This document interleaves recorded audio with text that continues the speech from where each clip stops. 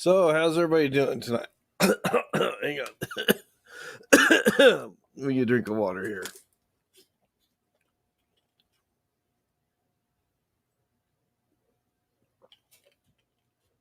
All righty. Hopefully, everything's broadcasting okay. Let's take a look here. Okay, that looks like that's coming through. All right, let me turn that off so it doesn't echo.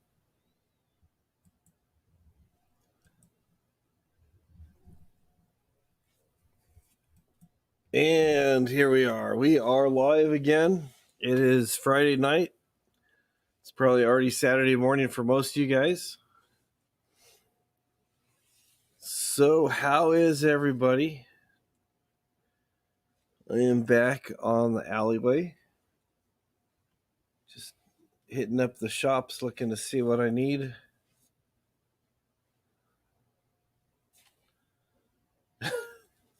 Why is it moving like that? It's always something, isn't it? It's either a microphone or a camera or this or that. Let's pull that a little bit tighter. Yeah, it looks pretty good now. Good with wrinkles. It's blurry. I think it's the internet. I think it is the internet. Yeah, it's if I'm moving around, it's blurry. Yeah, let's see what we're shooting here. Okay, we're at 720 it looks like, so we're doing okay with the webcam. Looks like we're doing all right. Maybe if I turn on another light, maybe it'll get less blurry. We'll see.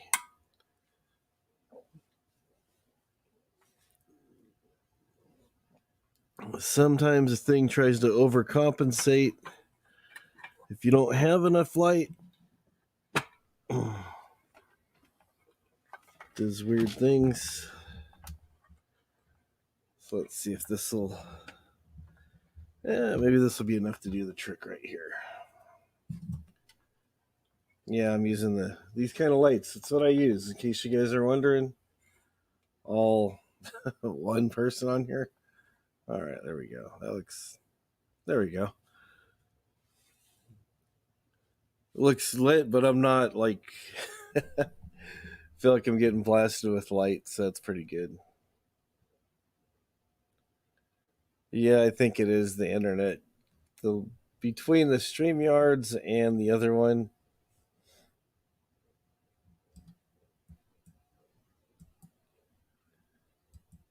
Yep.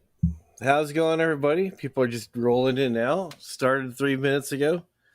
Try to start on time whenever I can, or at least pretty close to it, And again, we're having a couple last minute things to fix with the with the lights and the various things. Hello, Line Screw. How's it going? Welcome back again. Welcome back. So hopefully that looks better than it did. Still a big crease right there in the sky. Oh well, it's all good.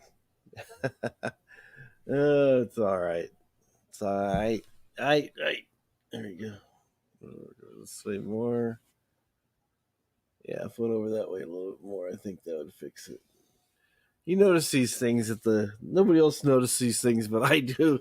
So you start pointing out, oh, look at this, look at that, look at this, look at that. And everybody's like, just stop already.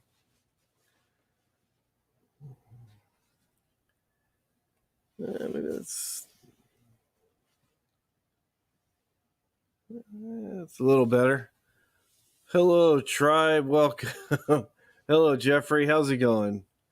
What is the theme tonight? The theme is just hang out and say hello to everybody. That's pretty much what we do every night. It is just to hang out, kind of fix this a little bit so it doesn't look like I'm just a head talking here, that I do have a body.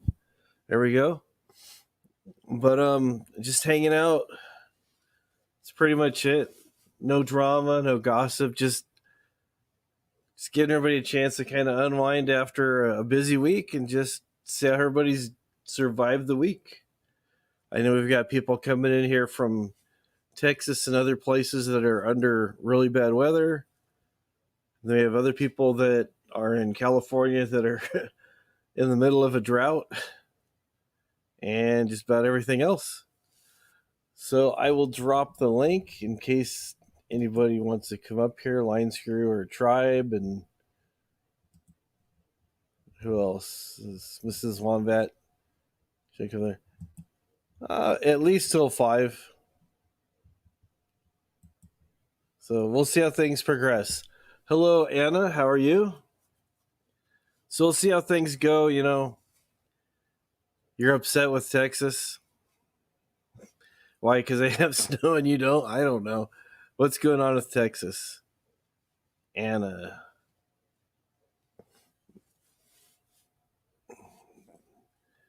Texas.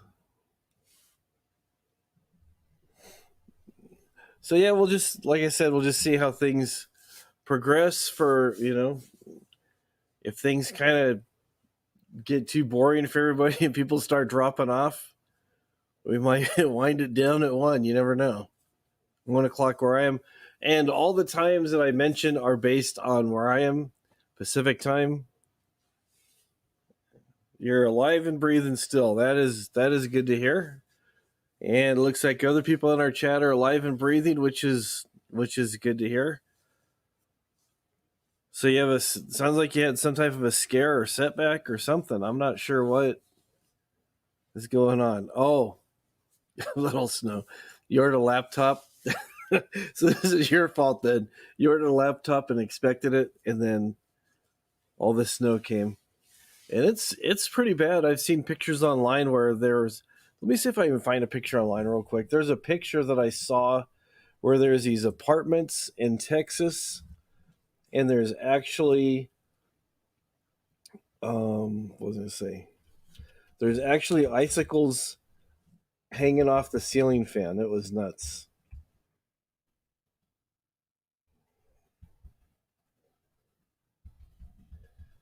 If I can find this picture for you guys.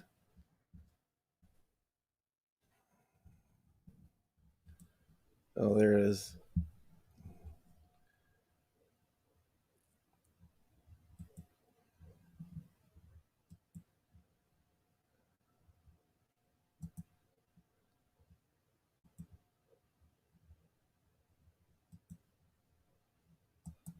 All right, open this up. All right, let's get back over here where we just were. I just lost everybody. All right, bear with me here. Yeah, Texas got slammed. Texas really got slammed. We're concerned because we know a few people that live there, and I heard they just got their power back on, so hopefully they're doing all right. Hopefully they're getting by, but check this out here. Let me share the screen here.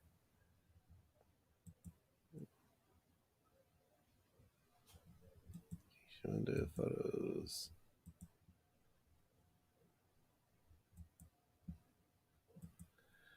I mean, look at that. Coming out of the toilet, icicles inside a hallway of some apartments coming out of the ceiling fan. So I guess they've got some type of roof leak, probably. Yeah, just 2 feet of snow. Come on. What are they thinking? They should be there to help out you. They should, like, take your laptop and take it on the nearest plane and just fly it on over to you.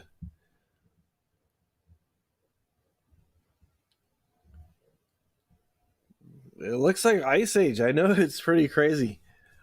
It almost reminds me of the time when I was a kid and I'd try to cool off a soda really quick by throwing the whole can in the freezer and then forget about it and then hear a pop and then open up the door and there's all this caramel colored icicles and stuff all over the inside of the freezer. Yeah.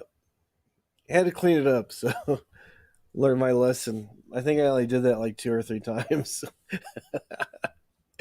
Oh, but that's just a different story. Yeah, it's pretty bad over there. It is really, really bad. And then the beaches over there. Where is it? Galveston is like it looks like there's ultra white sand, but it's really snow.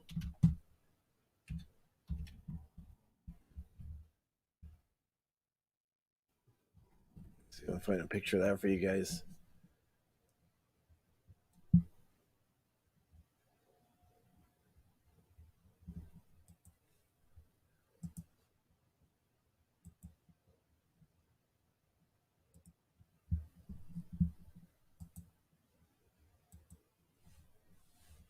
All right, let's bring this up here. Yeah, a whole little snow. Hello, Mr. Pung. There you go. Welcome, welcome. Glad you're here. Yes, it's fun for a little while, but when you start losing power and stuff, yeah.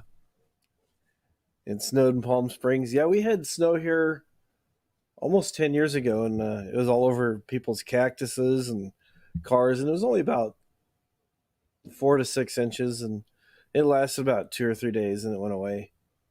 It's New Year's Eve. Oh man, when was that? 2000 or 2012. But I mean, it's crazy. Let's find this picture here.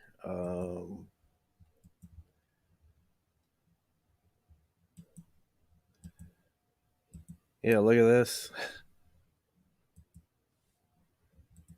That's the beach in Texas, and people are making snowmen.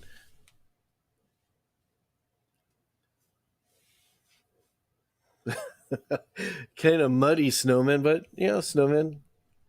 Yeah, the West Coast is really warm. It's kind of unseasonably warm. But yeah, see, warm in Western Canada. It's like the West Coast is having really nice weather, and everybody else is getting clobbered by different things. Hello, James. How's it going? We're just talking about the snow in Texas. That is pretty crazy. So instead of having their sandcastle contest this year, they had their snowman contest. It's crazy. That's just nuts. That that's nuts right there.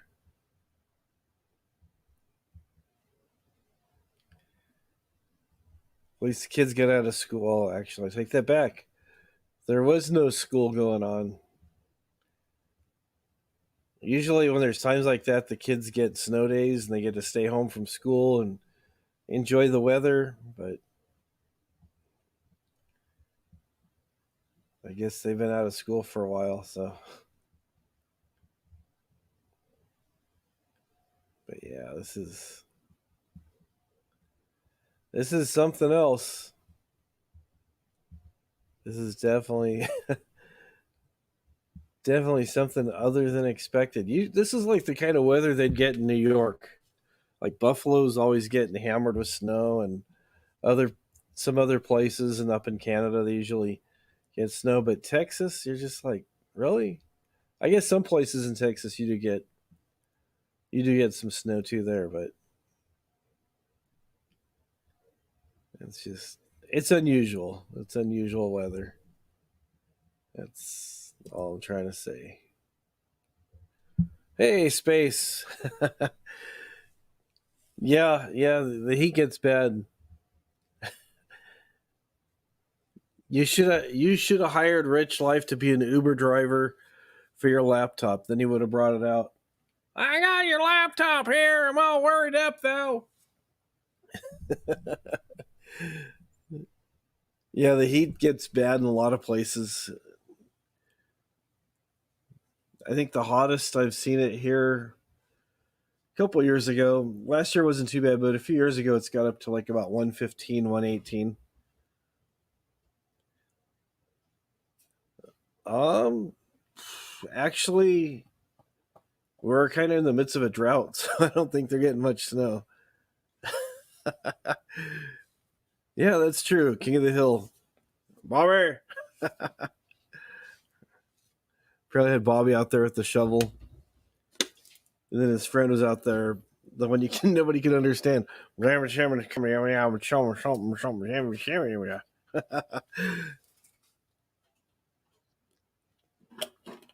Yeah, 120. It's been 120 before. Not as hot as some places in the Arizona and Texas, but it's been pretty warm. It has been pretty warm.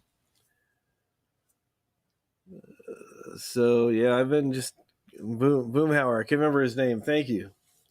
Yeah, he's just like, what are you trying to say, man? What are you trying to say? I've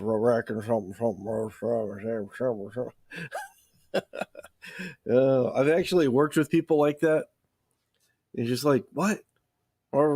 So, and rather than speaking clearly or trying to slow down and enunciate better, they're just like, I start talking faster and louder, and then you're like, dude, I couldn't hear you the first time. Now you're just like, forget it. Write it down on a piece of paper, or it must not be that important. So yeah, that is really something sometimes. But yeah, the weather's nice. You can see it's a nice night, nice and clear here on uh, Diagon Alley. I think that's what that's supposed to be. Always nice weather. And I found my thing the other day, so I got to make my video sometime within the next week.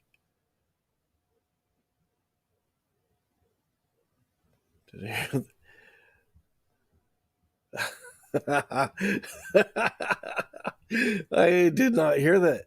But, I heard the Depends do not leak. So, if that staffer happened to be wearing Huggies, there wouldn't have been that leak.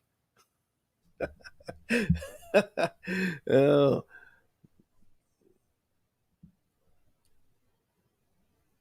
He's got a very popular and anonymous YouTube channel.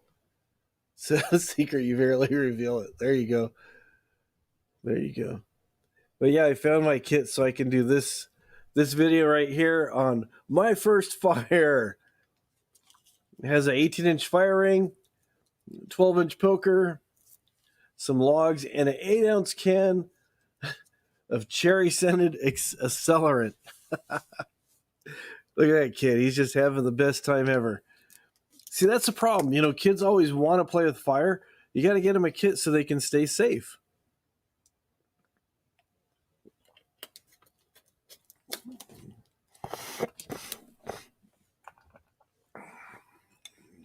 So, move that back. Okay. That's funny. Oh, you like the castle? Yeah. The problem with the castle was it was green screen, and my internet connection is not very fast. You have to have a faster connection for doing uploads, which is what live streaming is. Download is for like watching movies and stuff, but upload speeds has to do with like Netflix and webcam and different things. So usually I'm averaging about 1.5 to 1.7, which is just barely on the ragged edge.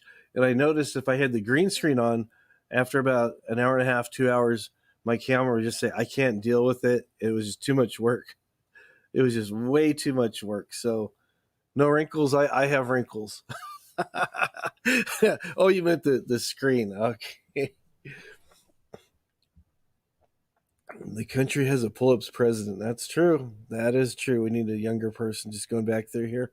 Yeah, so that's why I changed it up from the castle. It's nice, colorful, and this is just a backdrop. So rather than doing green screen, but some of my green screen, you just have to have it pulled tight. That's really about it. And then I know they sell expensive frames and stuff for doing stuff. I make my own backdrop frames with just 3/4 inch Schedule 40 PVC pipe. And do I have any clamps that are loose? Let me grab one of these. Yeah, for my green screen, I usually just have some shop lights off to the side pointing at it, using day lamp bulbs. Use these with the PVC pipe to hold the green screen in place. You can get these things really cheap. I think I got these at Walmart, like a pack of 8 of them or 10 of them for like $3 or $4. Got a bunch of these. Usually for lights, I got a few of these.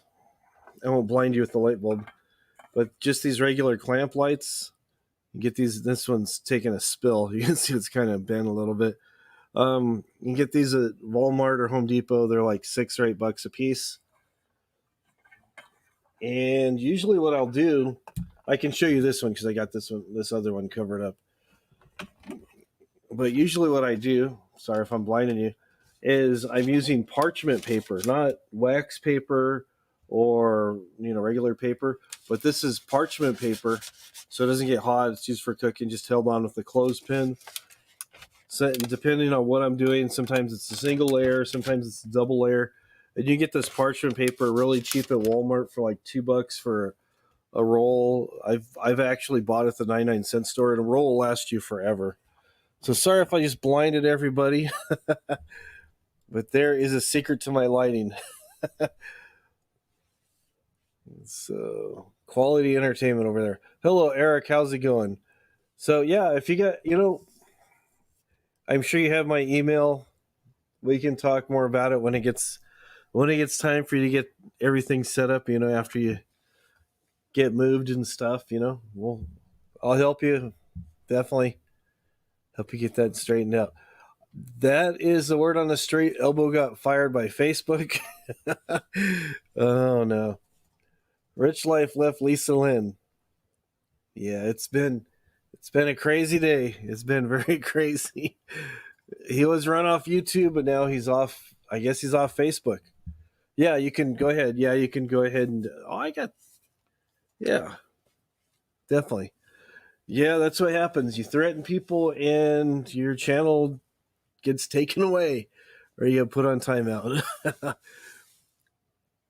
Yeah, he is. I know his first 2 or 3 channels, I guess, have been blocked. He's under the new Chicago Nomad or Alpha Nomad or whatever so it's just a matter of time before that one's gone too.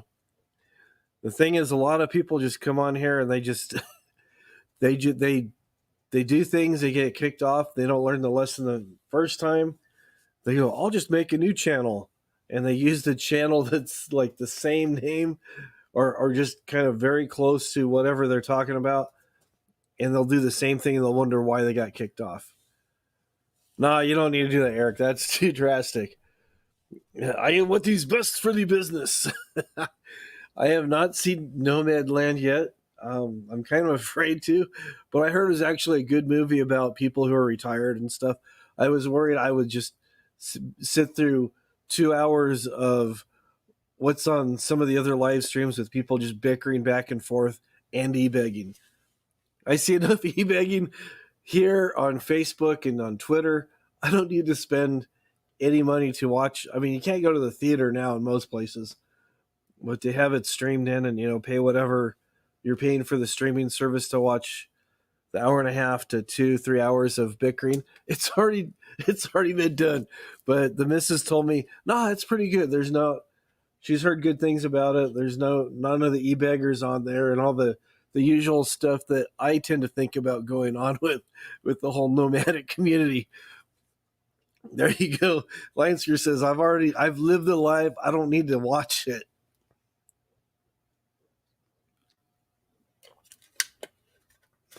That is true.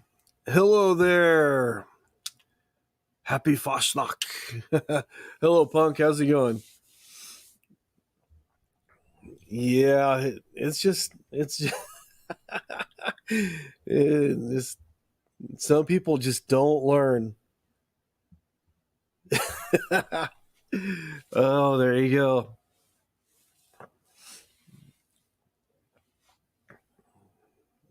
Yep. It's only if you allow it, Mr. Pung. Only if you allow it.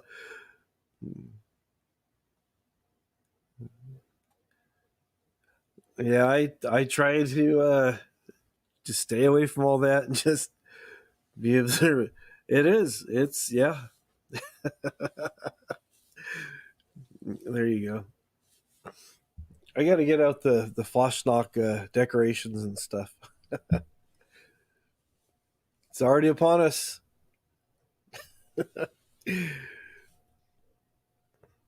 Waffles has everything done on YouTube. There you go.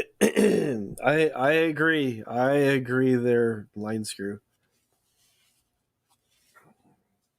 I just always thought it was supposed to be a fun platform, do some things, come together, hang out with people, you know, make some long distance friendships or just, some acquaintances, just, hang out, find people of common interest, not like, I don't like them because they wear this type of shoes. I don't like them because they got this kind of car. It's like,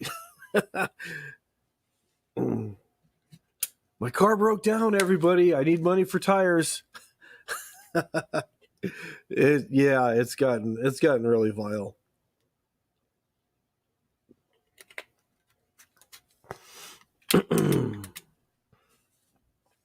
But I did get a notification. I got a notification that I did not have my banking stuff set up for my YouTube. I never monetize anything. Once in a while, I'll monetize something, but and then people, give me super chat. Don't think I'm saying that because I'm saying give me super chats. That's not my thing. I do this. I have a full-time job.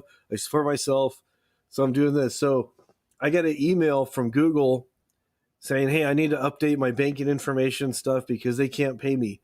Over the last 3 months or whatever it was, I made a whole $109. I was like, "Wow!" There you go. Your dog died.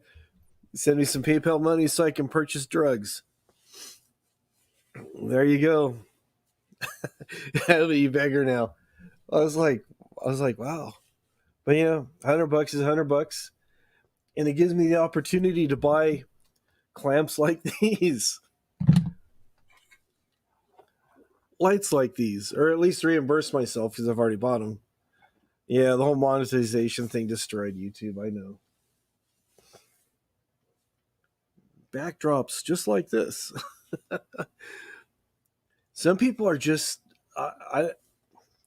This is just kind of a relief for me rather than sitting in front of the TV and stuff. I can come on here, chat away, talk to people if they want to come up. If not, just talk to you guys. And, I can't get in all the drama and stuff. But it's just, I'm just here just sharing my week with everybody. It's all good. People go, I gotta take a break from this. It's like, just don't get that invested with all the nonsense. Yeah, the most like they do. They do. That's what sells. That's what sells right there is the most low IQ and moral stuff. Doing the. I'm surprised there hasn't been a Gorilla Glue challenge with all these kids putting Gorilla Glue on their eyebrows and their hair, and it's I don't get it.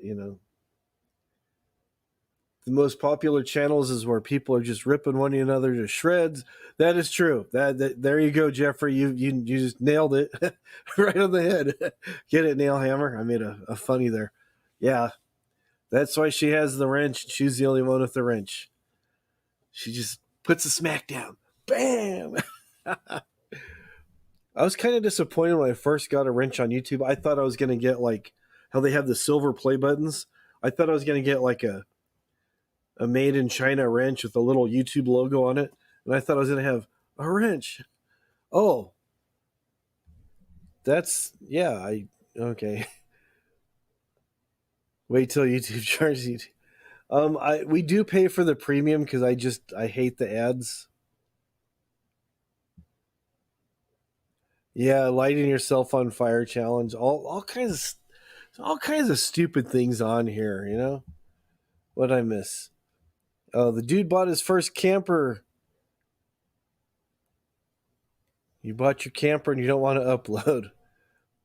Eric says people should be honest. They ask for donations. Please donate for heroin. I see the guys with signs by me.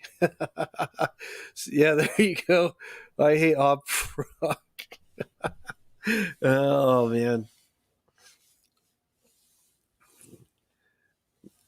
Yeah, everybody has a wrench. It's like watching was it Oprah Winfrey. You get a wrench. You get a wrench. You get a wrench. You get a wrench. Yeah. Oh yeah, ad block. All right, well, that's good. I've got the premium or something, whatever it is. So you get to stream movies and some of the free movies and whatnot with no ads and stuff, which is nice. But then if you have ad block, yeah, there you go. 1-800 Cars for Kids. I hate those commercials when they come on. They just play them over and over and over again. But I thought when you mentioned when Punk had mentioned people lighting themselves on fire, I didn't read it correctly. I thought it said lightning. The YouTube Lightning Challenge. That's what I read. I gotta find an open spot. Nope, that power strip is full. Let's see if this is going to work. Oh man, kids can't drive. Oh, there you go.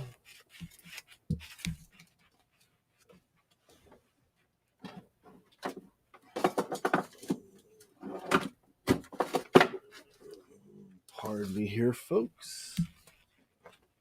Let's see if this is going to work tonight. Can't guarantee everything, but hopefully it'll work.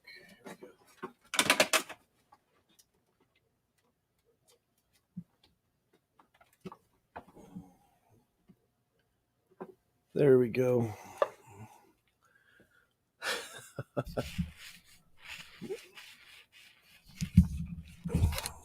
Got to readjust this here.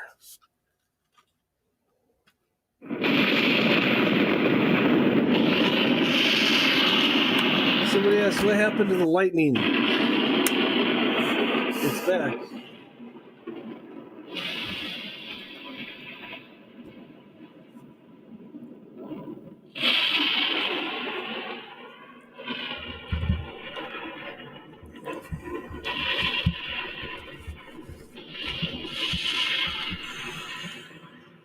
See if it comes through better.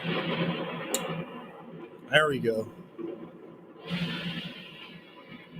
Camera down just a bit. There we go.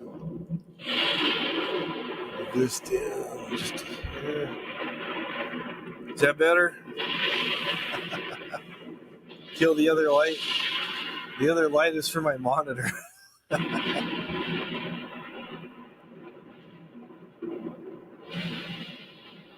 There you go.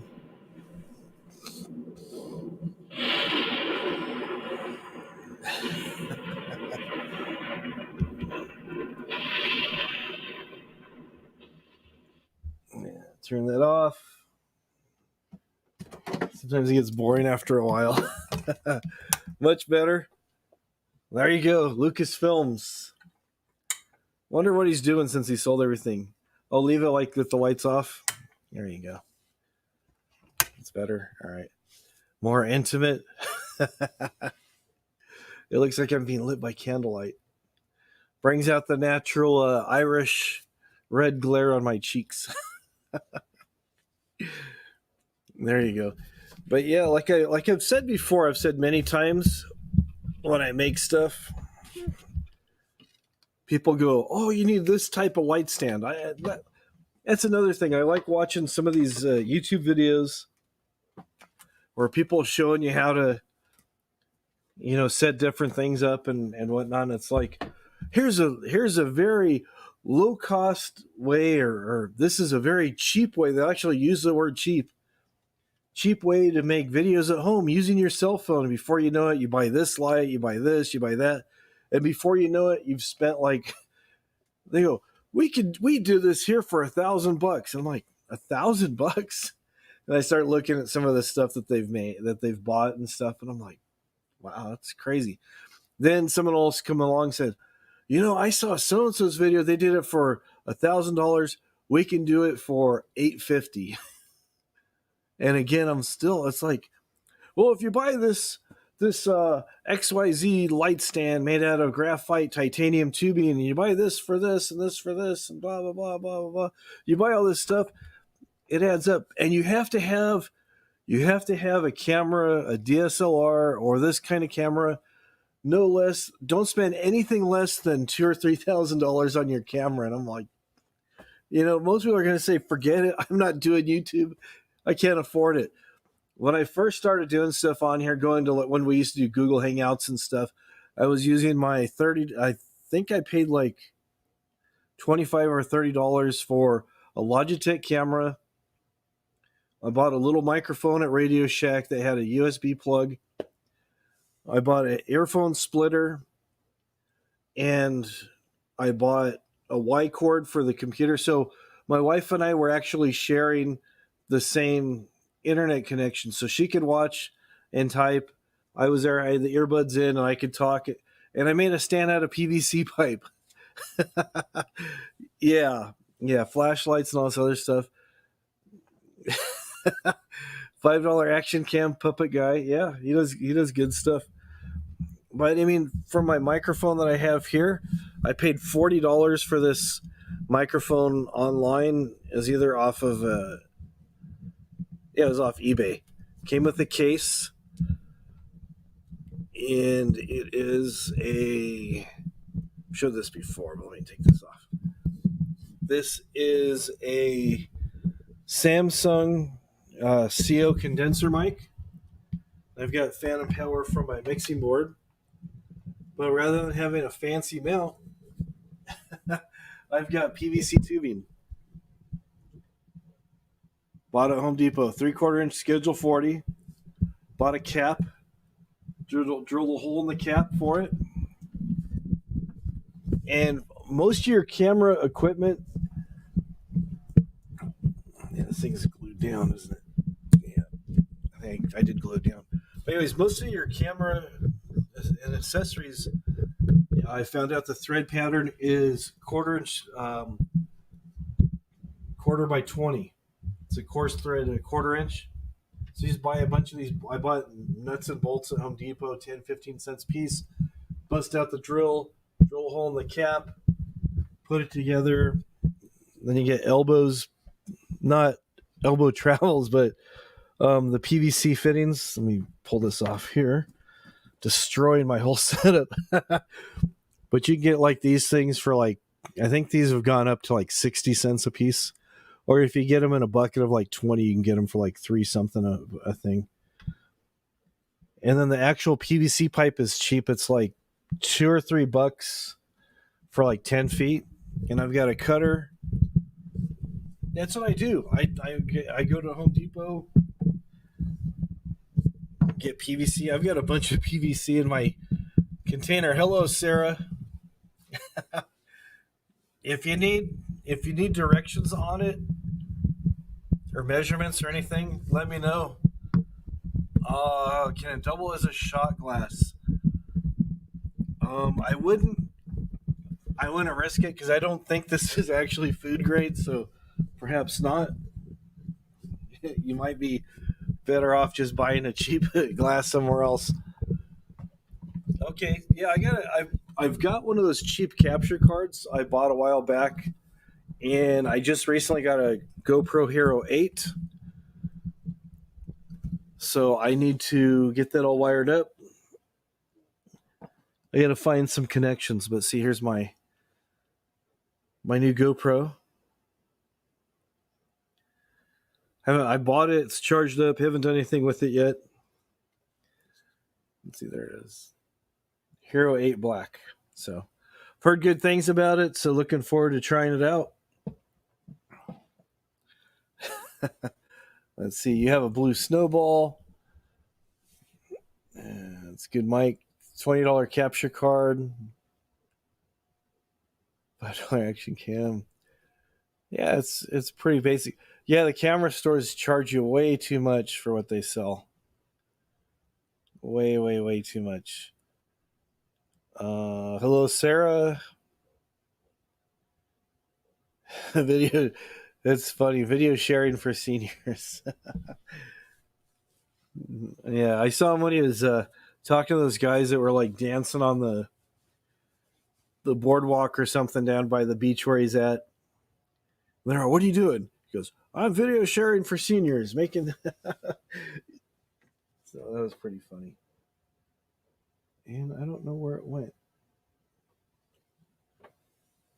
Oh well. It's around here somewhere. I picked up one of those little $20 capture cards. I think I paid $15 or something for it. Yeah, you just learn how to do stuff and then you just figure out how to do it less expensive. You know, because the missus would kill me if I... Oh, that chick roller skating. Giddy up. Giddy up. See, and then rather than spending money on fancy lighting stands, I can get guitar pedals.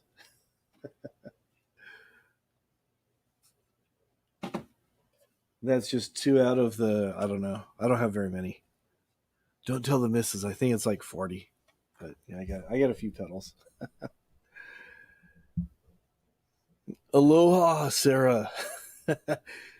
It's funny whenever I hear anybody say aloha, I automatically think of Fast Times at Ridgemont High. I know that's an old movie, and some of you young kids in here haven't seen it. You haven't seen the movie, but there's a guy in there, Sean Penn, when he was cooler. He played the lead character, Jeff Spicoli. And so, aloha, Mr. Hahn. Yeah, this is actually a pretty cool pedal. Speaking of octave pedals, turn this on so you can see a little better. This is Dan Electro, Chili Dog octave pedal, 2 octaves. It's a pretty nice little pedal. This one I got secondhand at my local pawn shop. Got it for $10. You know, and it sounds pretty decent. I like waiting. I bought this about a month ago, I think. Maybe not that long ago. I prefer solid state amps. I can tell a little bit of a difference with the tubes, but they're just, the solid state ones are just, they're more trouble free. They're more, that's all I'm going to say. For the way I play, buying a tube amp would be way too expensive. Let me get a drink of water again. It's really dry. Did I tell you we're having a drought?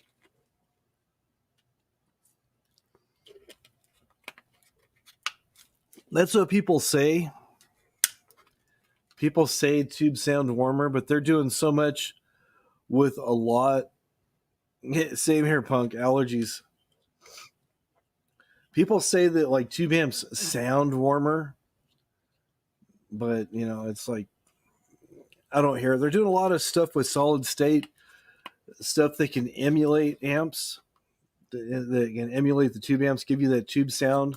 That's fine. And they're also doing hybrid tube amps where you have 2 sections of your amplifier. You have a preamp section, which really sets your tone. Then you have your power amp section. I can't talk. Your power amp section that drives your speakers. And, you know, the tubes, they can do good stuff. I mean, I don't play like Dime, but, you know, yeah, see, he was using crank amps that were solid state. You know, I bought a little practice amp that was actually, I looked it up online. It was worth about $300, made in the late 60s by a guy that worked for Fender Instruments. It was marked at $40 in the state sale. Dustier, super super dirty. Plugged it in, no power, but I could tell there's tubes in there. And I'm like, oh, okay, maybe I can just use this for parts. So I talked to the people. I said, this thing I plugged in doesn't work. What do you want for it? And they go, $20 and it's yours. So I took it home, cleaned it up, dusted everything off. Hit this. There's the original speaker that was in there from the '60s, and it looked real brittle. So I got some lemon oil that I had, just kind of sprayed it and real carefully wiped off the cone. Let the oil soak into the paper a little bit, and then let it dry before I even fired it up. So the paper would be kind of a bit more flexible and stuff. So did that, cleaned everything off, checked everything checked out okay. The people who had it, there was a fuse holder, and the fuse holder was broken inside the amp. You couldn't see it from the front, but the back part it was broken. So I just paid I think it was like $3 or $4, bought a new fuse holder, put it in there, solder the wires, thing fired right up. I was like, wow, that's cool. Yeah, you had a fire with your Marshall. Yeah, when I first started playing, I had a Fender super reverb that somebody turned into a head, and that was pretty cool. Yeah, the EVH amps, I think they were tube. I think you're right, they were tube, but yeah, orange amps. They do make some tube amps. I have an orange that is my head. I just bought a head for it. Is a solid state. It's pretty cool. I like it. It sounds pretty good. It's 120 watts. Have that running into a 4x10 cabinet, and then also into a 4x12 cabinet. Reason I did that is because I got the cabinets cheap. That's my honest answer. And I like the difference of the sound between. I can tell now that with different size speakers, I can tell a difference in how bassy something sounds for someone. Well, it's always good to see you, Sarah. It's always good to see you. So you can stay up with us if you like. If you need to leave, then come back later. You're welcome. Or if you're just calling it a night, that's fine too. But thank you for popping in. We appreciate you.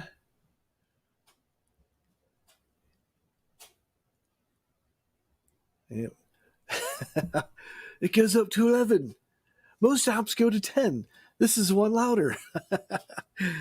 No, mine just goes up to 10. But it sounds pretty cool. I enjoy it. Do I have a picture of it? Maybe.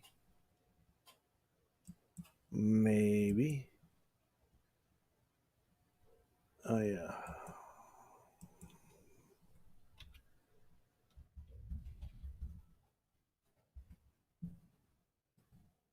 This.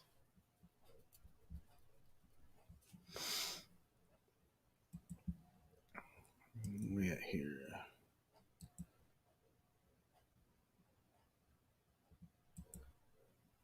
Okay.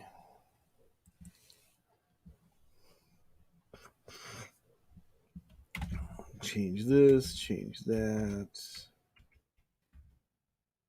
Over here. Oops.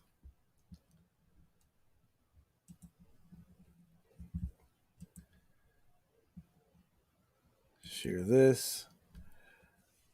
Yeah, it was pretty sad when Eddie died. Oh, you just realized I was doing. Oh yeah.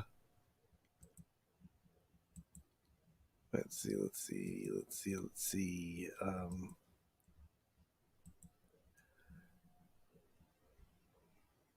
blow that up more. So yeah, that's my head that I have right there. It's Orange Crush Pro. It's a solid state, but it sounds amazing. I really love the way it sounds.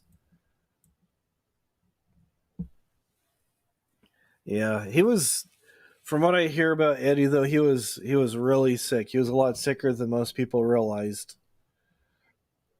I think he was just kind of trying to protect everybody and not let out how bad he was. And everybody's like, "How come you guys aren't having a reunion?" But I guess he was like super super sick. And speaking of super sick, um, these styrofoam heads were for a video I was gonna make. I still have to make, so but yeah, that'll be done sooner or later. Yeah, it was hard. Thanks, Line Screw. Yeah, it's pretty cool. They do. They're my backup singers, actually. The foam heads.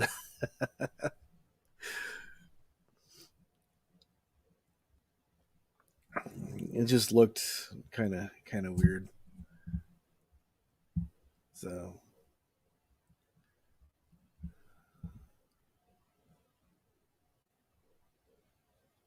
well, that's one more time than I saw him. That's one more time.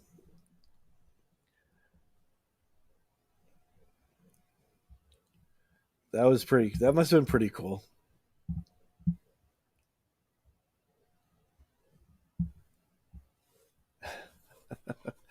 Yeah, with the and then the behind it, that's just a vinyl that I bought at a Halloween store. It was normally like $40, and it was like the day after Halloween. They're getting rid of everything. I think I got it. It was like I think I paid $4 or $5 for it. And it was like 40 feet. So it was only 4 feet wide, so I had to double it up. Behind the amp, there's a seam where they're taped together. But yeah, the foam heads, they'll be showing up in a future video. So got to get back to making my feature presentations. They do look pretty awesome. And I discovered as a kid that spray paint or model glue does not play well with styrofoam, and it makes it melt. So that's what happened.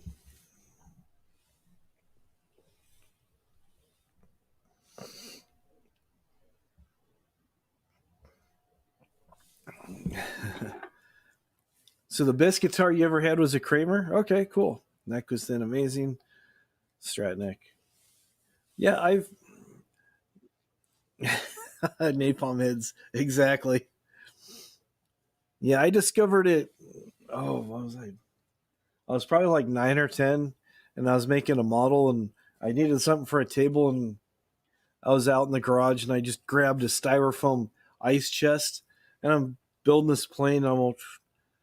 And I'm done. I'm like, oh, what happened to this lid? Because there's all these lines from where I dribbled the glue, and then I go, wait, and I put a little dab in there, and I go, oh, this is cool. So I put a bunch of holes in the ice chest with the model glue.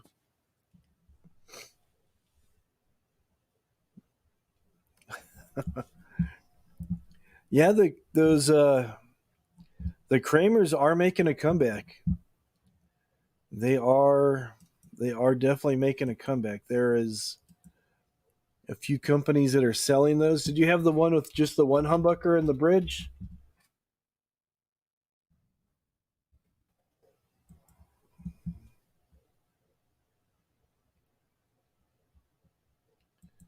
Yeah, I'll show this one. There's quite a few places that are selling these right now.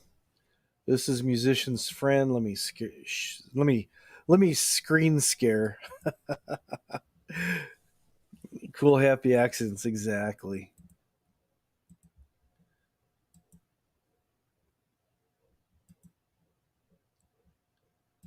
Yeah, Musician's Friend has a Strat style copy with a maple neck, offset humbucker, basic tremolo, one volume knob. See that right there. In the lovely purple, or you can get it in red. There you go. Or you get it in candy blue. Looks black, but that's actually kind of a a candy blue. Just $179, or you can get their card and make payments and relive your youth. Oh, is this? Oh, yeah, yeah, yeah. Okay. Yeah, it's pretty basic setup. That's pretty easy. Richie Sambora, cool and cheap. Yeah, it's cool little guitar. And then let's see. I think they have a Strat version too that they do. Yeah, the Focus. This is kind of more of like their Strat clone in kind of a teal blue, red, gray pewter, or black. No, it's purple. The small thumbnail looked like it was black. No, those. Yeah, Vivian Campbell. Yeah, yeah. Those tremolos, they do not stay in tune. They definitely do not stay in tune. How do I know? Because I've had the Squire version of this, and they never stay in tune. I don't really find myself using the whammy bar that much. Usually, what I do is if I can get a guitar like this, I usually buy them secondhand, get them pretty cheap, and usually what I do is I will block the trim. I'll put a piece of wood between the spring block and turn it into a hardtail. So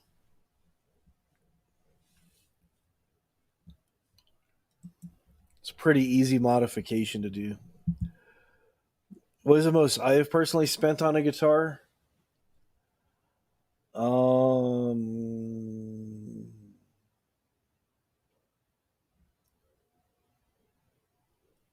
The most I've spent was probably $250, and that was on. No, I take that back. My 5-string bass was. I think it's just under 300. So, how many screws are on the neck? Does it fit a standard? There's probably 4, and I've noticed that a lot of times the neck pockets are just they do minor verifications, minor variations on it. Snake oil song. Yeah, I think it's probably 300. And then my other one was my hollow body that I got secondhand, my Epiphone ES339. Bought that at a pawn shop in mint condition for about $250. The Wish one is still taken apart for refinishing. I take it apart, put a primer coat on the body, and just all kinds of other things. So it got dropped way down the list of priorities. But it should be done. Hopefully, when the weather warms up and with the time change, I'll have some more time to spend on it. It's going to be a sparkle finish when it's done. Silver sparkle is what I was trying to go, like a kind of like the old hot rod metal flake kind of finish. So the Wish one wasn't a bad bass. I actually bought one and set it up for somebody as a Christmas present, and they love it. They think it's the greatest thing. I did a lot of tweaking on it. Just dialing everything in, shimming the neck, polishing the fret ends a little bit because when those guitars are made as cheap as they are, they don't. There's a lot of real minor finishing things they don't spend the extra amount of time to finish on. So just took a nail file and just kind of took the sharp points off the fret ends. They had a real thin coating of some type of shellac, but it felt really rough. So I just kind of took one of those green Scotch Brite pads and just light pressure, just took it all off, and then I oiled the neck, and it's like super buttery smooth. Yeah, metal flake and a clear coat. Yeah, there's a guy I saw online was where I got the idea from it. His name's Iron Gordon. Let me see if I picture of his guitar. I can't show his video because I'll get struck. But I will show you what he did. This guy paints a lot of stuff. Let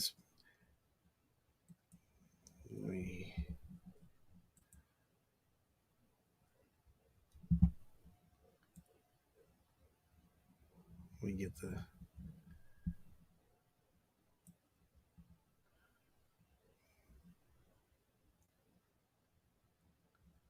Let me get this here.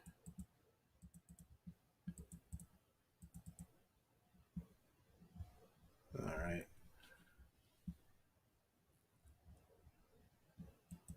Hopefully I won't get a strike for this.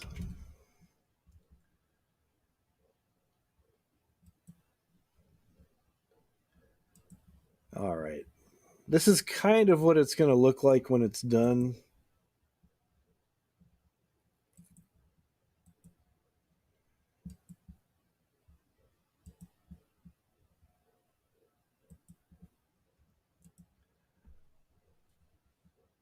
Blow that up a little bit more.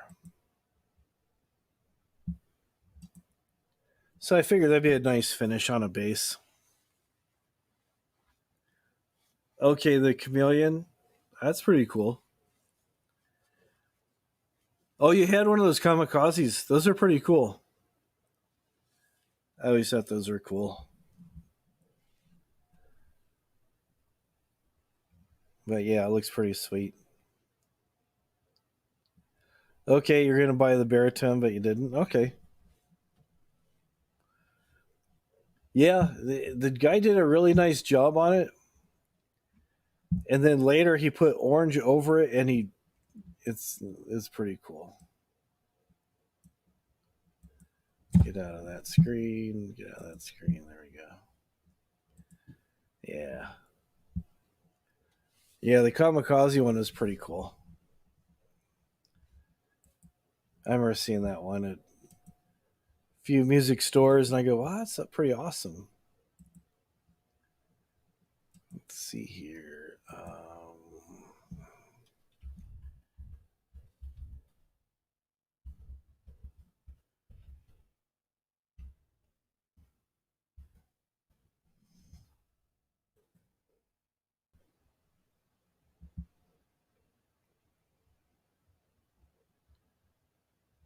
Trying to find where because after he did the silver glitter on it, let me try to find this.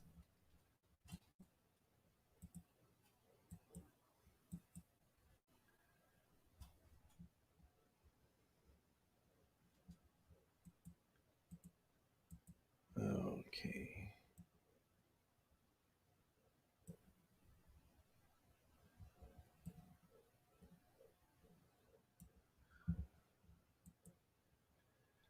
I really wish I didn't get strikes all the time, or I'd show this to you.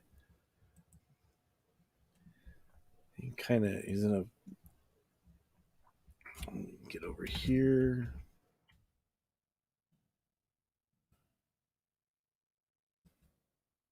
The guy did a candy orange.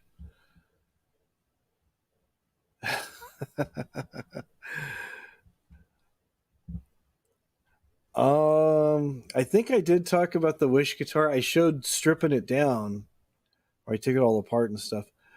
No, actually, that guy he just he primered and painted. Let me show you the finish of when it's done here. Yeah, let's do this. It's pretty sweet looking. I like it at least. Yeah, I'll have to get back and finish it up and then do a video on that too. Oh, the tire guitar. You had a lot of cool guitars there, Ace. I was trying to find a better picture of it where it wasn't being polished, but using McGuire's car wax. They're actually not too bad. They're not too bad.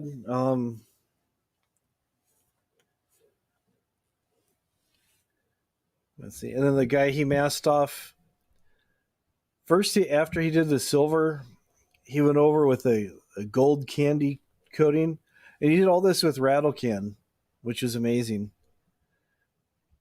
Then he masked off the stuff, and then that's how he got the pinstriping. He went over with a candy orange. Yeah.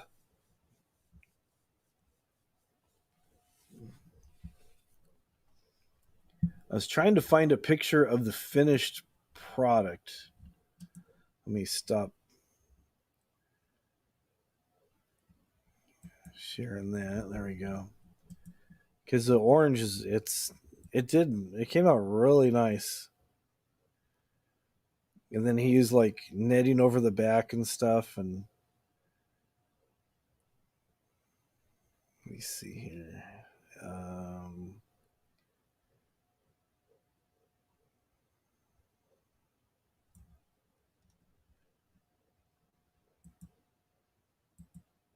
There we go. That's a good picture. Yeah, he actually did this for somebody, and then he put more stripes on it and did some other stuff. Then the guy wanted a Virgin Mary on the back of it, kind of like do like a hot rod kind of thing. Yeah, the guy is pretty amazing. All the work he did on it. Let me get over here. This is the back part of the guitar here.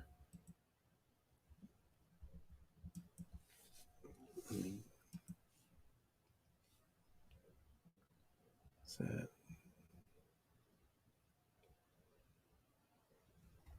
Okay, there we go. Still in full screen.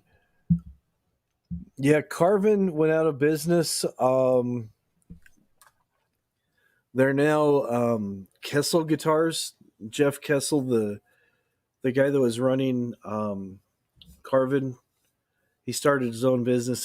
They're a lot higher end, but all the Carvin factories shut down. Yeah, I thought that was pretty nice. Yeah, he's just using, just rattle. He did all this with a rattle can. I was like, wow, this guy's amazing.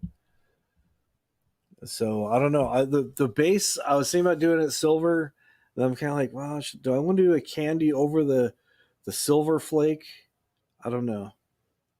Yeah, Carvin was really big in the '80s, but they're gone, unfortunately. Yep, you could go in there and get a guitar and speakers and all kinds of stuff, but yeah, they are gone. The closest thing to Carvin now, there really isn't anything close to Carvin now. Now that I think about it, like Cressel guitars are still using a similar body styles, but they're pretty expensive.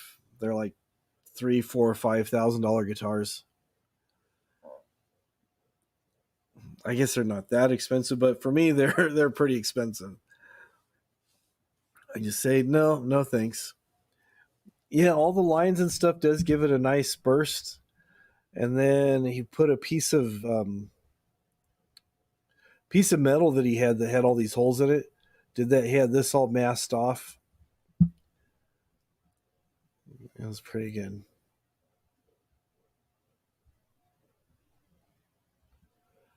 Yeah, all the lights and stuff in it. They're pretty cool. This thing started off as just a sunburst guitar. So that's pretty cool.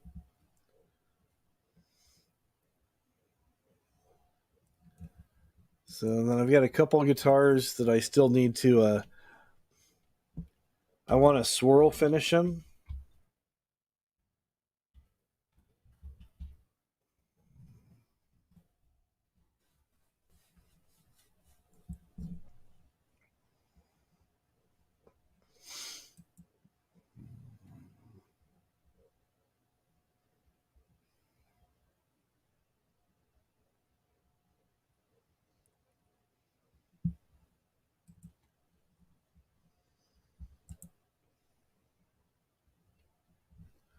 They're pretty cool. Let me get over here and do a screen share. If you share images, you're all right. If you share videos, it's not all right.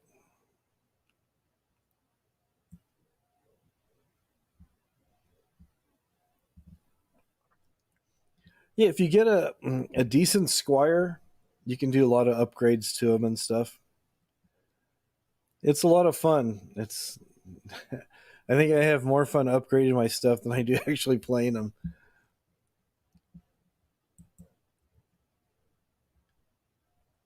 But I thought these are pretty cool. It's gonna show. Okay, here we go.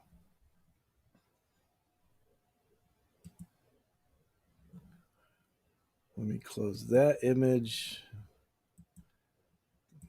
Trying to flip between screens here and it's not working out. Here we go. Give you a little bit better idea of what a swirl finish looks like. Kind of like the old Ibanez. You have an old Squire. There you go.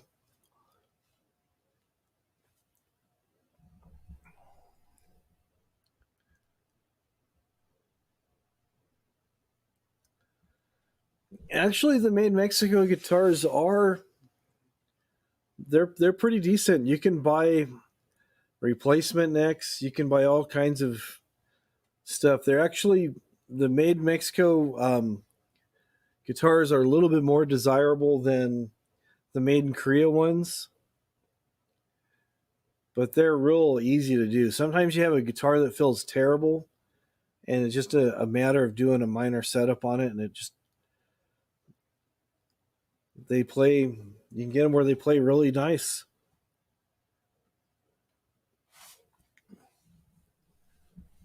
But yeah, it's the old Ibanez. Yeah, lots. There's lots and lots of parts. I bought a left-handed neck to put on a Squire Bullet that I have. Now, when I got to rewire, and it feels pretty cool on there. Looks very different than it originally did. Very, very different.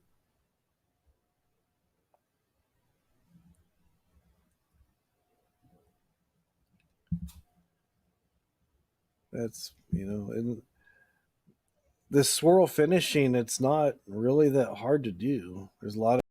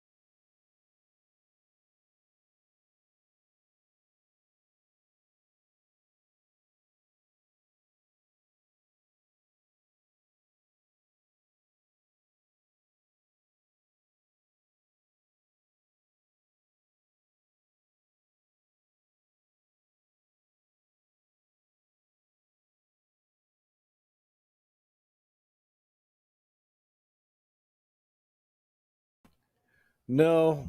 I just booted myself out. There we go. Hopefully, it's better now. It was accidental button mash. Yep, exactly.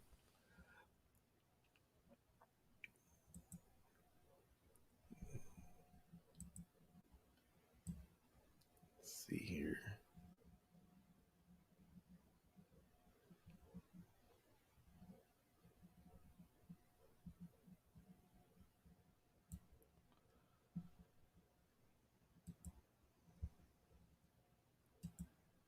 Do a screen share. I'm still learning how to use this computer here. Alrighty. Yeah, but there's lots of tutorials and stuff showing you how to do swirl finishes. That's not the screen I wanted.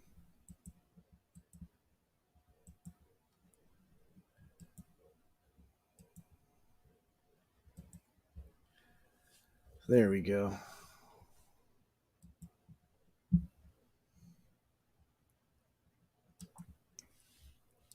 And basically, they just get like from what I've heard, hello, Miss Kitty. I'm just using a single monitor. They say use dual monitors. It makes it easier. Oh, that's a good question. My favorite song of all time. Um,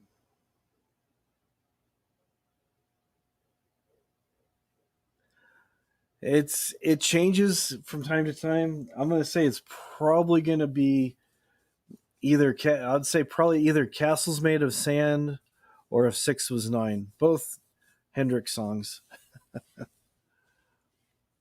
Yeah, this is they. You just kind of do your design that you want to do on top of the paint. You make sure the water. I think they said is about 80, 85 degrees Fahrenheit. And they tell you how much borax to put in there to mix with the water. And what that does is it makes the water really dense. And then the oil paint sits on top of the borax and makes like a plastic film. And then you slowly dunk the guitar and you move it. And you don't blend it up all the way. And that's what creates all the different lines and stuff in it. All these different designs. It sticks to it just like glue. And then they left the screw holes for the pickguard to go back on. But it looks pretty cool. I think they just used, looks like they just used three colors, blue, white, and black. And the guitars, most of the people I've seen doing the guitar dipping or swirling, like they call this, usually will use a white guitar. They'll usually just primer it a flat white. And then they'll use three different colors so that way you have the white showing through most cases. It just takes a lot of practice because I've seen some really good jobs and some jobs not very nice.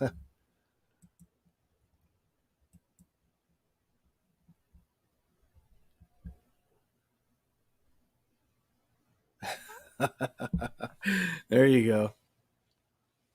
Voodoo Child. Yeah, Voodoo Child's a good song.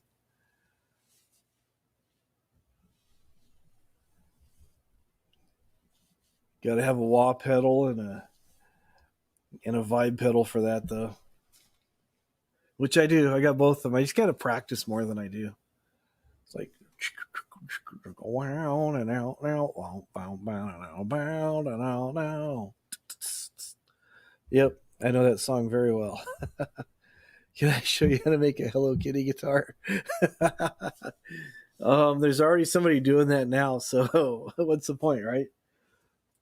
You just get a nice bright pink guitar and get a pick guard and cut it out in the shape of Hello Kitty's face. Janice and the Doors, yep. Is it on here?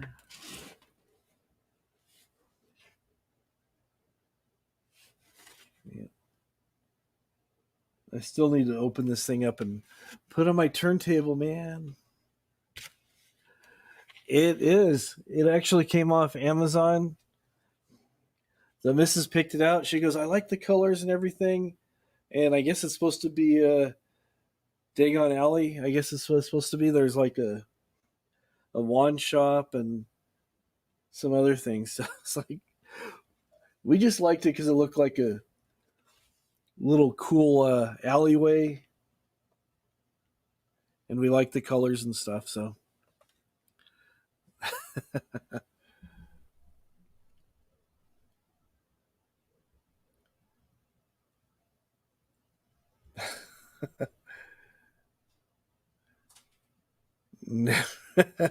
never seen that guitar there, punk. Never seen it. Let's see, RX.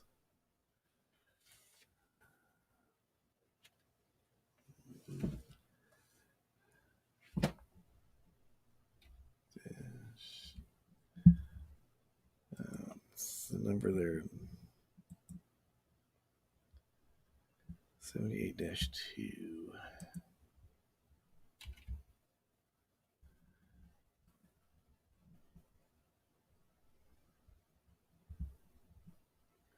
Oh, okay. So it's like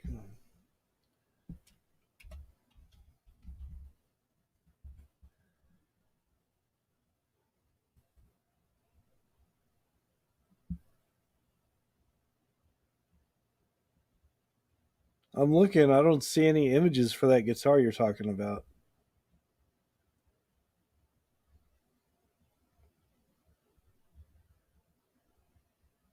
Huh. It's not. I don't know. It's not come up.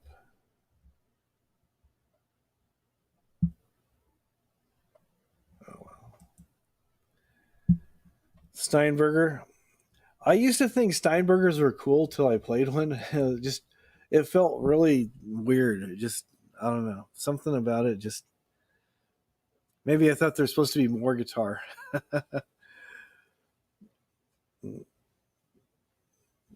Oh, I thought there already was one. Oh, okay. I misunderstood you. Sorry about that. Yeah, that would be pretty cool. That would be pretty cool.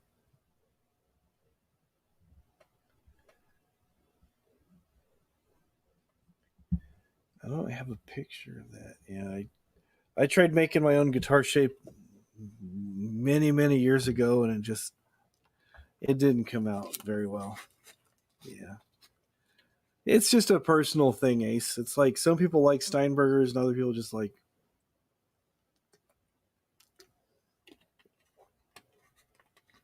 I played a Steinberg bass. A friend had it. Goes, oh, you gotta check this thing out. And I tried playing it, and it just like it. It just didn't do anything for me. It just like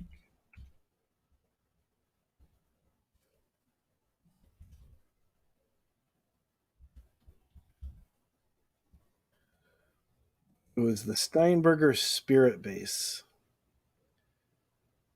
and you can still get them for like $400. Find an image. Find a good image of it.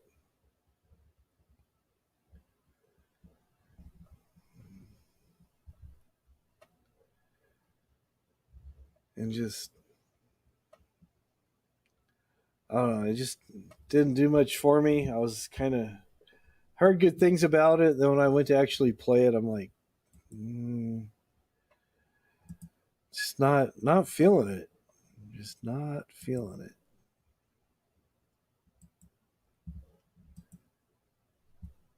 Burgers. That's what we heard. Yeah, Farrington bases. Yeah, those are okay. Lincoln Park. Yep. It does. It just. It was weird. It just really threw me off. Go pay your taxes. But yeah, it's just a weird feeling. Let me bring it. I found a picture of one. It was a Steinberger Spirit base, is what this guy had, and it was not that one. Yeah, it's like that. Just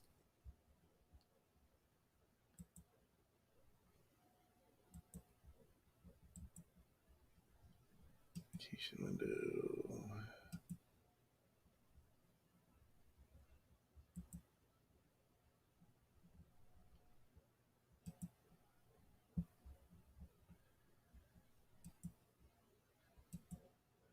Yeah, yes, Tasha now. Already gone. We'll miss you, Elvis lad. We'll miss you. I remember him well. I'm Guitar Frog. Oh, people would ask me to do a music channel instead. Just wow, that's cool. You have a viola, and some violins. That's pretty cool. Yeah, I was like, "Where's the rest of your bass?" The headstock, the peg head was gone, and the body seriously was like this wide. I was worried I was gonna break it. Is what it was because it just felt like nothing was there. And then shortly after that, I bought my green 5 string bass, which I really like. It's it's a Squire Precision 5. It's a mixture of a P bass and a jazz bass, and it's in Sherwood Forest Green. It's like a metallic green. It's a very nice looking guitar. Should have had it out here already, but oh well.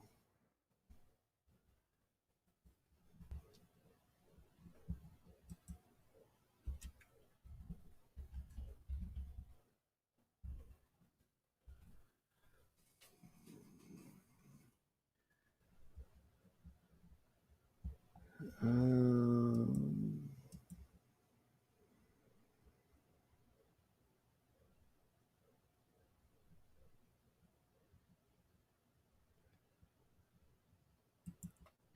yeah, that's a good idea. What it looks like. Let me save this.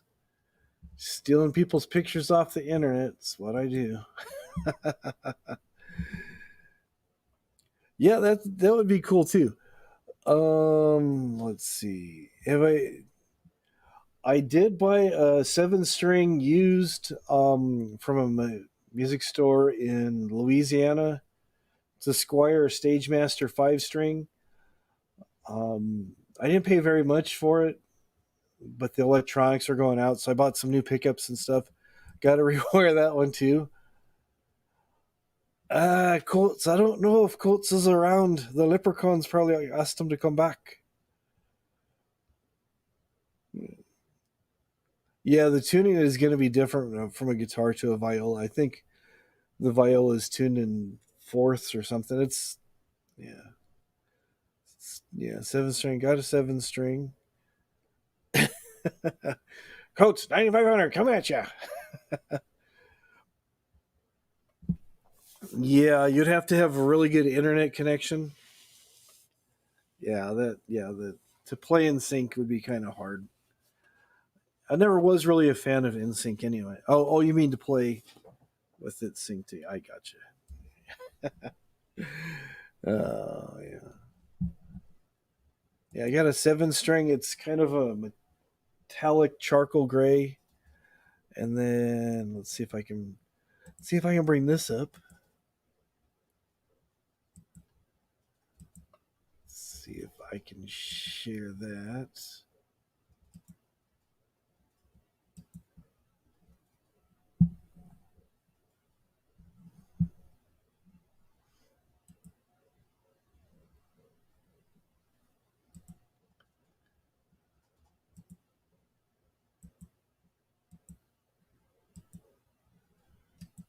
There we go.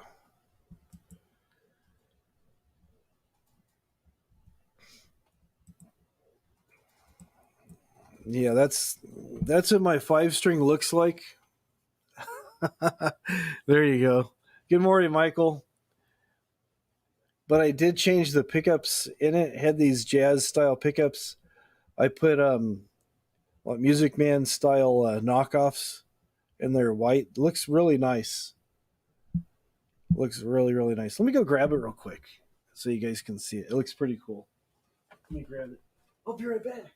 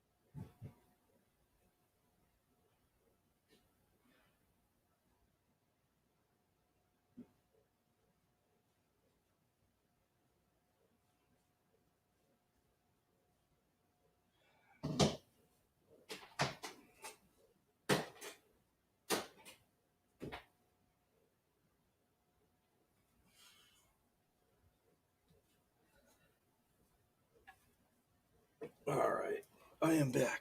Sorry about that.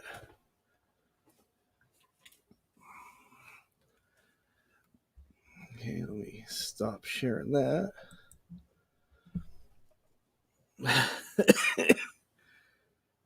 Yeah, exactly. See, it's a Squire precision bass, 5 string, and what's nice is the neck's not really that much wider than a 4 string. And show you the finish. I really like the finish, metallic green. They call this their Sherwood Forest Green. It's a metal flake. And then, like I said, I did change the pickups in it. Put some Music Man style humbuckers. I think it looks a lot better than with the jazz bass pickups. Sounds a lot better. Has a lot more punch to it. Yeah, the black pickups that were on here, they just kind of stuck out. But it's a nice finish. That's what really drew me to the guitar. I was like, wow. It's 2000s. It's a Y2K guitar. But the neck's relatively thin. But yeah, the green, I really like the green. Green is my favorite color, just about any shade of green. But that is just.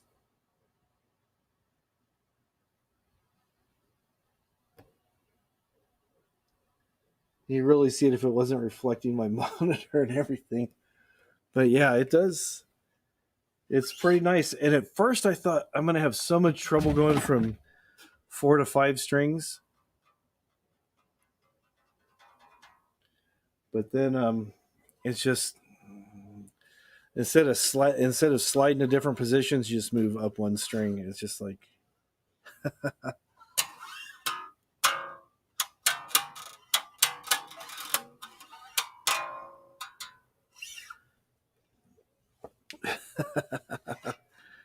there you go. But it just plays so nice. It's just like I haven't played it in a while though. I don't know why. Green is a less common color. That is true. That's another reason why I got it. It's just kind of you wonder what kind. A lot of people go, green. I don't like green, and then they see this and they go, well, that's actually pretty nice. Yep, it does have a patch, which makes it playable.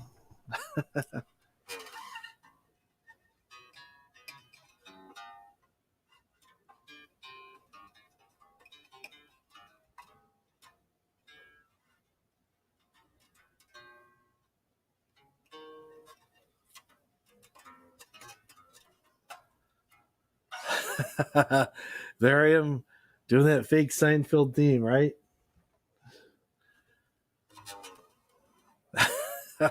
It's easy to play. There's just less strings, right? Geddy Lee is amazing. I don't know how he's able to play his bass, sing, and do. He's got these weird pedals. Almost they call them Taurus pedals. Almost looks like foot pedals off an old organ. And he gets those really low end notes while he's playing his bass. He's doing like a bunch of things. I'm just like, how how does he not get confused? He's a Canadian, yep.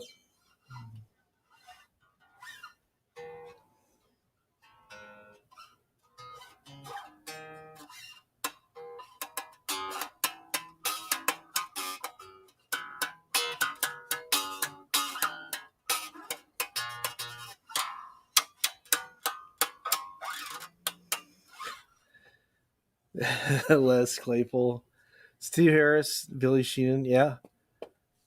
All great bass players. All great good guys. Yeah, actually I heard Rush won't play again, but I did see an interview with Mr. Lifeson that said that he is planning on doing some stuff sometime here soon. I don't know what Getty's doing, but yeah. We're Primus and we still suck.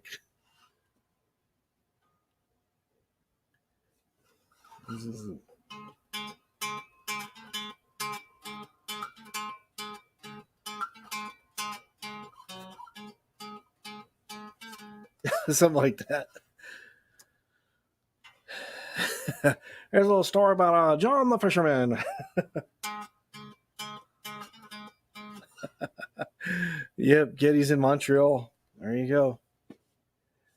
Yeah, I think he owns. Doesn't he own the baseball team up there or something? Or hockey? I don't know. He owns some sporting team. I don't remember which one it is. Yeah, Miss Kitty. It's just laid back, kick back. Sometimes we have people come up. Sometimes people just like to hang out in the side chat. It's just kind of like nice, relaxing, chill.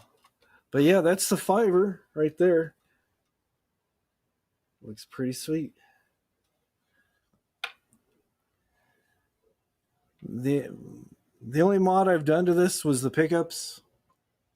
Before that, I put in the locking strap locks. Got to have those. You got to have those. I put this down.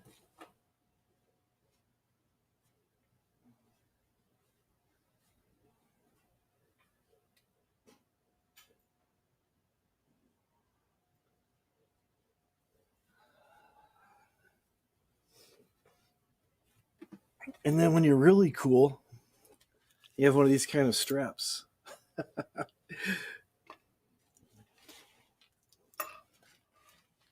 This was actually a very inexpensive strap that I had.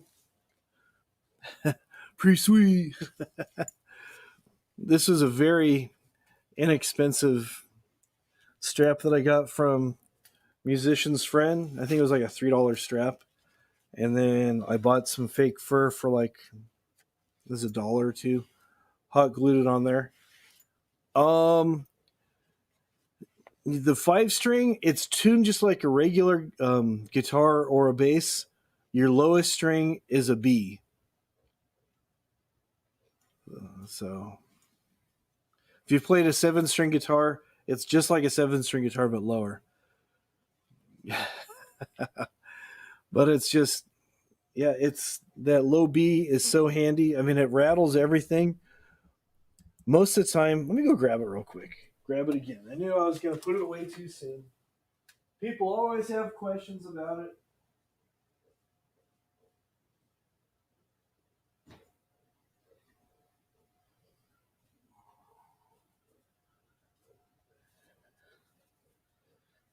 People always have lots of questions. All right. So, yeah, the lowest string is usually tuned to B, unless you're Korn. Then you tune to like A flat. Yeah, drives the wife nuts. Exactly. Sometimes when you hit the B, it gets kind of muddy. But it's really handy for. Let me put my earbuds in so I can make sure it's loud enough without blasting everybody.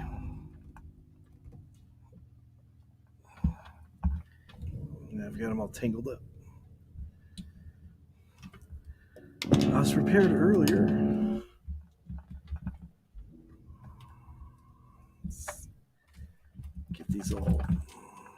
Here we go. There we go. There we go.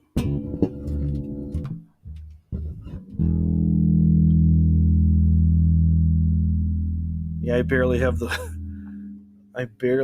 volume on. I'm just going direct into the mixing board. And it's already pretty loud. It hasn't started clipping yet. But see, like, here's your E.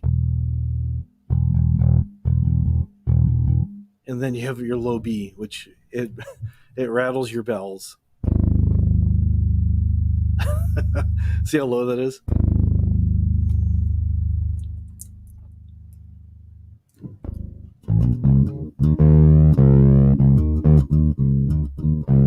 Yeah, it's already clipping, isn't it?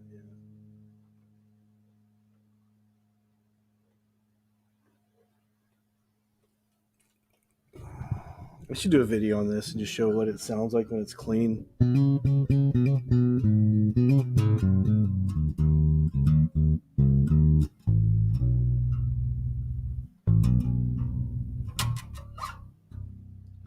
But like I was saying, usually want to be doing stuff. It's real handy, for example, if you're playing in like the key of G.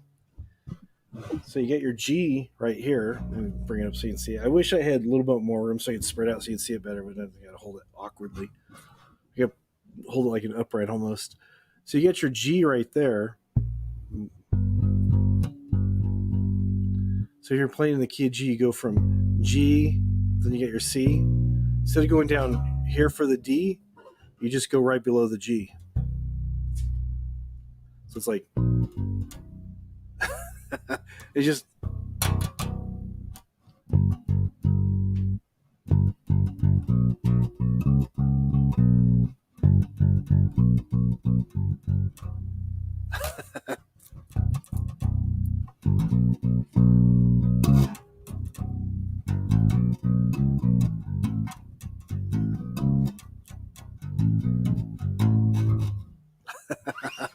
but it just sounds really good. It's hard. Actually, that is not true. You can break strings.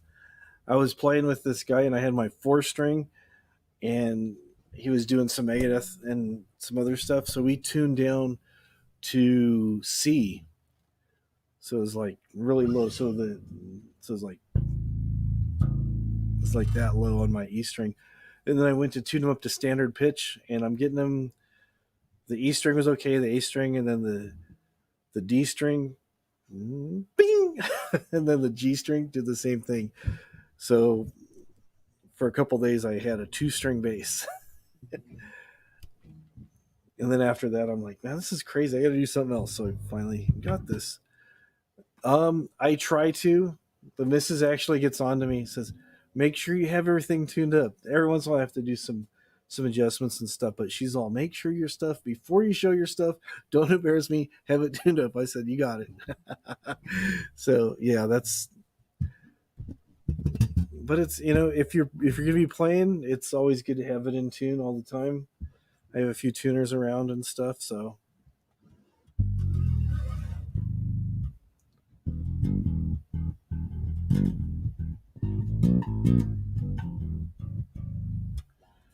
but yeah, it's a fun bass.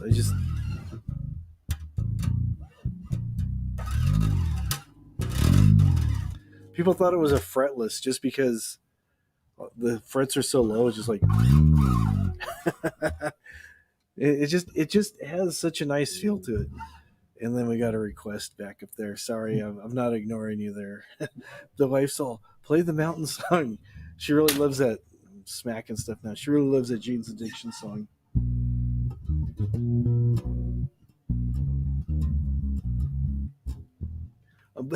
Now I'm playing on the wrong strings. I'm all, wait a minute. That's up higher.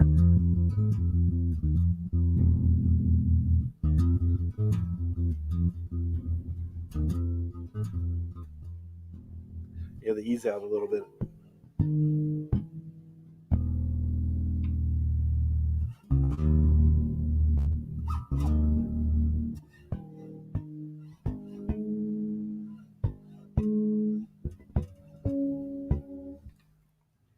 And then tuning by harmonics and stuff too with the bass is a lot easier than the other.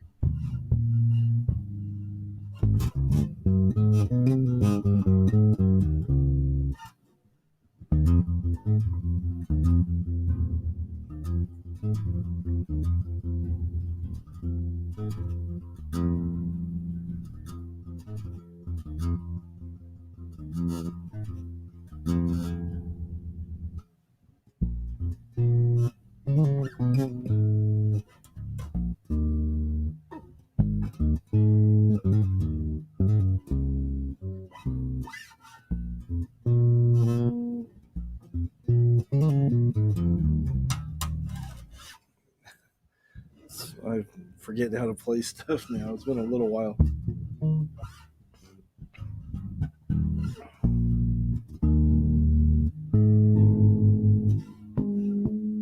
It's a little bit out of tune. I try to keep stuff tuned up pretty well. It's a little bit out. That I just did. That's the whole song just does that. The mountain song, Jane's Addiction.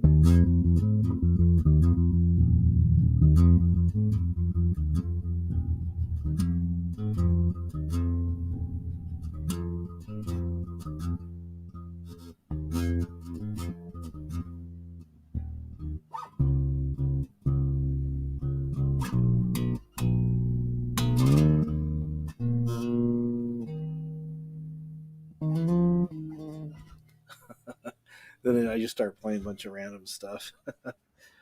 And what's cool too on this bass, it sounds really good when you play chords.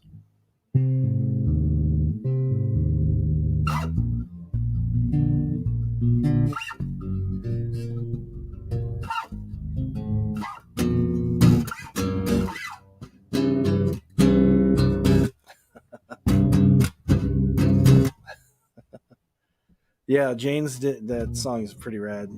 Coming down the mountain.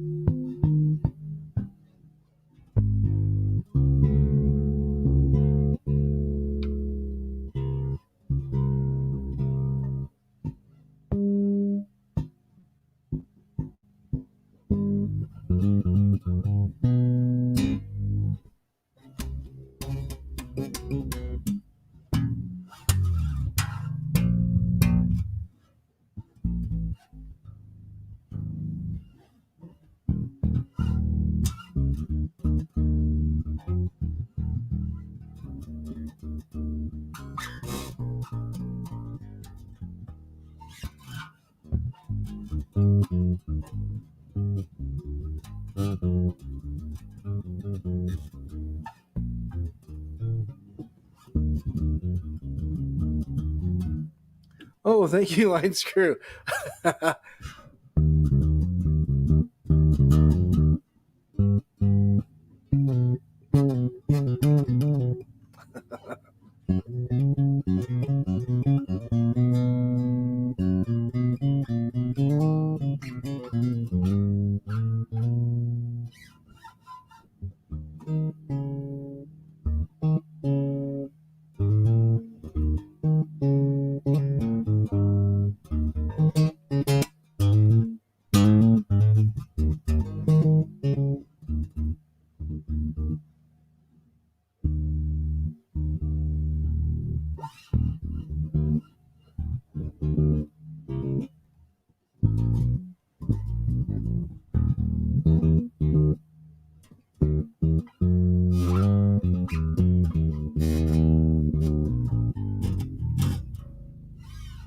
But that little beat just really rumbles out.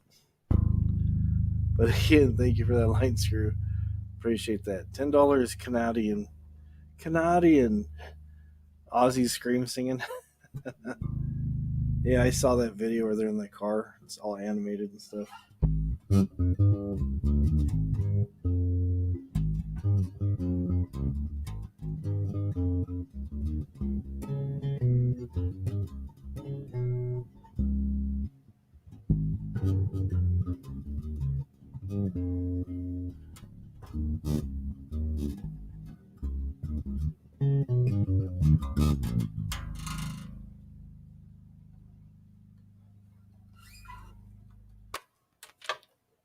And that's the Squire Precision 5 special brought to you. Available now. Now I'm sounding like those guys that review bases. You can get yours today over at such and such. But yeah, it's a pretty nice bass. I like it. It's fun to play.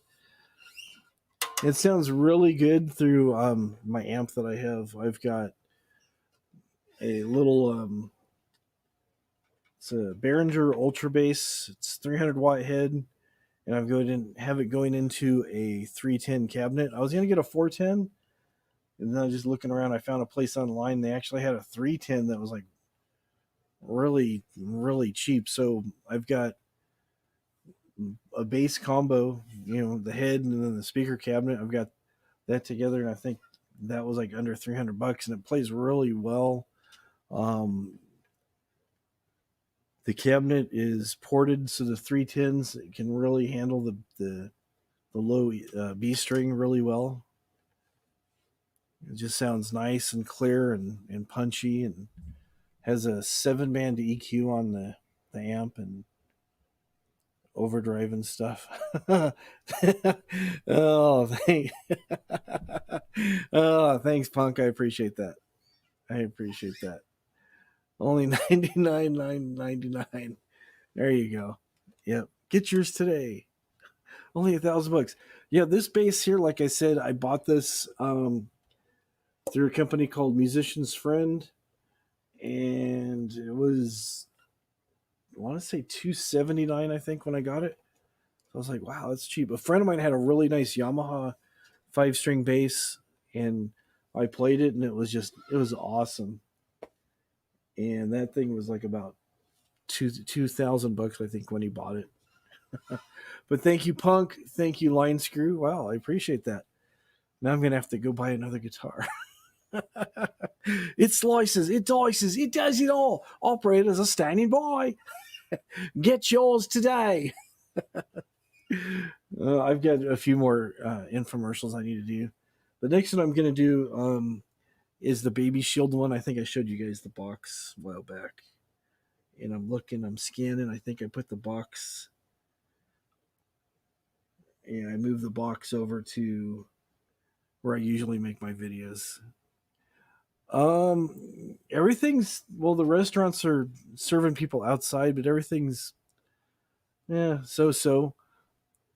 She stays home because she doesn't want to get sick. I do all the shopping, and I mask up and glove up and take all the precautions. So, but yeah, I appreciate that. Thank you very much. There you go. Yeah, I'll have to. That'd actually be fun to do if when this pandemic thing's over, get together with some people and live stream, just jamming, live entertainment. Too bad my son doesn't play, or we'd be on here jamming, I'm sure. But it just, wasn't his thing. So yeah, it's too dangerous going out, So, and then I was thinking about getting the vaccine, but the more I hear about it, I'm just like, yeah. I heard that some people actually ended up contracting COVID 2 weeks after getting the Pfizer vaccine, which is supposed to be the better of all of them. So I'm like, oh, that's and how long is the vaccine gonna last? So I'm just like, just be careful, Yeah, LA will be okay. Yep. Yeah, they prioritize weird things around here. A lot of things you're like, really? It's just yeah, yeah. But that is the 5-string.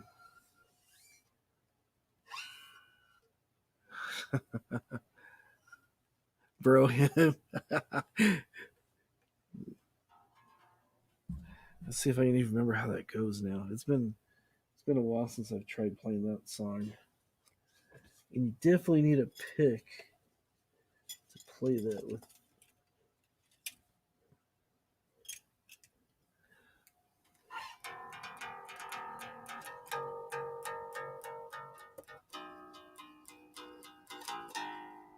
I forget how to play it now. Oh man.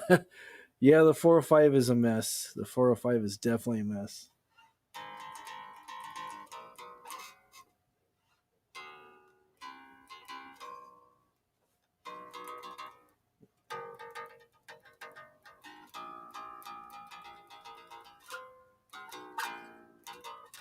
Oh, I don't remember how it goes now. Sorry. I used to know it. Bro him.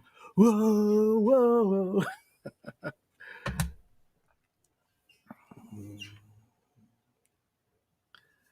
forgot how it goes. Like I said, I haven't played this bass for like a while.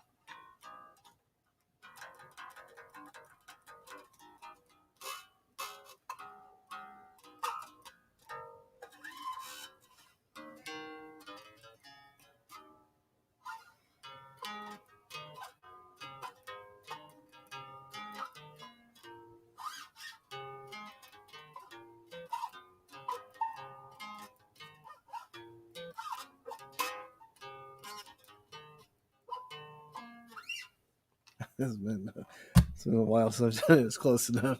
I'll have to work on that. I'll have to make a note and try to get that. It's been a while since I tried playing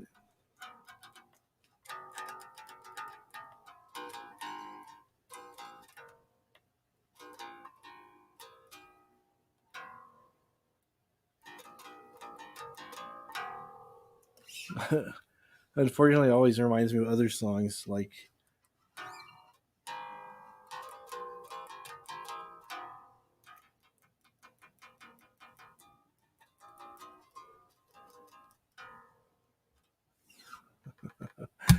Oh, too much stuff. Yeah, March and June, but yeah, it's back to being a mess.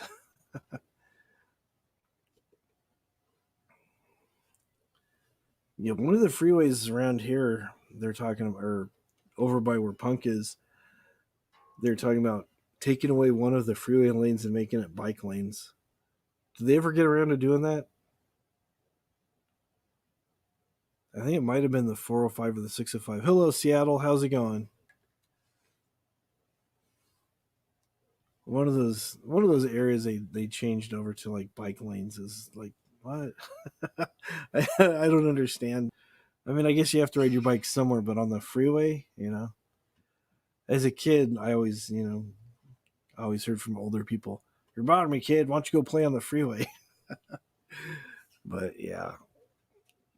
Oh, the 605. Yeah, one of those freeways. I knew it was either the 405 or the 605 where they put up a bike lane and they just have those real skinny white dividers go separating the cars from the bikes.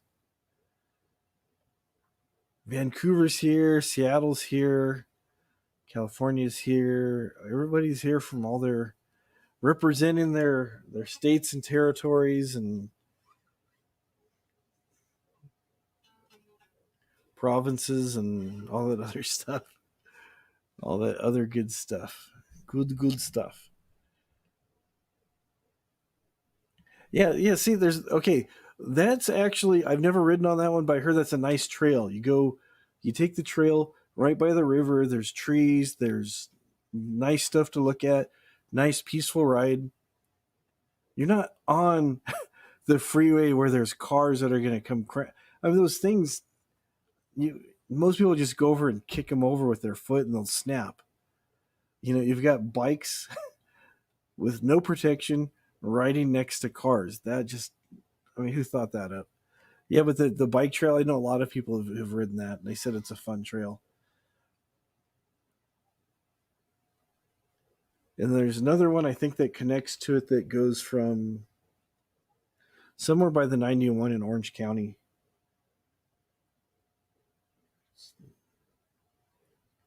Anaheim Hills or Chino or something, and you can take that one all the way down to. Do you remember what beach it opens up on? I think it's Seal Beach, maybe. I don't know. It's one of those. The LA River has fly fishing. Yeah, I wouldn't want to eat anything out of the LA River. It's that's nasty, nasty, nasty, nasty stuff. Yeah. Yeah, but if you have a lot of traffic, I mean, the bikes might go faster than the cars. But that's one thing I never understood. You have these congested freeways, so rather than making additional lanes, because they're doing work, we're going to make these new lanes and stuff. Like, okay, cool. The cars be able to get through there. No, we're taking lanes away and making bike lanes. It's like same thing with the. Yeah, you see, okay, Seal Beach. Okay, yeah, I knew it was one of the beaches. I was trying to remember which one. Seal Beach. Yeah. Oh, you're in Oregon. Okay, Oregon's nice. Oregon's very nice. The whole Pacific Northwest is beautiful. All the trees and get the nice coastline and everything. It's just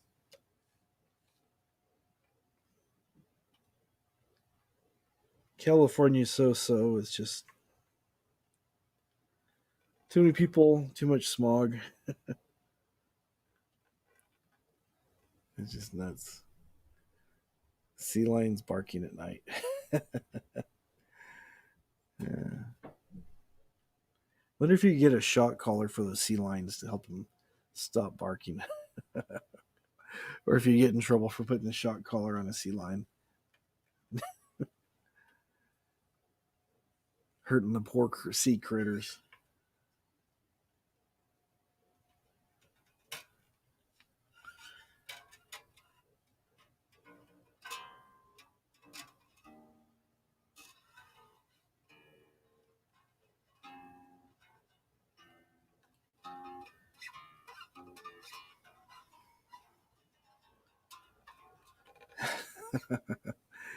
They're just misunderstood creatures. That's right.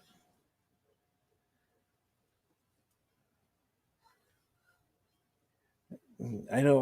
When I first heard about narwhals, I thought people were pulling my leg, but I actually saw a video of this thing, so I was like, "What? Narwhals are real? These things are crazy." Yeah, sea lions. Yeah.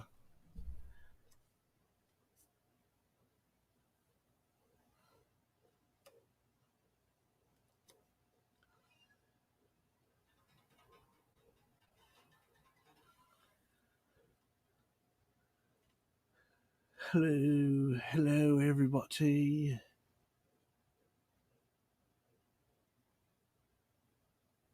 Have I gone blurry? There's a little gauge now that I added something to my computer, so it tells me if the how well the internet is working. So if it's gone blurry again, yeah, it has. I apologize.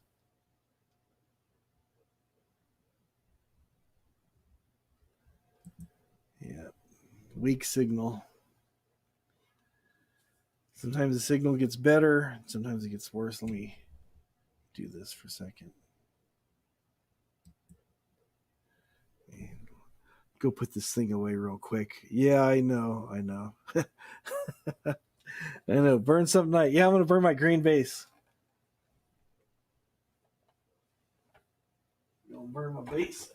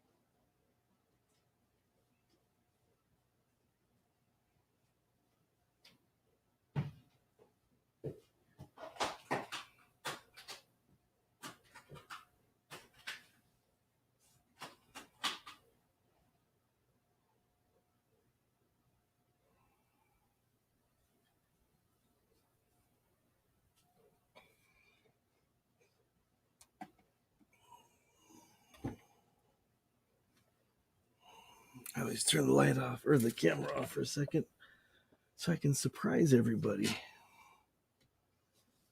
Because I'm always full of surprises. Always full of many, many surprises. There we go. There's that. Turn this up a bit. And I've lost my earbuds again. Now they're here.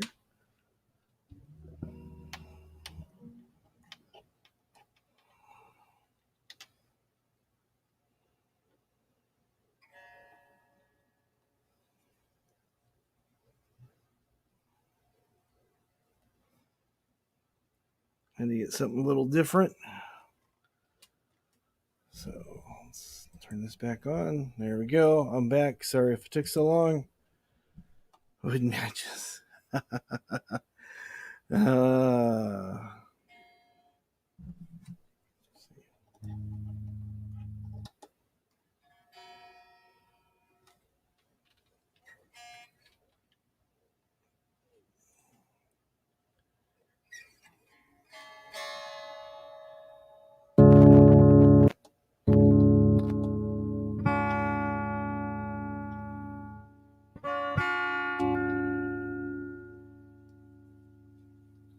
There we go. This is a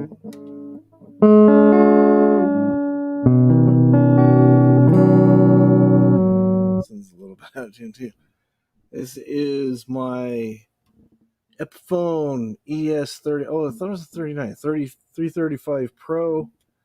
It has a block inlay rather than. I haven't seen this guitar for a while. I thought it had the dot inlay. It's got the block inlay. The tuners are kind of a weird green, real light pastel green color. Nice cherry finish.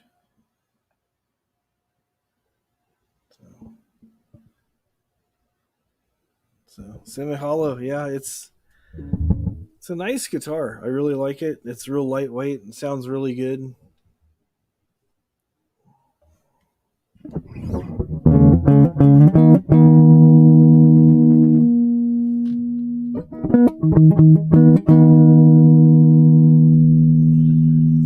Clipping a little bit there.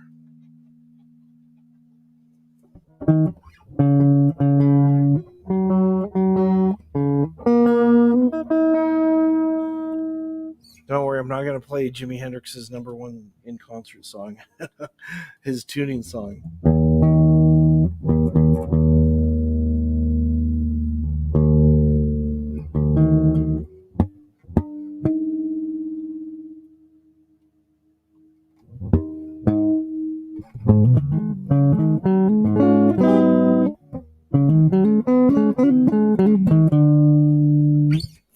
Oh, Stray Cats. I don't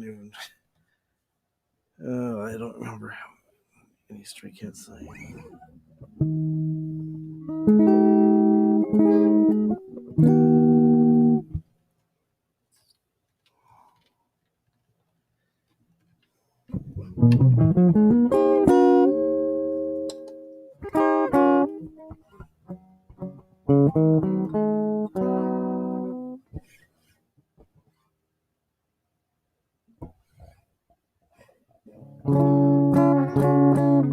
I can't remember any Stray Cats. That's a shame.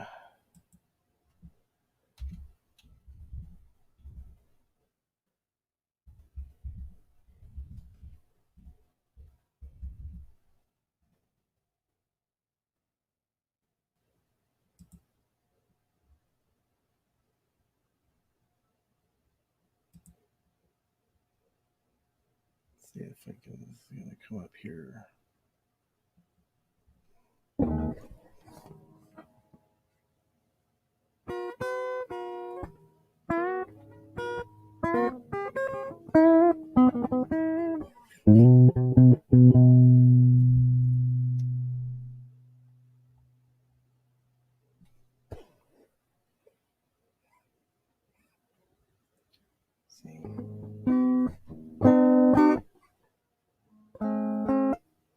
Is that the right chord?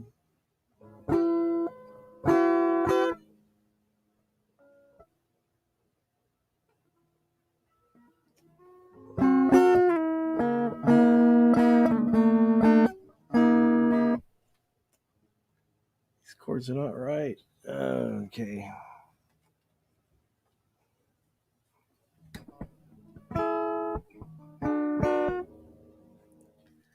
Rather than playing these versions, just do this.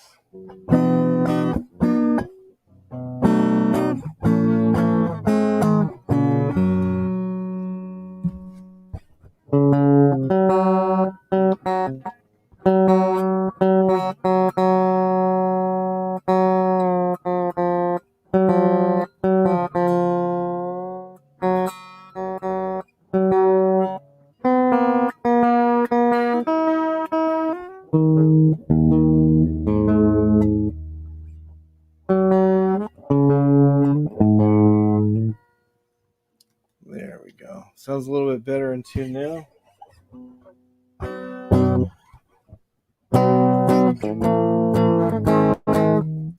man. Earbuds won't stay in. Yeah, right. Make excuses. Make excuses. All right, let's try this again here.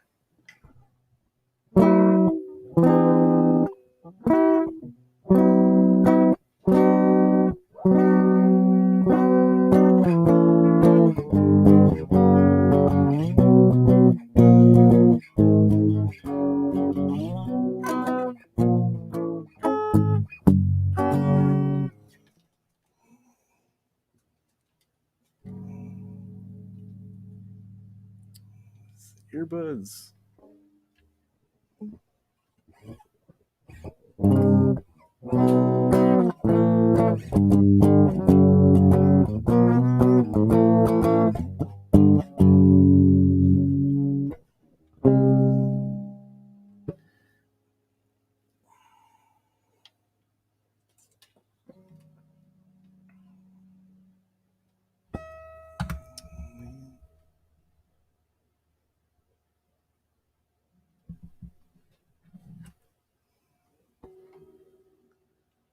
Get a shoe thrown at me by a mean old man. My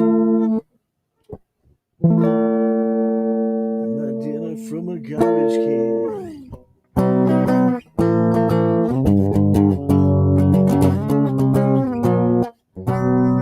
Keep playing that C sharp minor rather than regular C sharp. Doesn't have a bar on it though. Yeah, I'm no Brian Sets. That's for sure, isn't it? Okay. Yeah. Oh, okay. He's playing that chord. Okay. Alrighty. Enough of that. Enough of that, right? It is just bar chords, isn't it? I'm like looking at the tab and he's playing all these fancy chords with all this, all these really cool hammer-ons, and it's just basically it's just bar chords. It's just a C minor,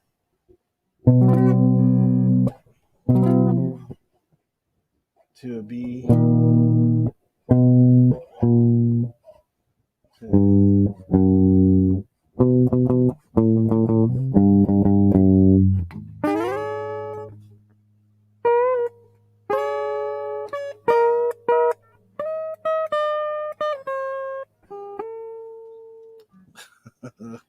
oh, why am I? My apologies to Brian. My apologies, Brian. So I know he plays like a lot of like jazzy type chords. It's like it goes from like a C minor to a C minor seventh. Actually,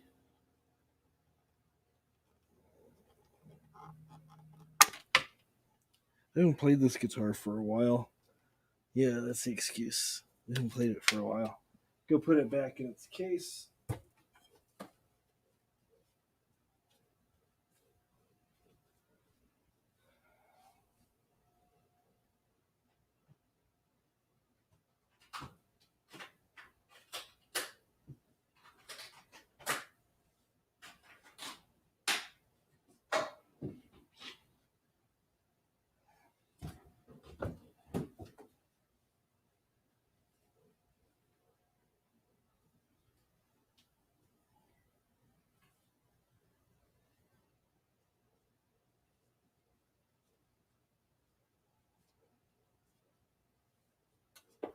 I don't know, some guitars I'm just able to play a little bit better than others. So let's try this one now. Oops. This one should still be in tune.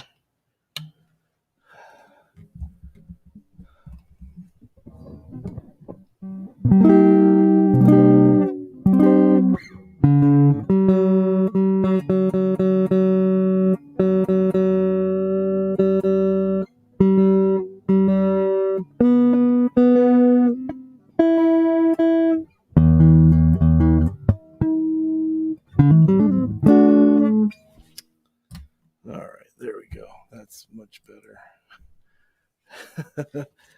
All right, let me change over to my other headphones because these earbuds are just falling off my head like crazy.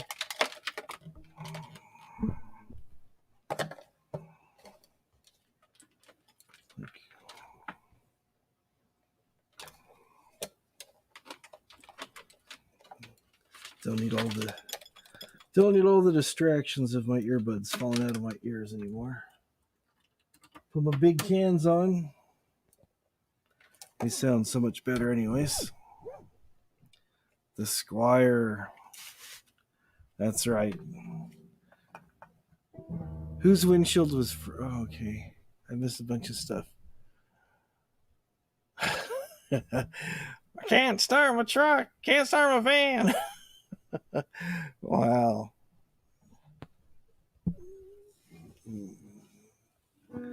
Yep, the Squire.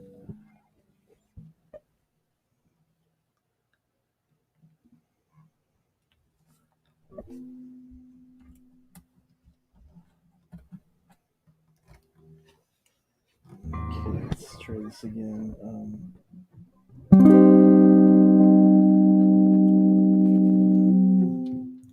Just going through the PA system here, the mixer.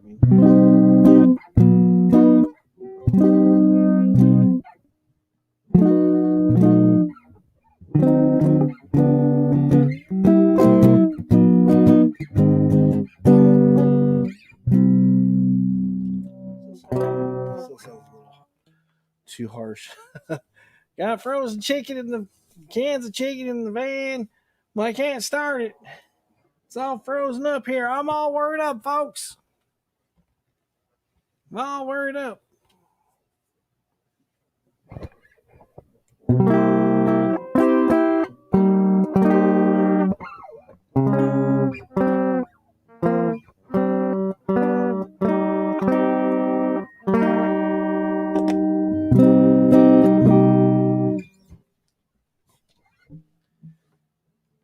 Yeah, a good battery will start minus 30 degrees. That is true.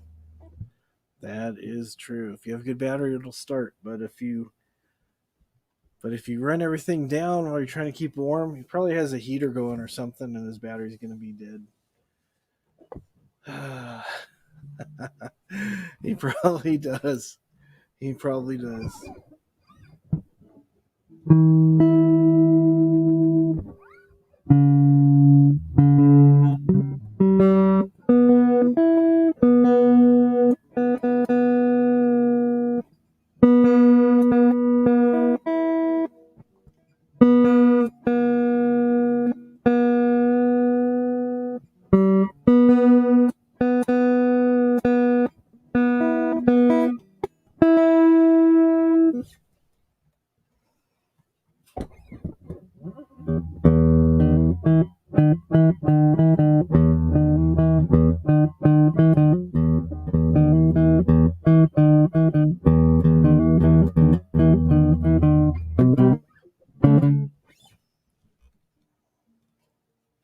Yeah, the Squire. I don't know. I just like it. It just, I don't know. It's better.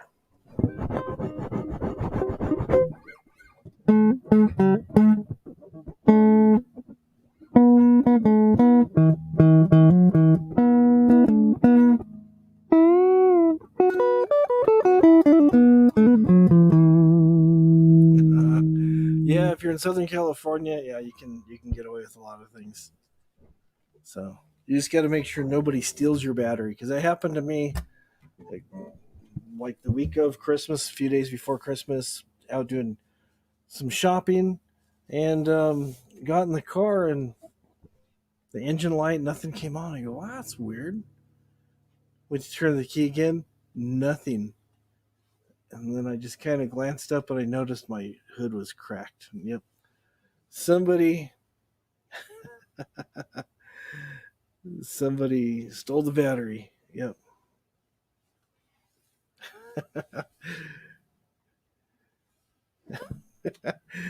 Yeah, I gotta learn how to play these things better. I just usually just kind of hack my way through those. But yeah, that's what I was trying to play there, punk.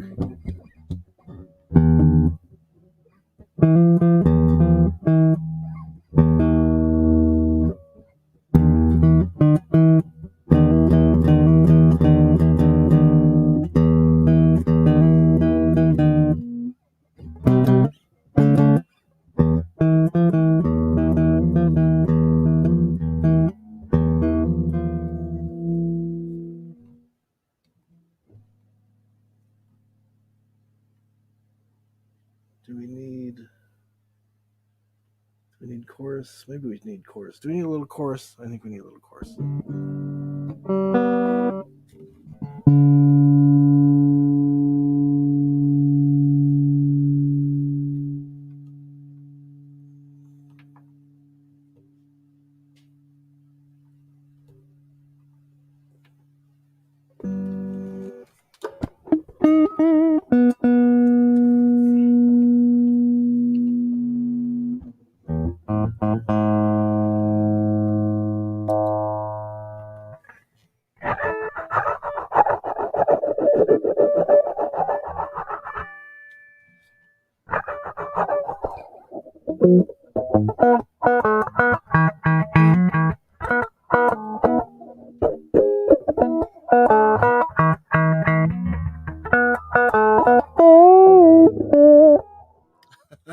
He's all worried.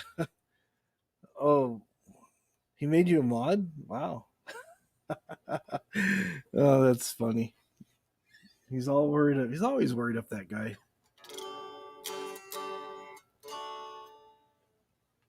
Guy's too worried up all the time. All the time, that guy's worried up.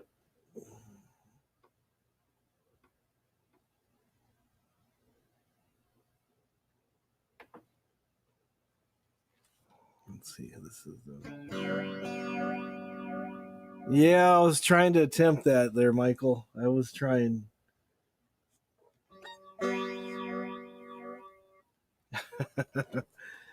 Oh, I was messing around earlier. I was kind of getting it a little bit with the acoustic, but I don't know. It's just one of those things. You start playing it, and then when it comes showtime, you just can't do it, man.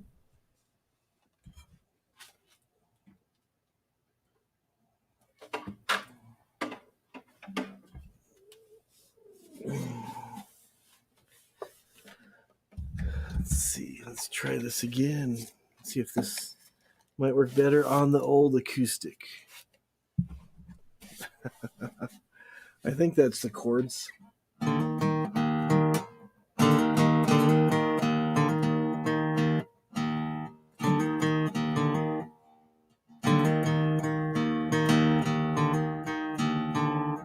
My timing is way off.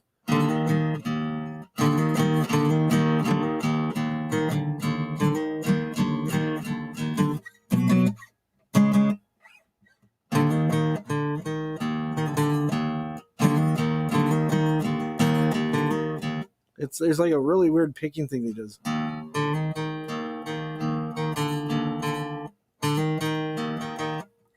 It's kind of cool because it's an octave of the E, but then they play that D sharp, so the notes kind of really rub together, creates what they call dissonance. Then I'm playing too high.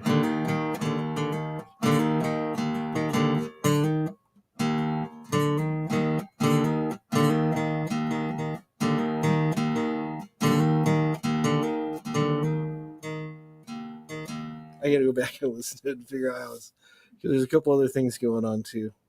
And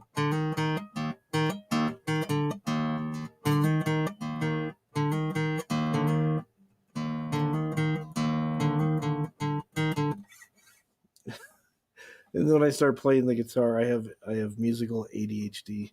I'll start going. And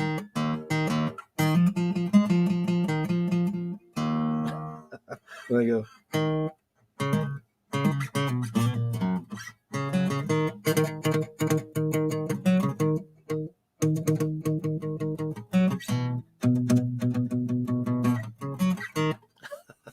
Good night, Judy. It's fun.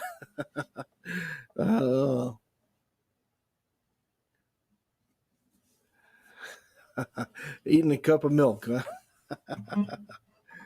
You're eating a cup of milk. Good night, Judy. It's always good. Appreciate you stopping by.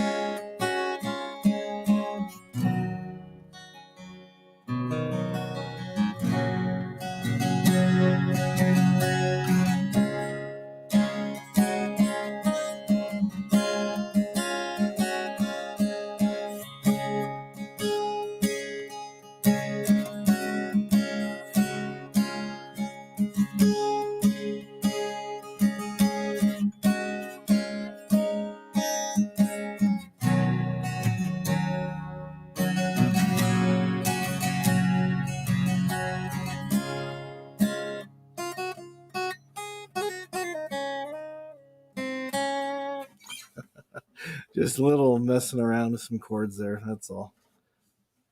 It's just fun to just hang out and chill with you guys because you guys are always just here hanging out. And sometimes it's good to have people come up on panel and talk. And either way, it's all good. I'll just try and do my job to help you guys fall asleep eventually.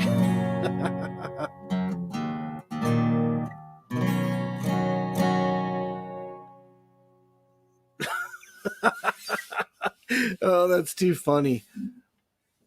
That is too funny. I'm sure Lars is mad. He gets mad over everything. So I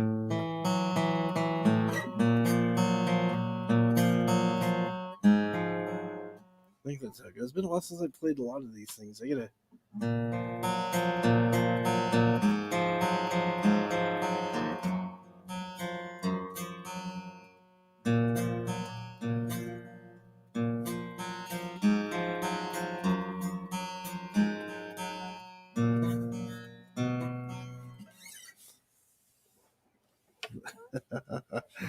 Oh, those guys, yeah.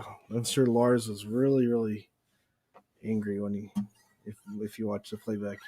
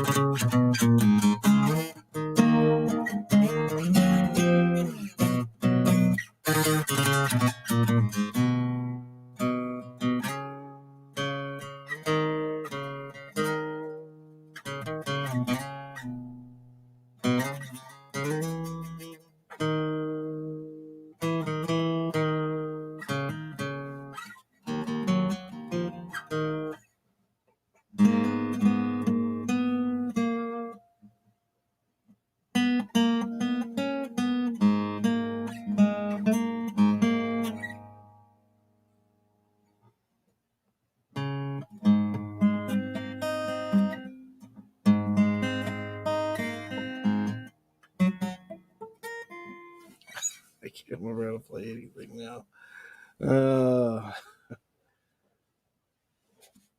Can't remember how to play anything. Is this real or just a dream?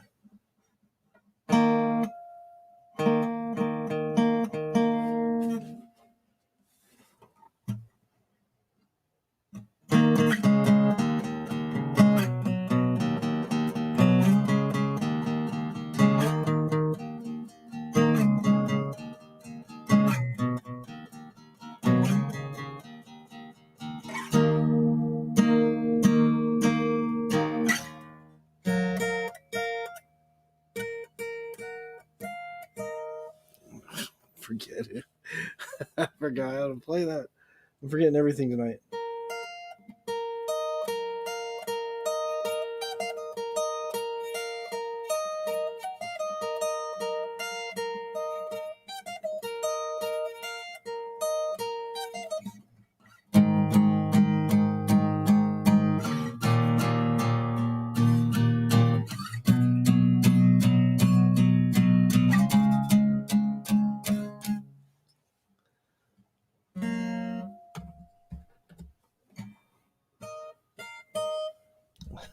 I'm forgetting everything, man. I hate that. Oh well, anyways.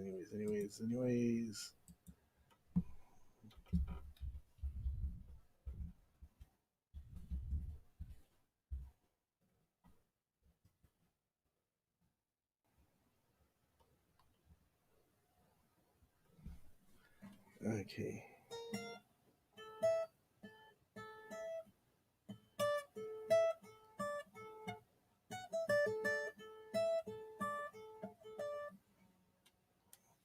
Oh, there we go. Okay.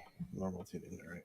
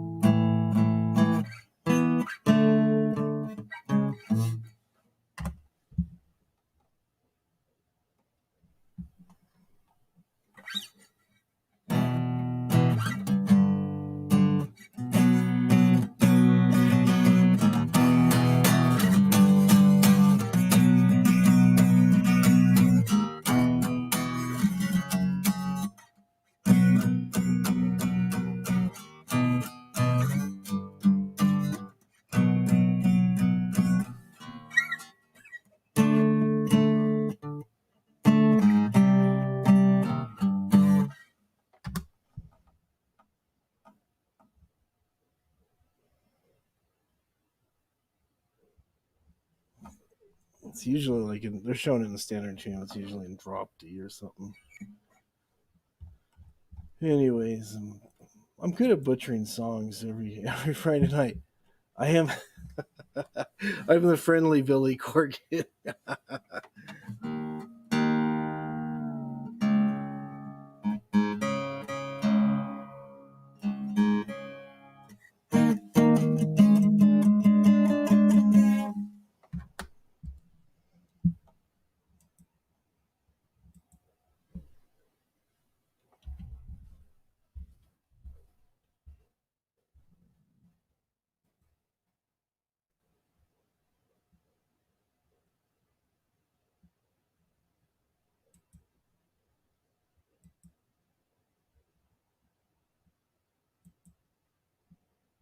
There we go.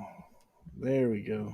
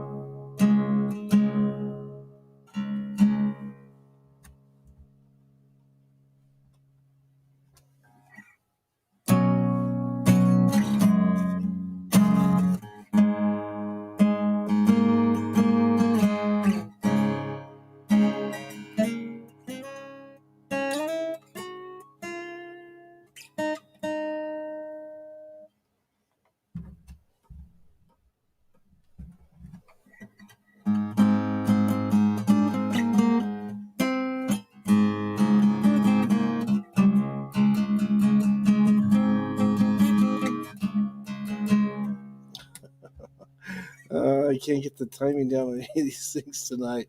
Good night, Mr. Pung. Have a good night. Sleep well.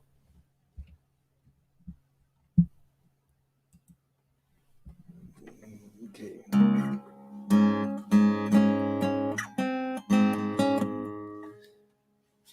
You travel very far when it comes to when I'm down.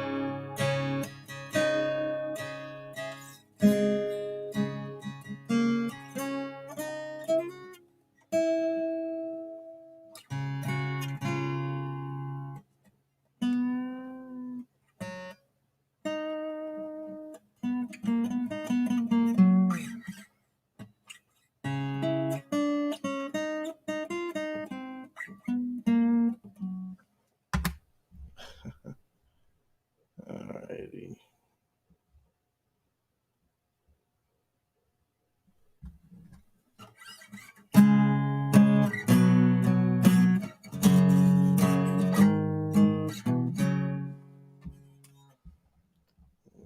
Okay.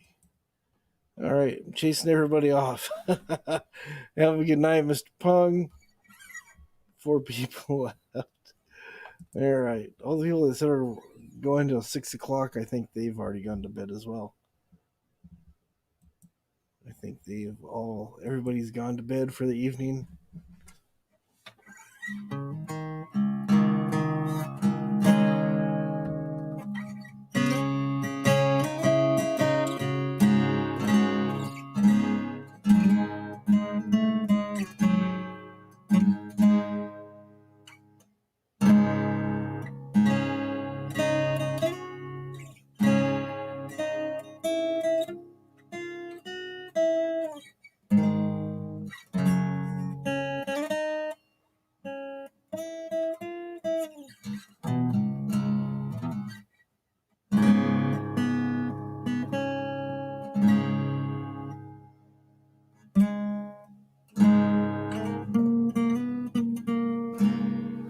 I'll get the morning crew soon enough. I know I will.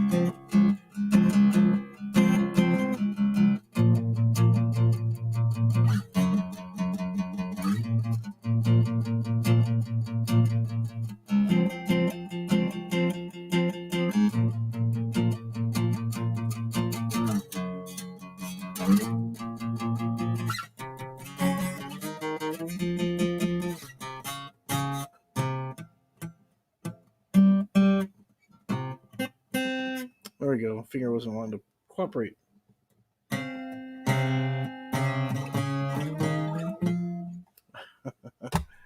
Oh, fingers work together. Work together, fingers.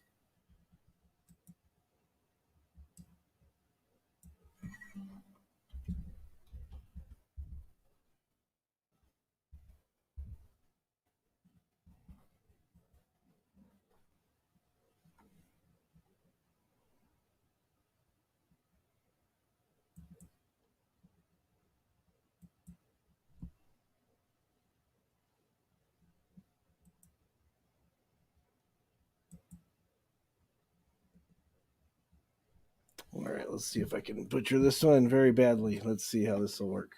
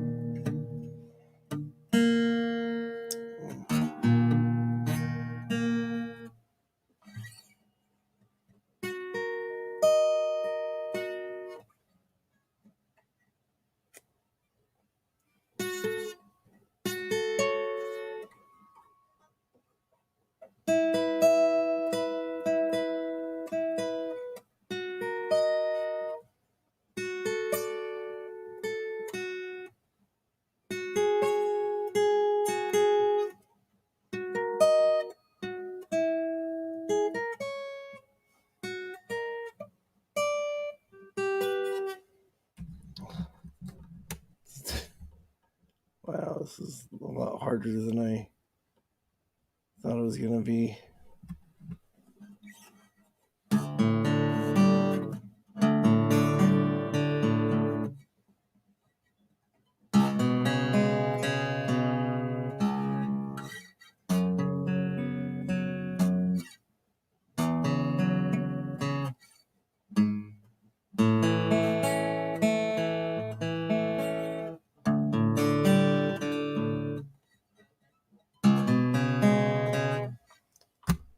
Oh, well, it doesn't sound. It's supposed to be Black Hole Sun. Oh man, I'm trying to cheat and find tabs. I don't even know if they're correct or not. So what else? What else is a good song to try to play here?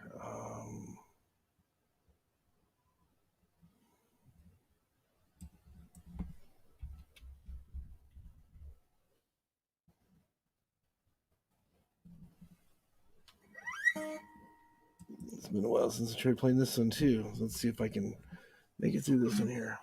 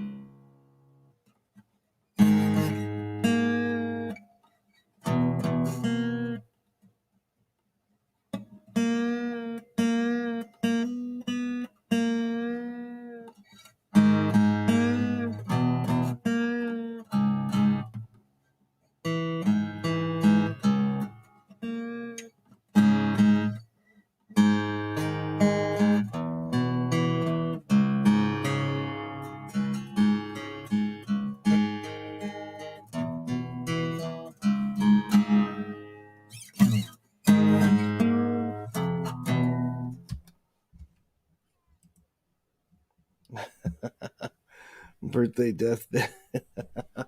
Hello, Lindsay. How's it going? Heart shaped box. Yeah, that's heart shaped box. We're playing Name the Tune that I try to butcher next. Okay, let's see what else. Let's see what else.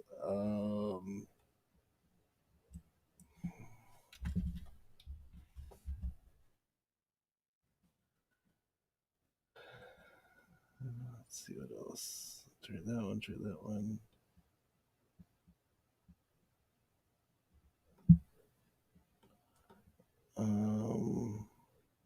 Tried that one already. Oh, yeah, I forgot about that one. That one I could probably be all right.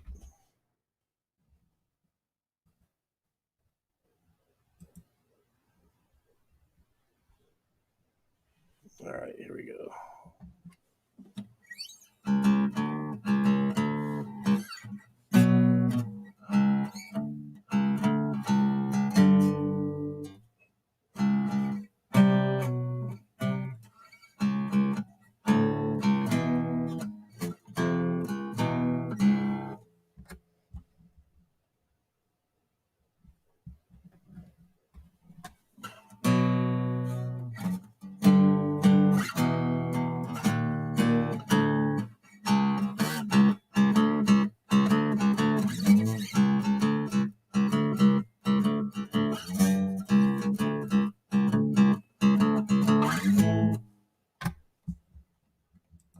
All right.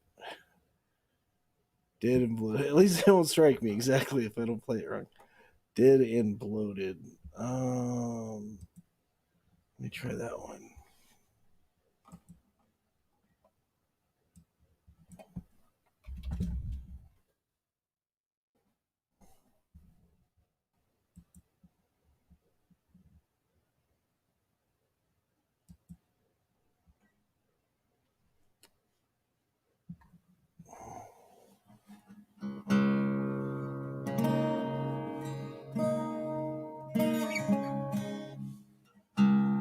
I'll tune up a bit.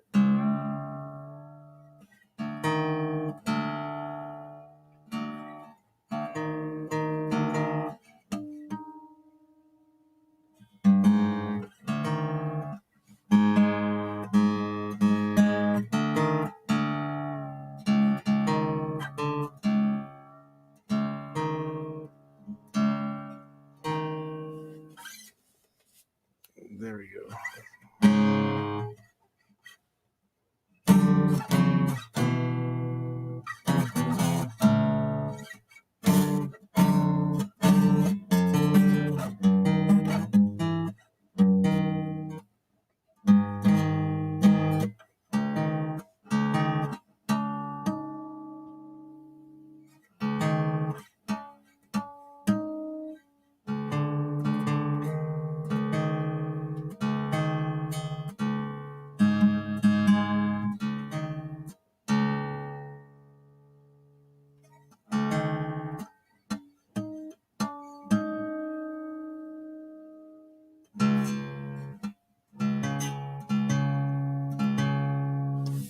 Guitar wants to stay in drop D.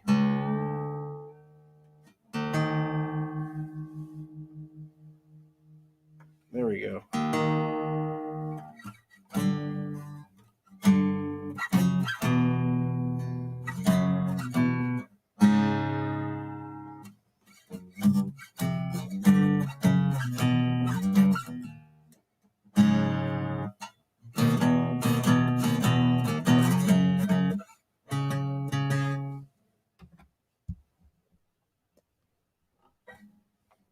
Find some other tab. Let me find some other Stone Temple Pilots tab.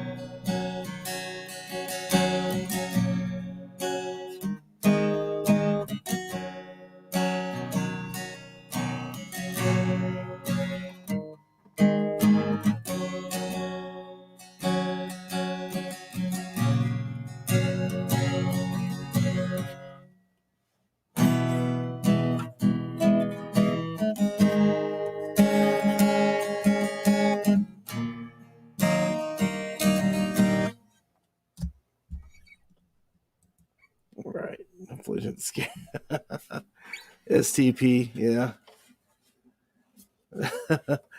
Walk, yeah, walk. Yeah, STP.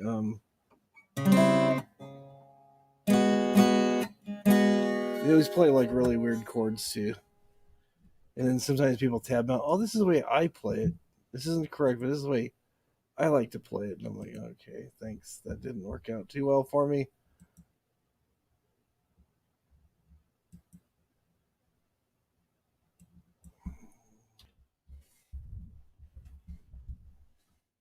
All right, here we go. Let's see if this will work better. Um,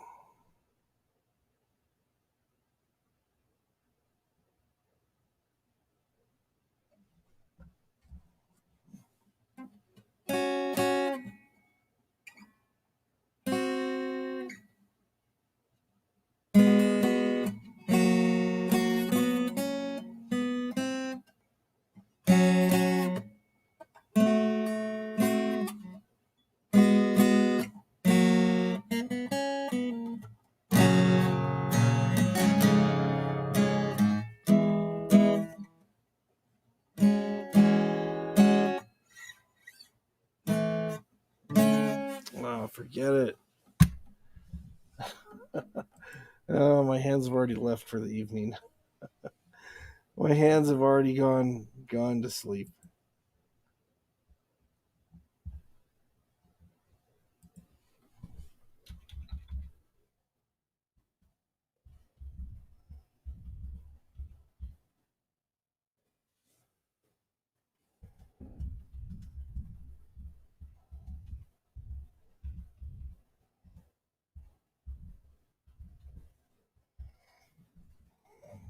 Okay.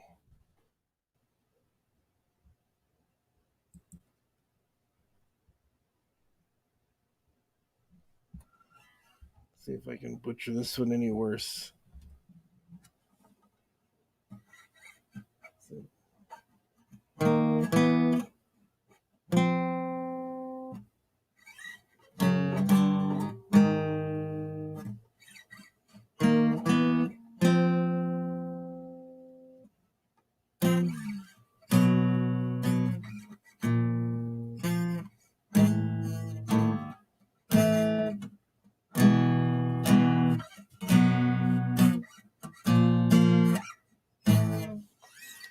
These chords cannot be right. They don't look right. They don't look right at all. Yeah, that's what I was playing.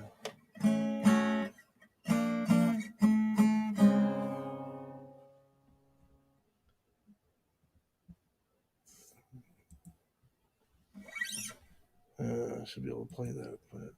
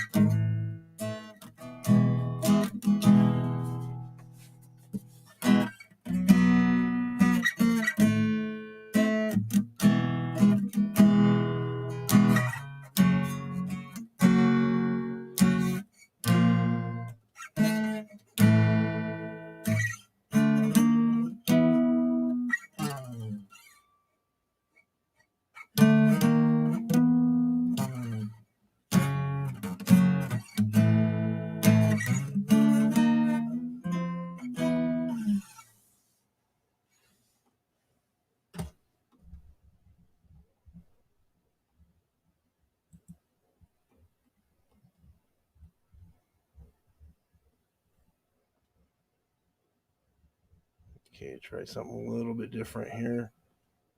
Okay.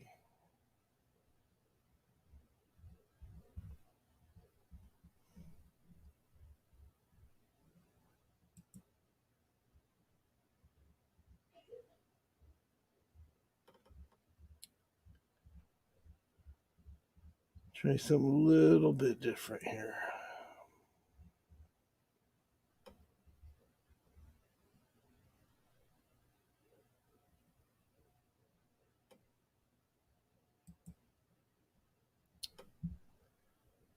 I don't like this site.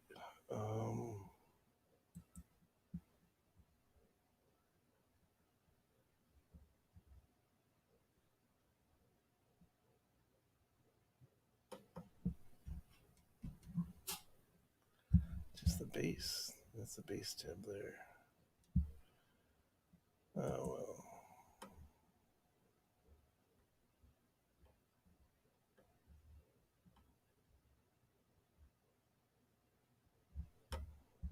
I'm gonna try to play something for you, but it doesn't look like I've got the right chords available at my disposal.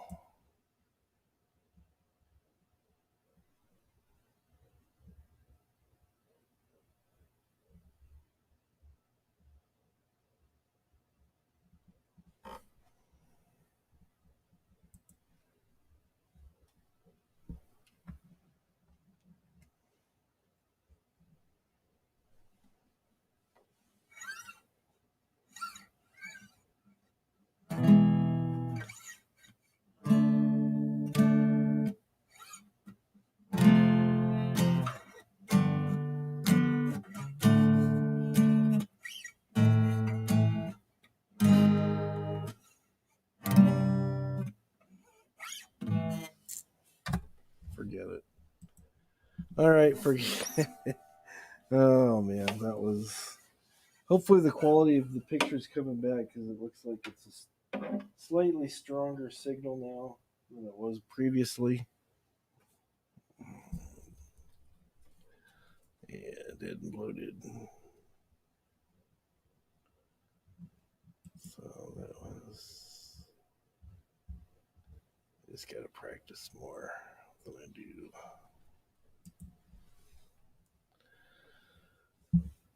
There we go. We're doing all right. Pantera, respect, walk. And we just kind of hanging out. I think I was doing better when I was just playing chords and not trying to play any songs, and I was just kind of making stuff up as I was going. Seemed like everybody was kind of happier then.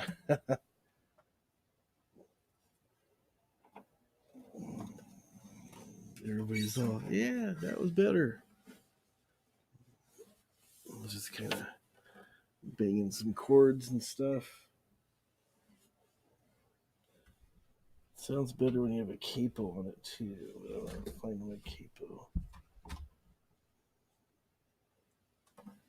It's blurry again. Yeah, signal's kind of acting weird. It's good for a bit, then it gets blurry. Then it's good for a bit, and then it gets blurry again.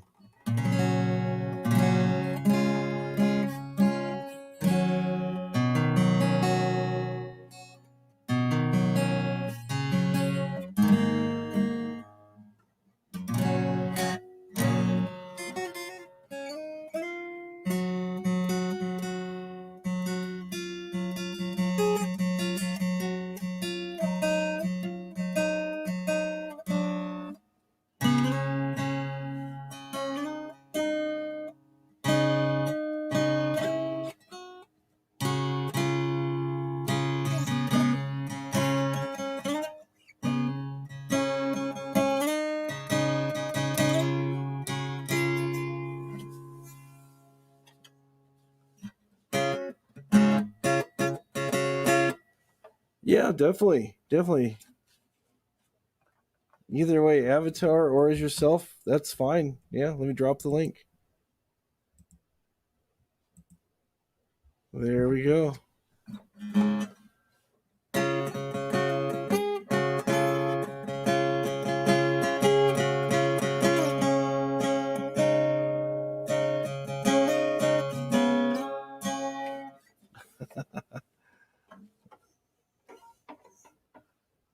There you go. I think actually more than anything, I believe it is my internet. The upload speed, like I said, is like 1.5. It's very, very, very poor. Very poor. And I do have one of those. Let me go grab it. It's right back here. Hold on.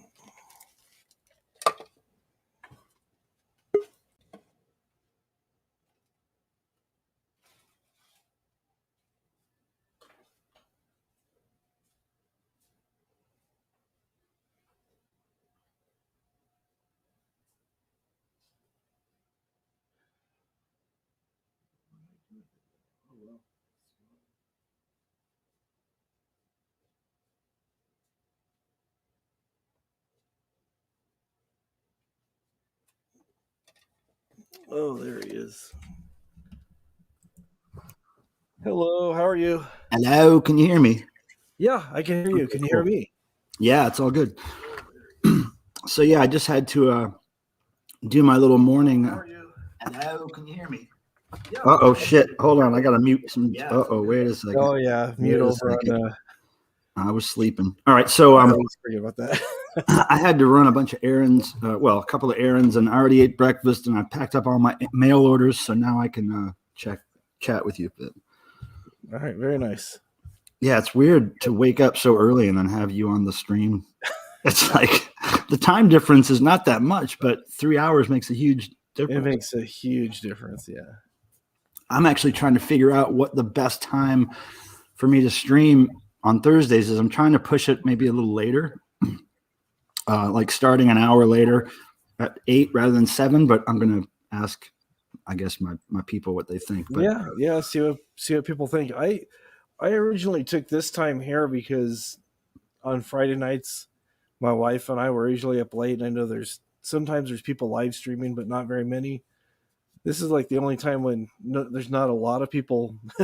Oh, right. No competition. So I'm like no competition. Don't have a lot of viewers, but it's good for the few people that want to come in from wherever. We get people coming in occasionally from Australia and New Zealand, and it's like afternoon for them, so it works great for them. So I'm like, okay, so yeah, because I noticed when I stream on Thursdays, a lot of people don't really come in until over half the thing is over, because I usually like to keep it to around 2 hours, and I notice a lot of people start coming in right when I'm trying to end it. So yeah. I have to try to force myself to stay up later.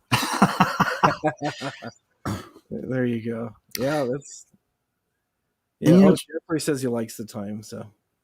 I'm just noticing my avatar is completely different than my typical YouTube avatar. I don't know why. I think it's my old background image or something, but it's a photo of me on stage at a Devo show, and then the crowd. Okay, yeah, I just see arms up in the air. Is in the foreground. Yeah, kind of a cool picture of the olden days when concerts existed. Oh yeah, the fun days.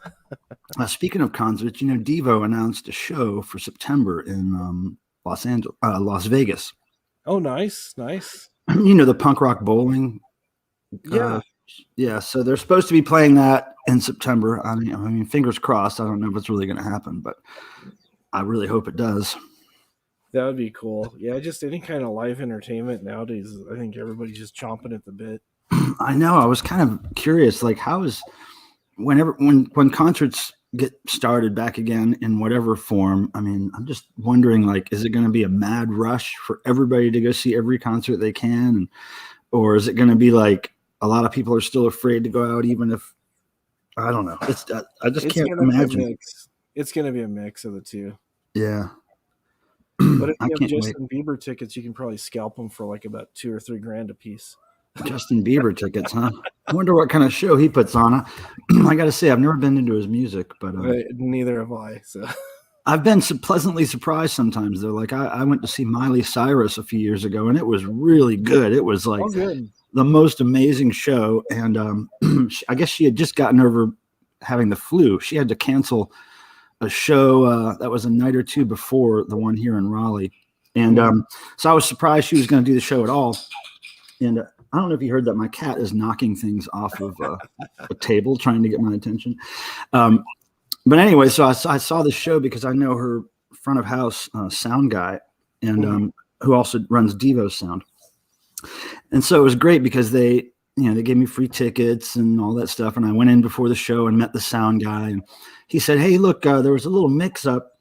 We got you seats, but I don't know if you're going to want them. They're right in the front row. They're in this area we call the rainforest area." And I was like, "Well, why is that?" They're like, "Well, it's because she tends to throw water at that area." And I'm like, "Well, I don't care about that. That's fine." So I'm up like in this front row, right at the corner of the stage, and there's really nobody 2 or 3 rows behind me. There's nobody to either side of me. I've just got this little section all to myself.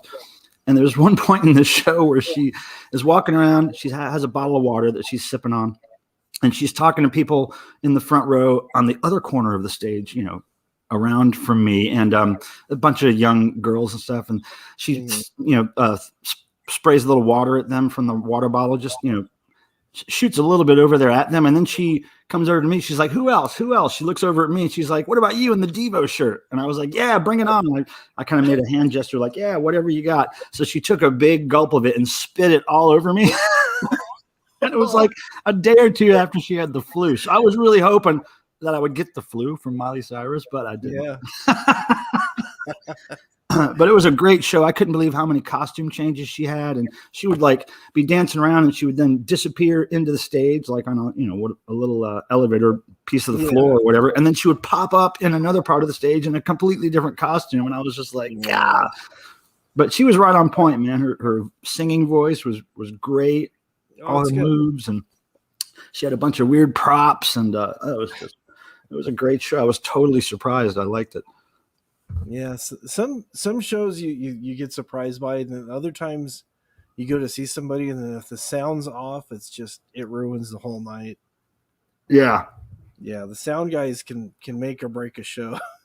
Oh yeah, our sound guy, his name is Paul Hager. He works for some of the biggest people in the industry, and he is such a good sound guy. He's so passionate about it. Like I've seen him go into a room early in the day and then set up all these microphones all over the room and then kind of read the room sound before he sets it's just an amazing process he goes through. Oh yeah. Yeah, I've always, before I even got into like playing instruments and stuff, I was always into sound and kind of the dynamics of how it worked and different, just, messing around with different things as a kid and stuff, echoing with going into storm drains and stuff with my radio and doing different things. Oh, that sounds cool. Yeah. It was so much fun. I mean, it's like I started doing stuff like that. I don't know, it was probably like about 7 or 8 or something. Yeah, that's interesting. Because do you still have any of the did you make any recordings back then? I did, and I've lost them. Some friends of mine, we acted like we were like army men out in a storm drain or something. What I did is I had my boombox, and it was cool because I put my boombox that I had on one side of the street by the storm drain, and right across the street there was another storm drain. So we just talk right next to it and stomp in the water. So it sounded like we were down in the tunnels and stuff. That's great. What was that? I don't know. It's funny because I had a similar experience when I was about that age. Me and my friend Tim, who's a moderator on my channel, you probably always see him in there. Tim, yeah, okay. Tim Nolan? Yeah, so I grew up with him. And so when we were little kids, we heard that record, Mr. Jaws. I don't know if you remember that record, but Mr. Jaws was a record that came out in the 70s that some guy just took segments of popular songs and then put them together to kind of for his own storyline or whatever, little comical storyline. And I can't remember all the stuff or why it was called Mr. Jaws. I think it was probably based on the Jaws movie. But anyway, it just had these little snippets of all these songs put together to make this funny little thing. And so we started doing our own versions of that, where we would take little 7-inch singles and record, hit pause, hit record, hit pause, hit record, and record little blips of these records all kind of together to make a weird song. And it was almost like experimental, tape manipulation. And then sometimes we would take a tape in one tape player and record it on a boombox kind of with the other one, and then hit the rewind over and over again, like while the tape was playing, like and just make these weird experimental. We didn't know what we were doing, but it was experimental music. And Tim says he still has those tapes somewhere, so I don't know. Oh, really? That's cool. But I was always intrigued by noise. Yeah, same here. And it's like I've been hearing about quadraphonic sound, so I tried to make my own by splicing a bunch of speakers together, just kind of like dual stereo rather than the actual true Yeah. quadraphonic sound. Yeah. Yeah, that's cool. I just, had lots of records when I was a kid, just, stack them up. I've told this story to people before where I had this really old Montgomery Ward's record player that the actual turntable would flip up when you're not using the thing and then flip down when you're playing records. Oh, right. And then the needle was kind of worn out, so I started stacking change on it. And I think I was up to like 55 cents nickels just to keep it in the groove. And I noticed if I added too much change, it would start slowing down the record and kind of drag a little bit.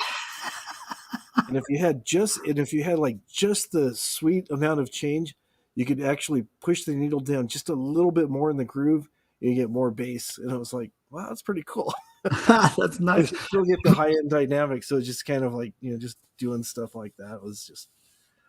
In my early morning brain right now, as you were talking about that, I had this fantastic fantasy of like winning the lottery, becoming a billionaire or whatever, and then being able to design a very high-end audiophile turntable, like the top of the line, but then have it look like there's a stack of change on the arm. Like just have it designed to look like it's all janky, but it's like the best stereo ever. Yeah. Just have a bunch of fake change stacked up on the end of that. Yeah, people would come over and look at it, they go, what is that? Wow, this is top of the line.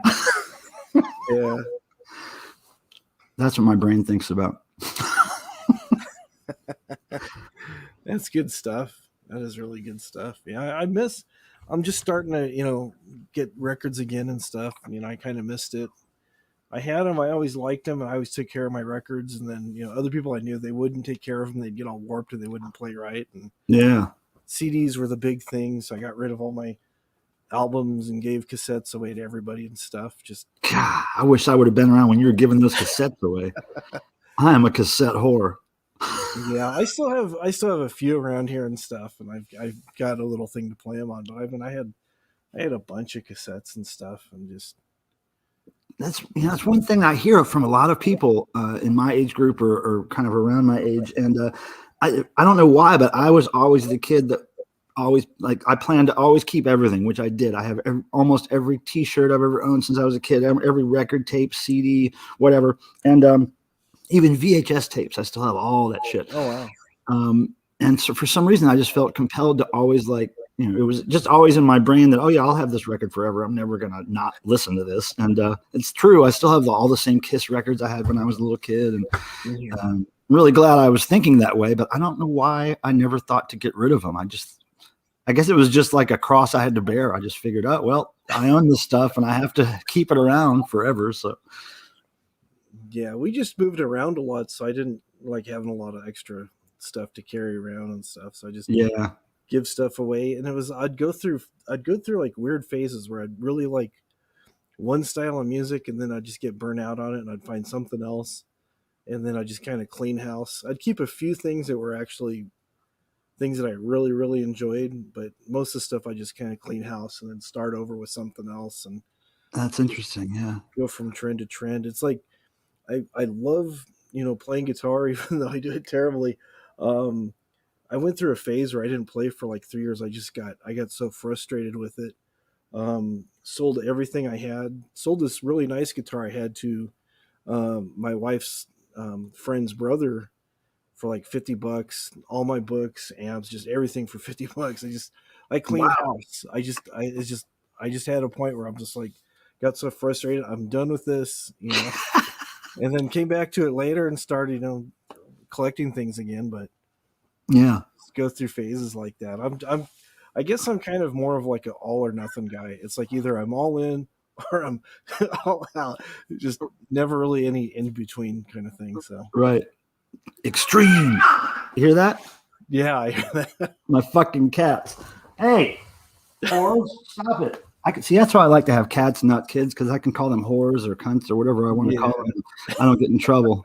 If I had human children, I'd be really bad to them. Because they're not gods like cats are gods, right? Human children are a dime a dozen. Yeah, But we have a rabbit. He just stays in the cage and just kind of. oh, that's It's cool. all right. It's kind of cool. My boss, his wife has a couple of cats. They've had them for years, and it's weird. Wherever I go, it's like animals and small children are like always like drawn to me and stuff, and their cats like came to me right away, and they're like, "Wow, that's weird. The cats are really real skittish around people, and they just climb up in your lap." I go, "Wow." That's great. Yeah, we got the cat mojo. And so yeah, the one cat, it was pretty funny. It was where I live. It's dry, and sometimes we get the Santa Ana winds. It gets real staticky, and the cat was just laying on this nylon blanket, and then I rubbed the nylon blanket on its fur to build up some more static. Oh And my goodness. I put my hand in front of his nose, and he bit Oh, my hand, and it was like a blue spark, almost like off a spark plug off a car. oh my Just kind goodness. of shook his head, took off, and then he kind of like looked at me, then hopped back up. So hey, everything's good. It was like He was like, that was magic.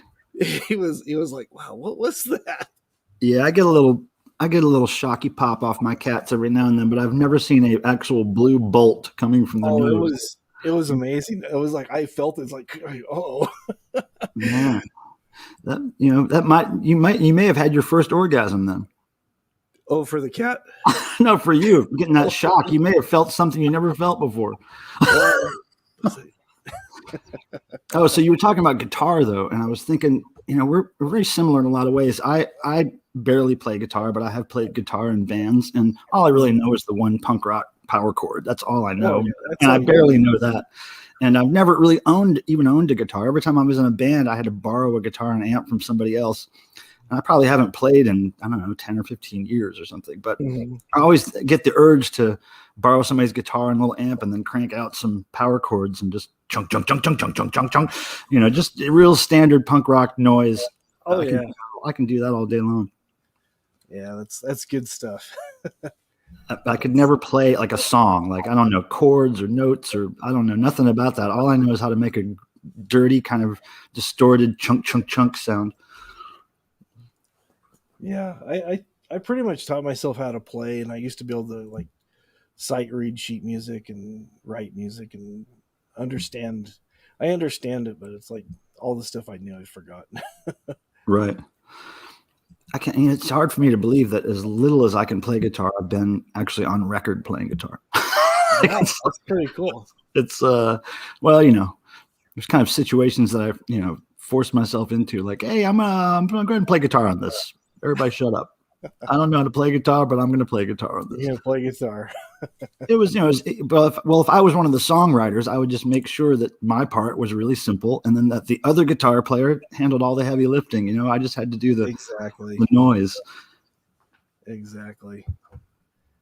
Yeah, and the pedals are always so much fun to kind of add to that. Like this octave pedal that I have here. I picked this thing up for $10. I saw that on a video of yours, a stream of yours. Yeah, and you made a guitar sound like a bass, basically. Yeah, and it goes actually 2 octaves. It's 1 and 2 octaves. It goes down. Just run different pedals together, different distortions, different choruses, and all kinds of things. Get some interesting sounds going. Yeah, I was always a fan of the distortion pedal. That was always my best friend. Covers up a lot of mistakes. Well, I've always thought, like, when I heard music that I didn't really like I don't really like a lot of rockabilly or a lot of country or Elvis or anything like that. But I always thought, man, if you just run that whole song through a distortion pedal, it might fix it for me. Like just Elvis run through a distortion pedal, the whole 3.5 minute song I would like that. Maybe some reverb, add some reverb and some delay to it, and make it just like a heavy noise dub track rather than Elvis. Yeah. I'm sure you've probably seen him before. Dred Zeppelin. I've heard him back in the day. Yeah, for sure. Yeah. They were quite popular for a joke kind of cover band. Yeah, they're actually pretty good though. I heard some of the stuff they did, and the musicians were very talented for what they're doing. I was like, wow.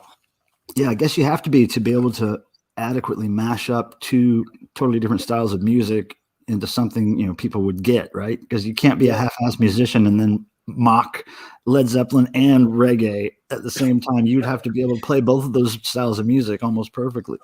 Yeah, and they did very well. They did very, very well with that. And speaking of cover bands that are very well known, well, not even cover bands, joke bands, Steel Panther. You know them, right? Oh yeah, I heard of them. Yes. Yeah. So many years ago, I saw them when they were playing small clubs in LA.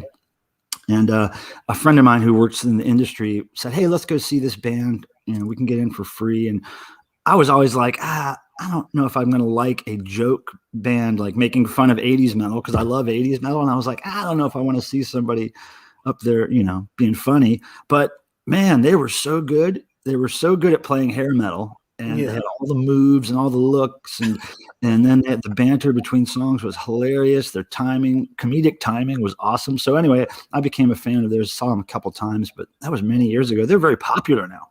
Mm-hmm.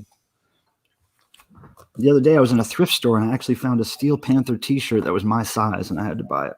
There you go. I couldn't believe it. That's cool. That's pretty cool. Yeah, I listen to a lot of different stuff. I can't really get into the country and stuff like you're saying.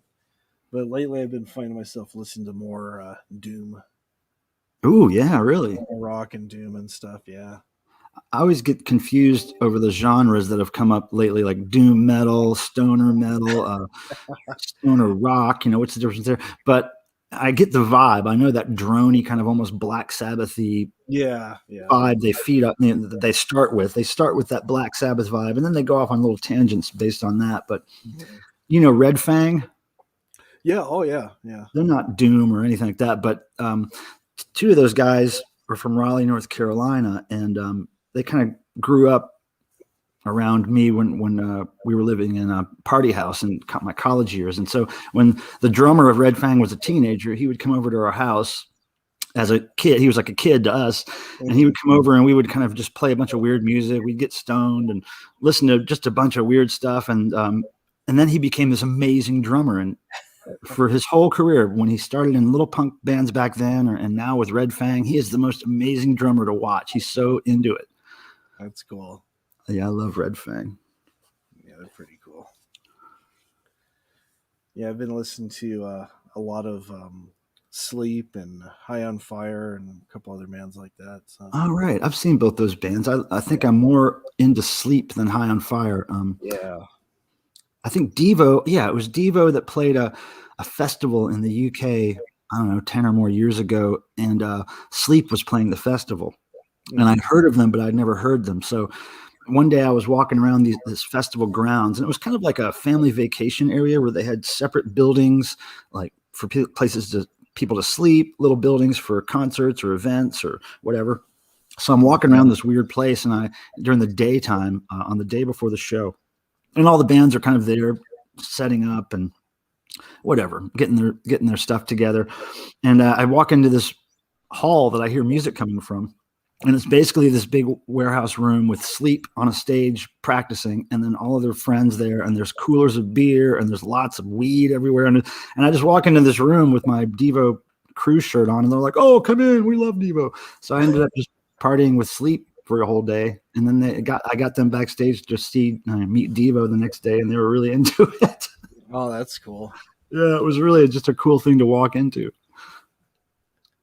That is way cool. I don't have any Sleep records though, or CDs or nothing like that, but I remember them being really good. Yeah, and I used to like Kryus. You ever heard of them? Wait, how do you spell that? Kryuss. I think there's two S's. Yeah, I think I can almost see their logo. Yeah, it's Josh Home, Queens of the Stone Age guy. It was his band before Queens of the Stone Age. Oh, okay. I knew I'd heard of it somewhere. It's pretty cool. A lot of instrumental stuff, not a lot of singing or something, but it's just really good. Oh, great! It's really good. Yeah, I've got my way cool orange amp for doing my doom metal out in the garage. So is it better? Why is it better to use that amp? Is it just more of a? It's just a solid state amp, and it kind of has more of that tone, and I just run a fuzz pedal through it, and it just has that sound. So that's great. Oh, what's this? That's my amp. Okay, right. I'm running that into a 410, and then also into a 412, and then I piggyback out of that into a small 30-watt power amp into a 215 cab. So it's just really massive sounding. And on top there, you have your recent kills. Actually, those were for a video I was going to do. My other channel used to be the Wombat, and I was going to do a spoof of like Wolverine kind of thing because I found these barbecue claws at Walmart, and I was going to do a video. And I actually got a head from somebody that was in beauty college, and they painted the head purple and put stripes on it and stuff. But I was going to make an alien out of the head, and then there's going to be a big battle scene where the Wolverine type character, being me with the claws, finds out that the weakness of the monster, and the monster's killing people and whatnot. So it's up to me to save the day.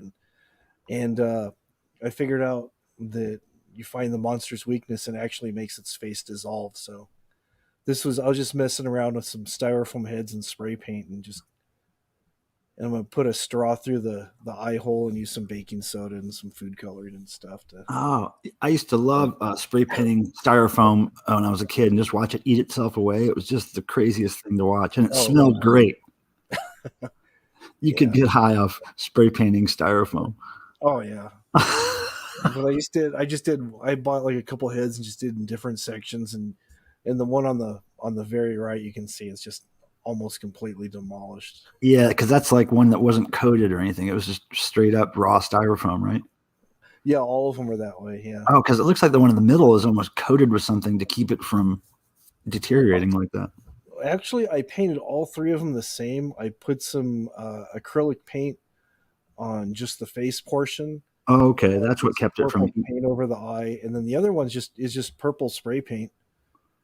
And on the neck, you can kind of see there's some deterioration, and then on the one eye, it's a little bit more deteriorated, and then the other one's just completely demolished. Yeah, the one on the far right looks like a fossil. Yeah. Oh yeah. That's great. Yeah. So it came out pretty well. So I just got to start. Actually, I've got the idea. I just kind of need to flesh it out and script it and find some people to be in it with me and stuff. So that's the biggest thing. Just trying to make videos with just one person is kind of hard sometimes. Well, that's why you have to rely on your collection, and then you have to go out like every week. I don't know if you have physical places you can buy music out there. We do out here. You have to make appointments sometimes, but you should just. That's a good excuse to increase your collection as content for you to talk about on your stream. Yeah. Oh yeah. It's a business expense. There you go. If you don't think I write off every music thing I buy as a business expense, because it's all archiving and research for my job. That's true. Yeah. I mean, my tax guy who helps me with my stuff every year has so many things to deal with on I keep good track of my income and my expenses, but there's so many different avenues that I make income and so many different business expenses that, bless his heart, he handles it every year for me. Yeah, I probably need to do something like that. I'm just right now, just YouTube's a fun hobby, and I finally made like about $100 over the last 4 months through Super That's Chat. Great. So it's finally paid. Usually I was averaging about like anywhere from like about $40 to $75 every month, buying props, buying wigs, buying in that. So yeah, I mean, when I first got monetized, it took me exactly 4 months to make my first $100 threshold, and then after that, it's been on average for the last year, it was about $100 a month I made. On some months it would be nothing, some months it'd be 200.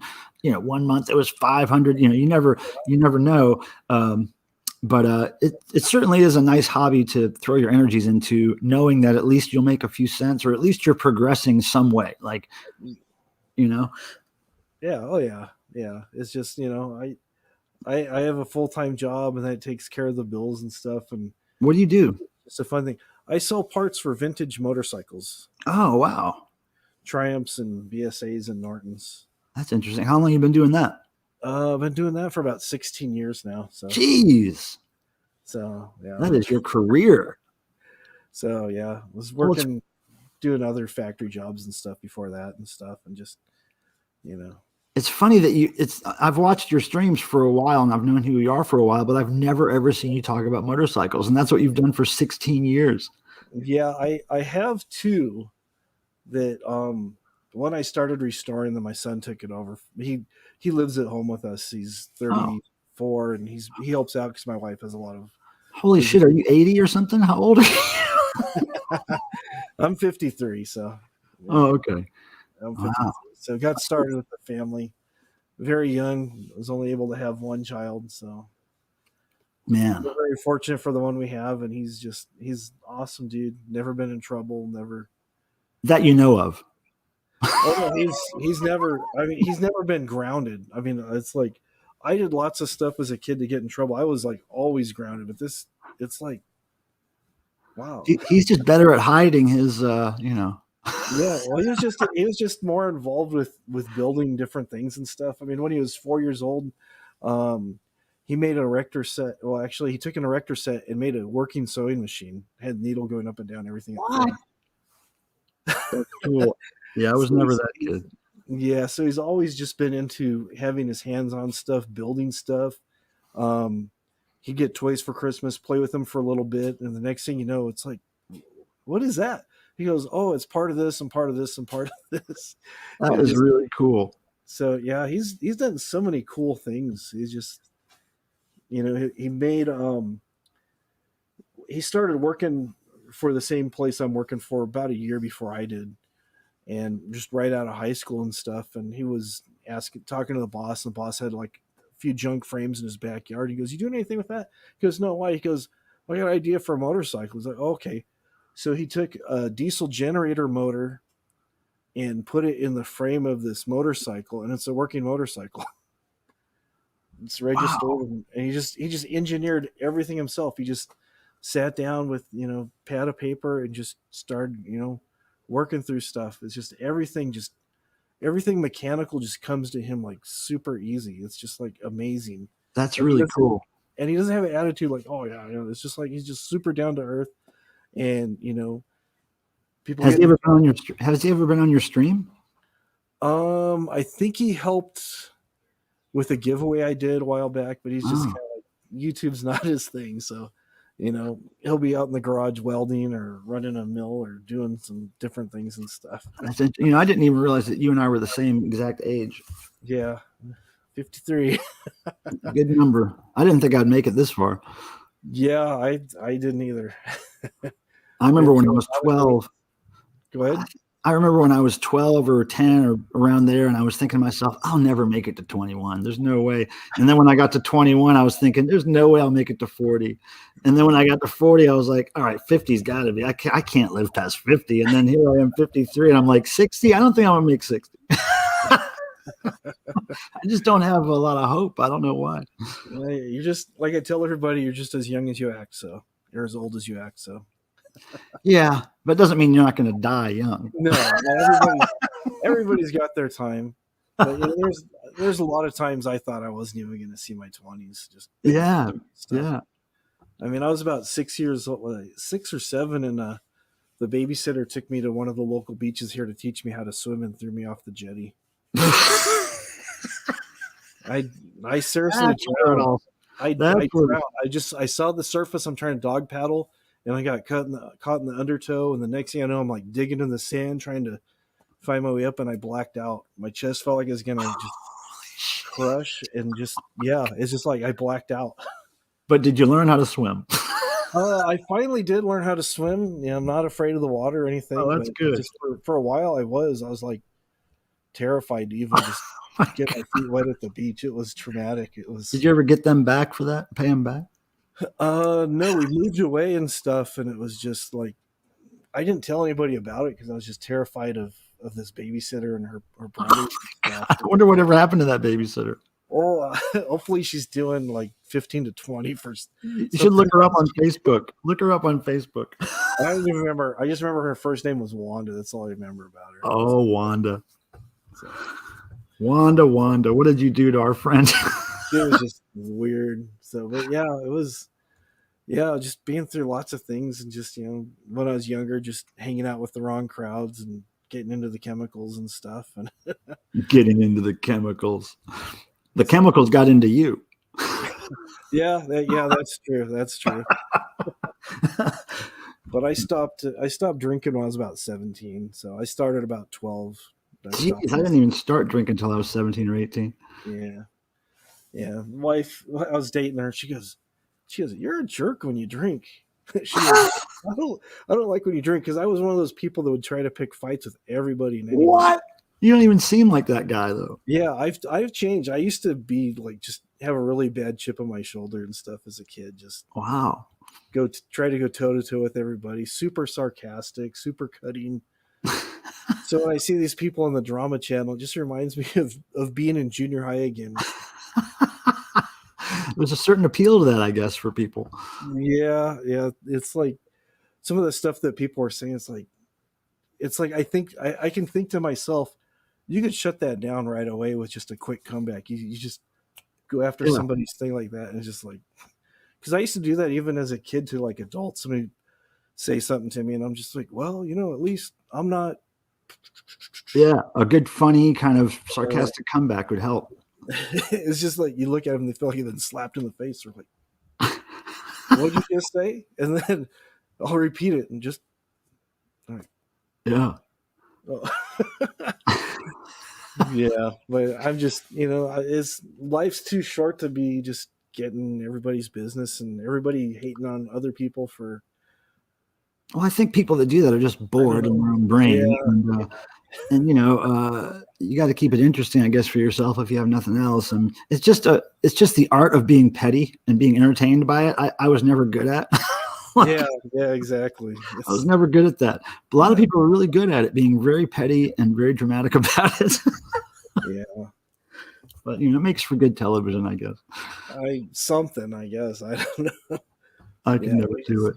But it's funny because whenever I pop into my friends' chats in the drama community and there's ever something going on where, well, he said and she said and then they did this, I'm always like, look, this can be handled. This can be solved with a potato sack race. And I'm not even kidding.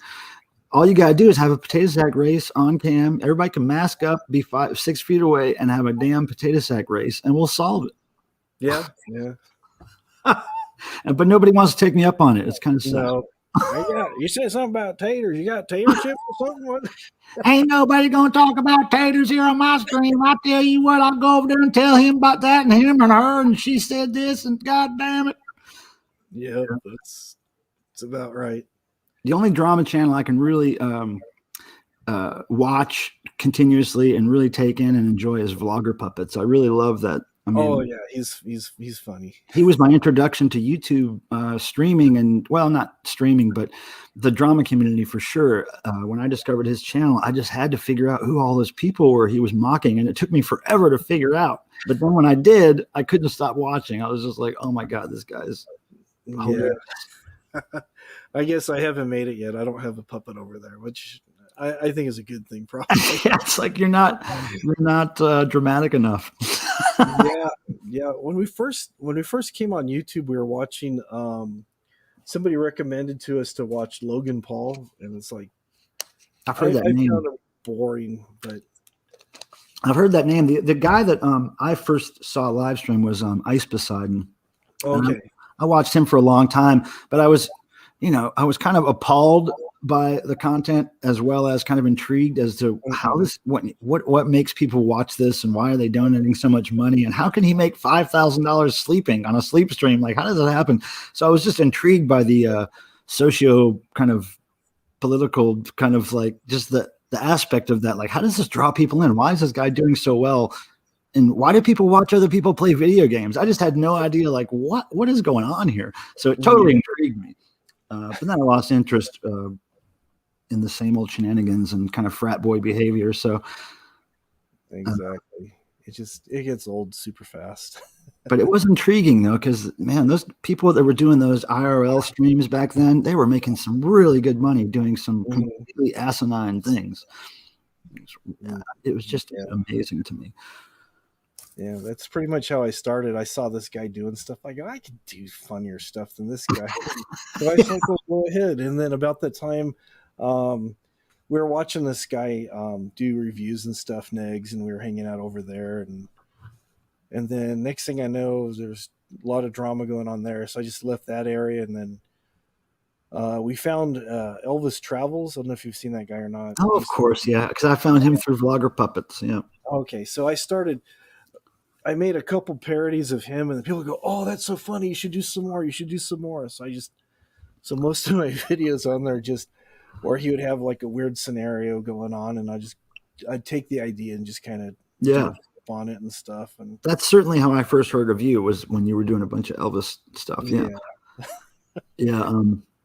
And I was intrigued by his streams as well. I still, every now and then when he's on Facebook, I will check it out just because it's like, it's the predictable train wreck curiosity kind of thing that goes on. Like, part of you feels for the guy, but then part of you is like, gosh, he's kind of a dick. Like, why is he a dick? Why does he just not know he's a dick? Like, what is going on? Or is that part of the shtick, how he gets me to watch? I don't know. I think that's part of his thing. Some of it, I think it's actual delusion. Yeah, for sure. I know people like that. They're just kind of socially not aware. They're just a few degrees off from very like understanding what's going on socially. So it's hard to explain. But yeah, I know people like that. I know people like Elvis for sure, and I've known them for decades. And they're just they say stuff that's completely like not socially acceptable, but they have no idea why it's not. They're really kind of raw humans. They're just raw. But yeah, people are just insane.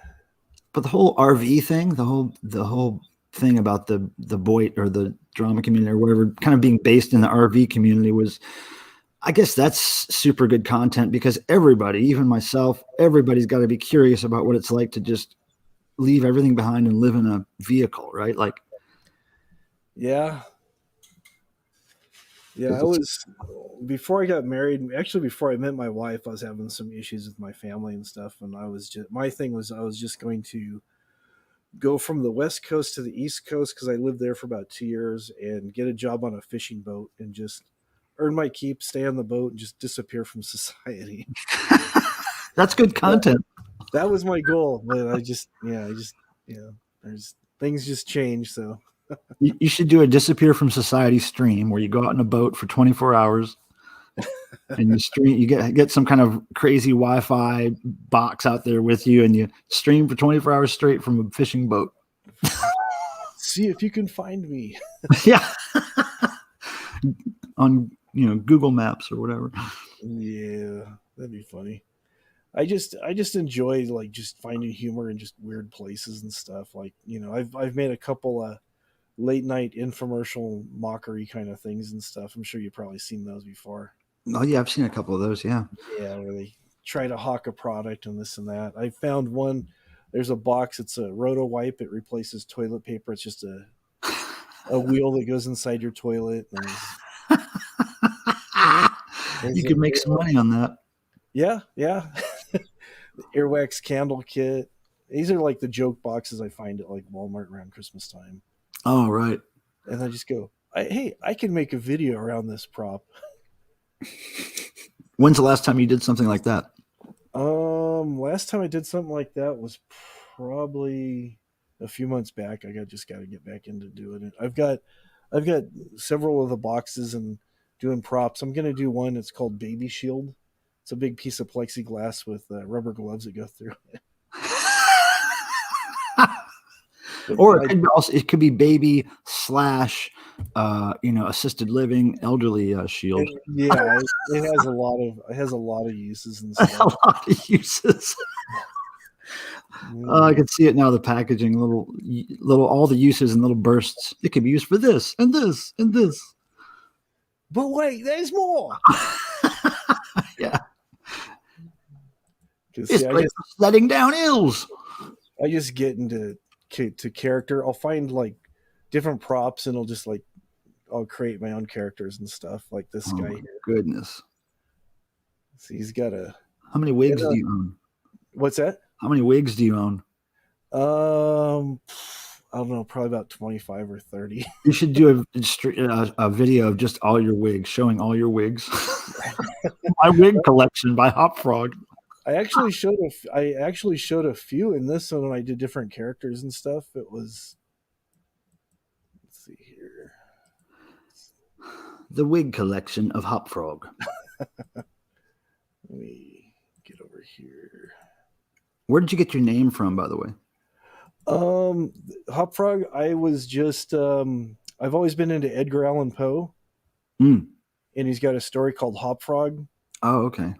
And Hop Frog is an awesome story. It kind of relates to, I could kind of relate to this guy because I went through a lot of stuff with my family and stuff. But basically, there is this guy who's a dwarf, and he's taken captive to become a jester for the king, along with a couple other people and stuff. And he befriends this girl and stuff. And the king wants to have some big masquerade party, and he puts Hop Frog up to a task, and then he ends up mistreating the girl, the king does, and Hop Frog wants to get revenge on the king once and for all.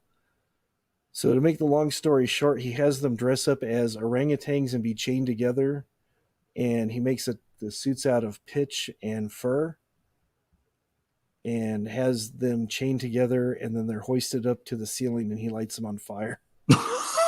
It's an awesome story. I mean, I love Edgar Allan. Crickets. But he lights them on fire, and he hops out the window and escapes with the girl. And they don't know what happened to him. Supposedly they went back to their own country and stuff. But it was just amazing. Now that sounds like Drama Community right there. Amazing story. Anytime you hoist something up there and light them on fire, that's Drama Community stuff. Yeah. Yeah, because the story, it's like the guy he was like super detailed. He's talking about there's this big room, and they took out the main chandelier and stuff, and he gave a reason. I mean, this guy was meticulous the way he planned out everything. And he's like, okay, we're going to remove the chandelier from the center of the building because the hot wax is going to get on everybody's ball gowns and all this stuff. So we want to make it nice. So we're going to put these sconces along the wall and stuff. So they took everything away, but he didn't know that the girl was helping him, and she lowers the chain down and raises them back up and stuff. And it's just like, so they're on fire about 30 feet or so above the guests, and the whole place is locked because the king wanted the place locked up because he was trying to scare everybody into these wild animals. And it's a really amazing story. It's one of his short stories. It's probably like about 3 or 4 pages long. It's just real quick. Sounds like a King Diamond concert. Yeah. I think a lot of these guys that do stuff like that, I think they got a lot of their ideas from Edgar Allan Poe. I bet, yeah. Edgar Allan Poe, the father of black metal. Somebody's requesting that you tell a story about KFC log. KFC something. It's about the KFC story. Dave, yes, please tell us about the KFC log. Walmart around Christmas time had these Duraflame logs that smelled like KFC and had all the packaging and stuff on it. Wait, it actually was advertised as a log that smelled like KFC chicken? And it doesn't. Wait, but it was actually a log that was advertised as smelling like fried chicken? Yeah. Oh, yeah. Holy, see, if I was a tattoo getting person, I'd have to get that product tattooed on myself somewhere because it's so weird. Yeah. It's so the log, it says it smells like KFC. When you first smell it, you go, okay, and then like not even a full second later, you're like, something's really wrong. It smells like KFC chicken that's gone bad. It has a real rancid smell to it. Well, that's how KFC chicken smells. But it's bad. It's like really bad. So I had this big plan. I was going to make a video. Like, I don't know if you're familiar with the old Folgers commercials from like the late 70s, early 80s, where we've secretly replaced this restaurant's. Yeah. So I was going to do that with the log because my boss lives right down the road, and he has guys working on motorcycles. He's got a old potbelly stove in his shop. And I was going to go over there ahead of time. We've secretly replaced their wood with this KFC log, and let's see if they notice. And when you open up the package, it just reeks. It smells really bad. But as soon as you light it up, the smell goes away, and it just smells like musty wood. It's like Musty Wood is a good name for a band. It was so disappointing. I was just like, oh, really? That's the weirdest product idea. Like, God, like a log that smells like KFC. Really? Yeah, they were about $16 around Christmas time, and I almost bought one, and And then I was going to go back, and they're gone. I'm like, okay. I just want to have one in a glass case so I could point at and go, look, this is what humans made. Oh, I can send you one because I actually bought a few of them. Oh my god! I'll do an unboxing. I'll do an unboxing of the KFC. Oh, it's just like, it smells so terrible though. I was like, oh, it's the worst thing ever. But I was gonna make a video and say, we replaced our wood with this and this. That's a brilliant idea. Man. But it just didn't work so well. I'm still blown away that there is even that thing in real. Like, you could have told me that was a joke, and I would have totally believed it. But I can't believe that it's a real product. Yeah, it's legit. I was like, wow. It's like, man, what if they made a log that smelled like your first girlfriend or something? Well, that's why they have the earwax candle kit, so you can get the smell of your loved ones. It saves the earwax. That's great. That was one of my infomercials I did too. I go, the grands can't be around. You just give them a candle. It's like the kids. It's like they're in the room with you. That's great, man. And then this one here, if you have a second, let me play a little bit of this for you. This was for, again, one of those joke boxes, but it's a face warmer, and you pour kerosene in there, and you strap this. It's basically like an electric heater, but it runs off kerosene, and you strap it onto your face. All right, let's see it. All right, let's play this thing here. I am back once again. I'm glad to see you guys. How you doing today? I have another fine product to show to you good people today. I got a question for you that relates to this product. How do you stay warm during the winter time? You might this is perfect for this time of year. So have a cup of tea, mug of coffee, turn on the heater, put another log in the fire. What do you do if you want to go and explore the wonderful, great outdoors? I was just trying to make this like these cheesy just put on a hat. Late night you commercials. You can get a nice warm hat like this, keep your head nice and toasty, and then you might even say, I'd put on a coat. So some places you get a coat like this, or a bit heavier, depending on where you're at. And then you throw it out there. It's a great idea, but you might still feel a wee bit chilly. Then what do? Well, the hat only does so good, so we'll go ahead and put it over here. Keep your coat on, and I'll edit that in later.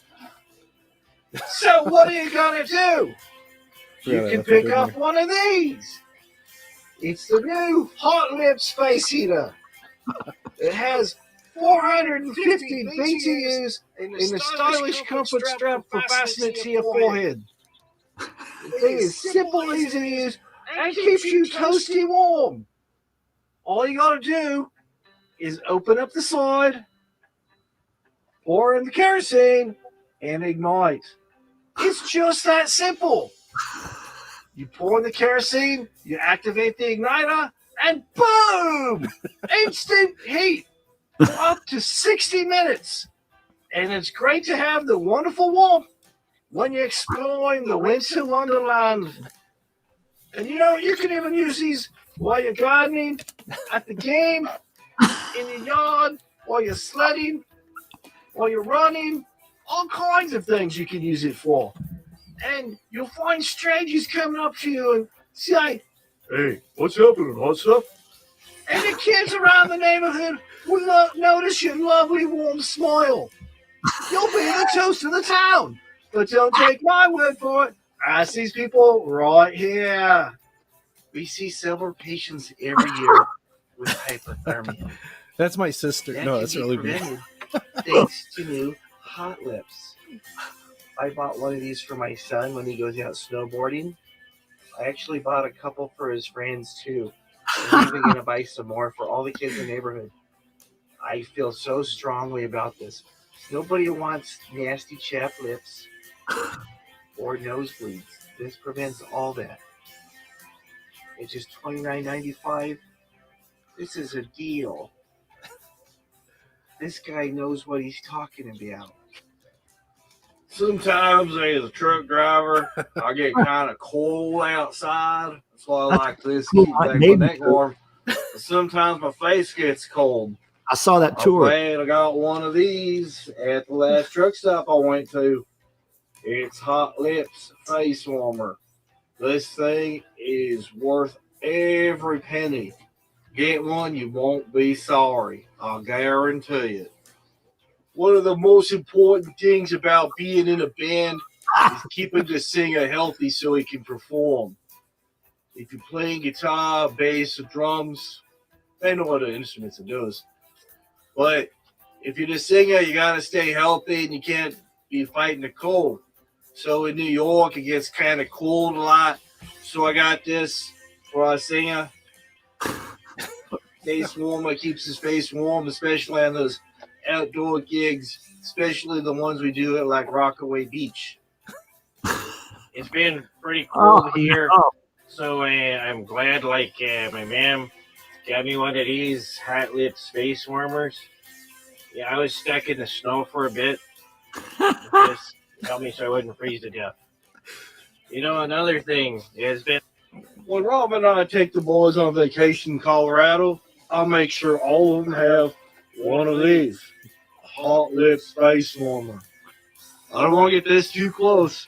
The last time I did when I first got it, it singed it clean off, and I had to get a prosthetic for the first 3 months of the show before it grew back to its glory. The Hot Lips face heater. Ask for a boy name. Operators are standing by to take your order. We do accept most major credit cards. That's great. Now, how did you make that packaging? Oh no, the packaging. Let me turn this off here. The still going over here. The packaging was actually these joke gift boxes that you get at Walmart around Christmas time. So it's already there. I've never heard of that. I just built a script around. I actually most of it is just ad lib. Like the main part, I just kind of did a couple high points and stuff. Like I wanted to make sure I said warm smile, you're the toast of the town. You know, those cheesy things that the late night infomercial guys get in there. I've never heard of the Walmart joke gift boxes. That's a new one on me. Yeah, it's put out by a company called Pranko. You can get them there. They're like about $3 when they're at Walmart, but if you go online to order them, they're like about $10 to $12. So you just put something random in there and give it as a joke gift to somebody? Yeah, I did that to my wife. Bought this thing. It's called a pocket walk, and she's like, "What is this?" And there's actually something. I go, "Open it. Your gift's really inside." That's not what you're getting. I would have wanted the face heater myself. Yeah, here's another one here that I was gonna do. I got a few of these things I can make. You know, another infomercial like that. This is the fart filter. Oh, Jesus Christ. And it has all these, and you get like a new scent for the month. Since it's February, you get the aroma of flowers and chocolate every time you pass gas. My goodness, what a brilliant idea. And then March is Irish ale and corned beef. Corned beef kind of smells like that already. Oh my goodness, that's just a new one on me, man. Joke gift boxes, that's crazy. Yeah, there's a brilliant idea. Yeah, and then you can wear it around your neck. Oh my goodness. But they did a really good job with these, and it just, you put your actual gift in there. I've got a few of these. I just bought them. First I bought a couple, and I go, well, I'll just try it. And then everybody liked the video I did, so I bought a couple more, and then I just misplaced a few of them. So I've got stuff to do for content, with the joke boxes, and that's kind of the stuff I like doing, is just parodies and stuff like that. And it's great. It's great. Zombie survival transport, and I've got a zombie survival book somewhere else too. How to survive, and this is put out by Haynes, that makes the automotive manuals. Oh, really? That's funny. So yeah, it was something that they did as a joke and stuff. Motorized transport, how to put a flamethrower on your car, make your SUV all outfitted. So I thought I can, make some videos talking about that. And then there's another one, how to handle the alien invasion. I like how it's all stained up. Yeah, they did a good job getting going for realism there. I mean, yeah, working at a job like that where you're just doing those car manuals over and over again, I guess they would, like, in their spare time, be putting together joke versions, and probably got passed around the office, and they're like, why don't we just make these available? Yeah. And we had actually one of these I was able to get because the company's in England, so we were able to get it with our shipment of manuals. But then we got one, and then we wanted to order another one. They said, no, sorry, we can only sell these in the UK. So I said, okay. So I found the other ones actually online. I wonder why only in the UK.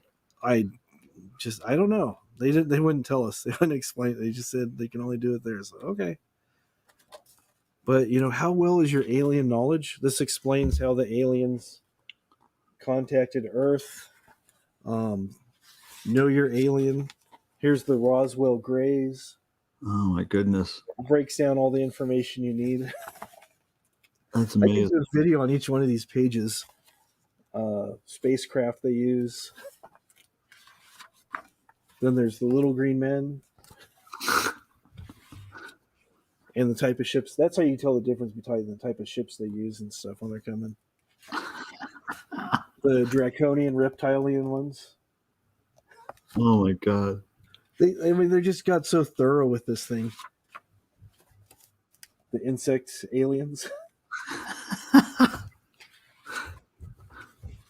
and then the Amish, or these are the Glimmermen.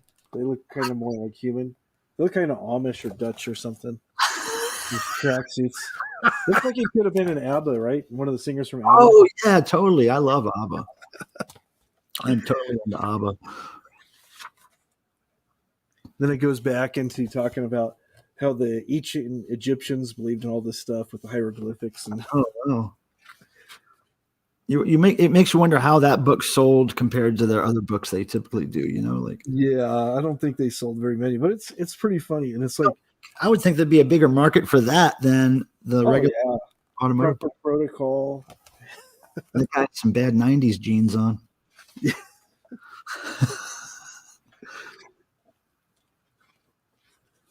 Different types of alien implants. If you ever get, oh my goodness, is that a fart filter? That's a fart filter.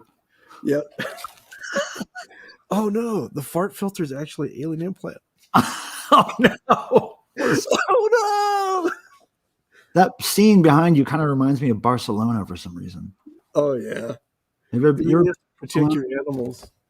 Get them steel hats so they can. Those are Chick-fil-A cows. Exactly. But yeah, there's just how to make your own tinfoil beanie to protect yourself from the rays. Oh my goodness. They cover everything in here. That's great. How to alien proof your home. I mean, I could do video after video after video after video on this. Yeah, just be like, part 1, part 2, part 3. You could just do 3. Do that same guy. Today we're going to talk about how to fix your house. Yeah. How to be protecting yourself from the aliens. That would be great. It would be great. That would be fun. So do you think, and this is totally just another topic that just fell out of my head, but when things get opened up more and people are able to freely socialize again and whatever, I'm thinking there's going to be a point where people like you and me, other people who have just kind of met over the last year on YouTube, there's going to be a lot of situations, I think, where YouTubers are going to get together in the same room and then stream, like do joint streams. And I think there's going to be a lot of streamers that want to meet face to face, basically. At some point, there's going to be all these like streaming house kind of weekends or whatever, where a bunch of streamers get together. I could just see people needing to socialize so much that's kind of going to happen. Yeah, that's really the reason why I do any of my videos and especially this stream is just people come on here and they go, I've been locked in, it's finally nice to have somebody who can talk to and stuff, and try to let different people go up on panel and stuff. And there's some people that you the word goes around, you have to watch out for, because there are people that try to porn bomb and everything else, and I only let people on that I know typically. So I mean, my group of people that watch me are fairly harmless, and they're all just mostly Devo fans. A lot of younger people, so I can pretty much tell if somebody's waiting backstage and they aren't legit or whatever. But that hardly ever happens, if ever. Yeah. Yeah, there's been a couple people that try to get on here before, and I'm just like, I just act like I don't see them. So what would their motive be? Like, what would they want to do? Well, if they porn bomb you, then YouTube will take away you'll get like a strike, and you won't be able to live stream for like a week or two. Oh, right. And if something else happens, and after I think the third offense of either getting a copyright strike, they add that together with everything else. It's just basically they're trying to take your channel down and say, look what I did. I took their channel away. I took their channel away. Right. With my genitals. Yeah. Yeah. King of the hill. Jeez. Yeah, I'm glad I don't attract those people yet, I guess. So that's great.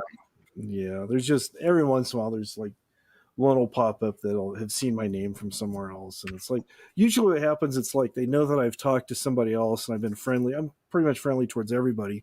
Yeah. Sometimes that goes bad for me. Oh, you were friends with so-and-so. That's why I changed my name from Wombat to Hop Frog, was because I'd go into other people's streams and they go, oh, he was in that other stream and he's knows that other guy and that other guy's blah, blah, blah. I go, hey, I'm just my own person. I left over there, okay? I haven't talked to that person in like 10 months. The drama. Oh, he's bad. I'm like, all right. I have my old channel still up, and I just figured, I'll just leave that up for the people who know me. I'll recreate another channel and just start over from scratch. And if I see somebody online that I know knows me as an old name, I'll go on there and chat as that person. Yeah. And other people go. But what's fun is like people who really know me on both channels, I'll have my phone on, and when they're live streaming, and I'll start arguing with myself and make like a little mini mock. Oh, when you fight over there. This Hop Frog guy. All right, Wombat, I'm coming after you. That's great. And they just first couple times they're like, "What's going on? I thought they were the same guy." And they're wondering if one of them is a fake account or yeah. It was funny. It was just funny. I'm also thinking about doing some food reviews. When I get some time, I got to really kind of orchestrate that. But do like a split screen. Well, actually, not really so much a split screen, but just have myself green screened right next to myself as Hop Frog and Wombat. Hey, Wombat came over, and we're gonna take. We'll go. What's going on? That'll be really good. Yeah, it's just keep everybody on their toes rather than having everybody fight. Because like I did. I'm all for the potato sack race when it comes down to it. Oh, definitely. I think that's a good idea. I would love to see all those people from the drama community in potato sacks jumping. I would be entertained. Yeah, some of them I'd like to see go over Niagara Falls in a barrel. That'd be funny.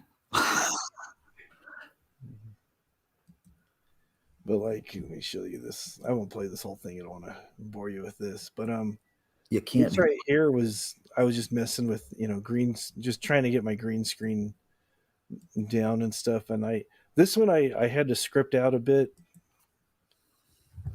but I'm doing Dr. Phil and Elvis Travels. Oh my god! As if he came on the show. And basically what happens is he comes on the show and he starts saying different things about women, like Elvis always does, about how all the women want to sleep with him and everything else and stuff. And he starts making comments about Dr. Phil's wife. And then Dr. Phil loses it. You always want to see Dr. Phil just beat up on somebody. And then in my video, I brought that to life. Oh my God. So let me fast forward a bit here. I'll just show you that part. He's just like the jungle room, and I would let her make me breakfast in the morning. Wow.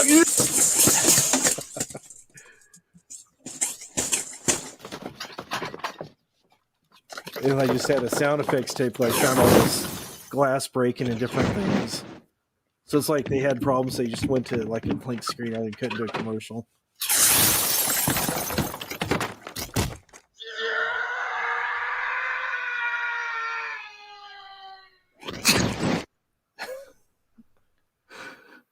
Oh my goodness.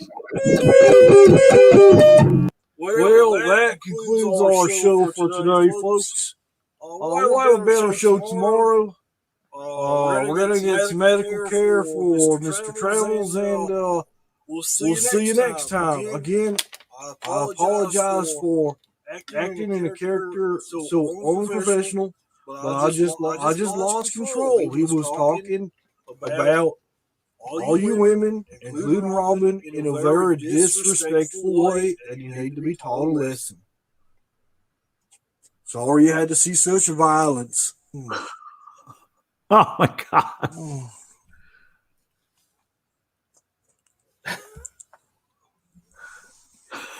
I got to go back to the dentist. You look like Goofus.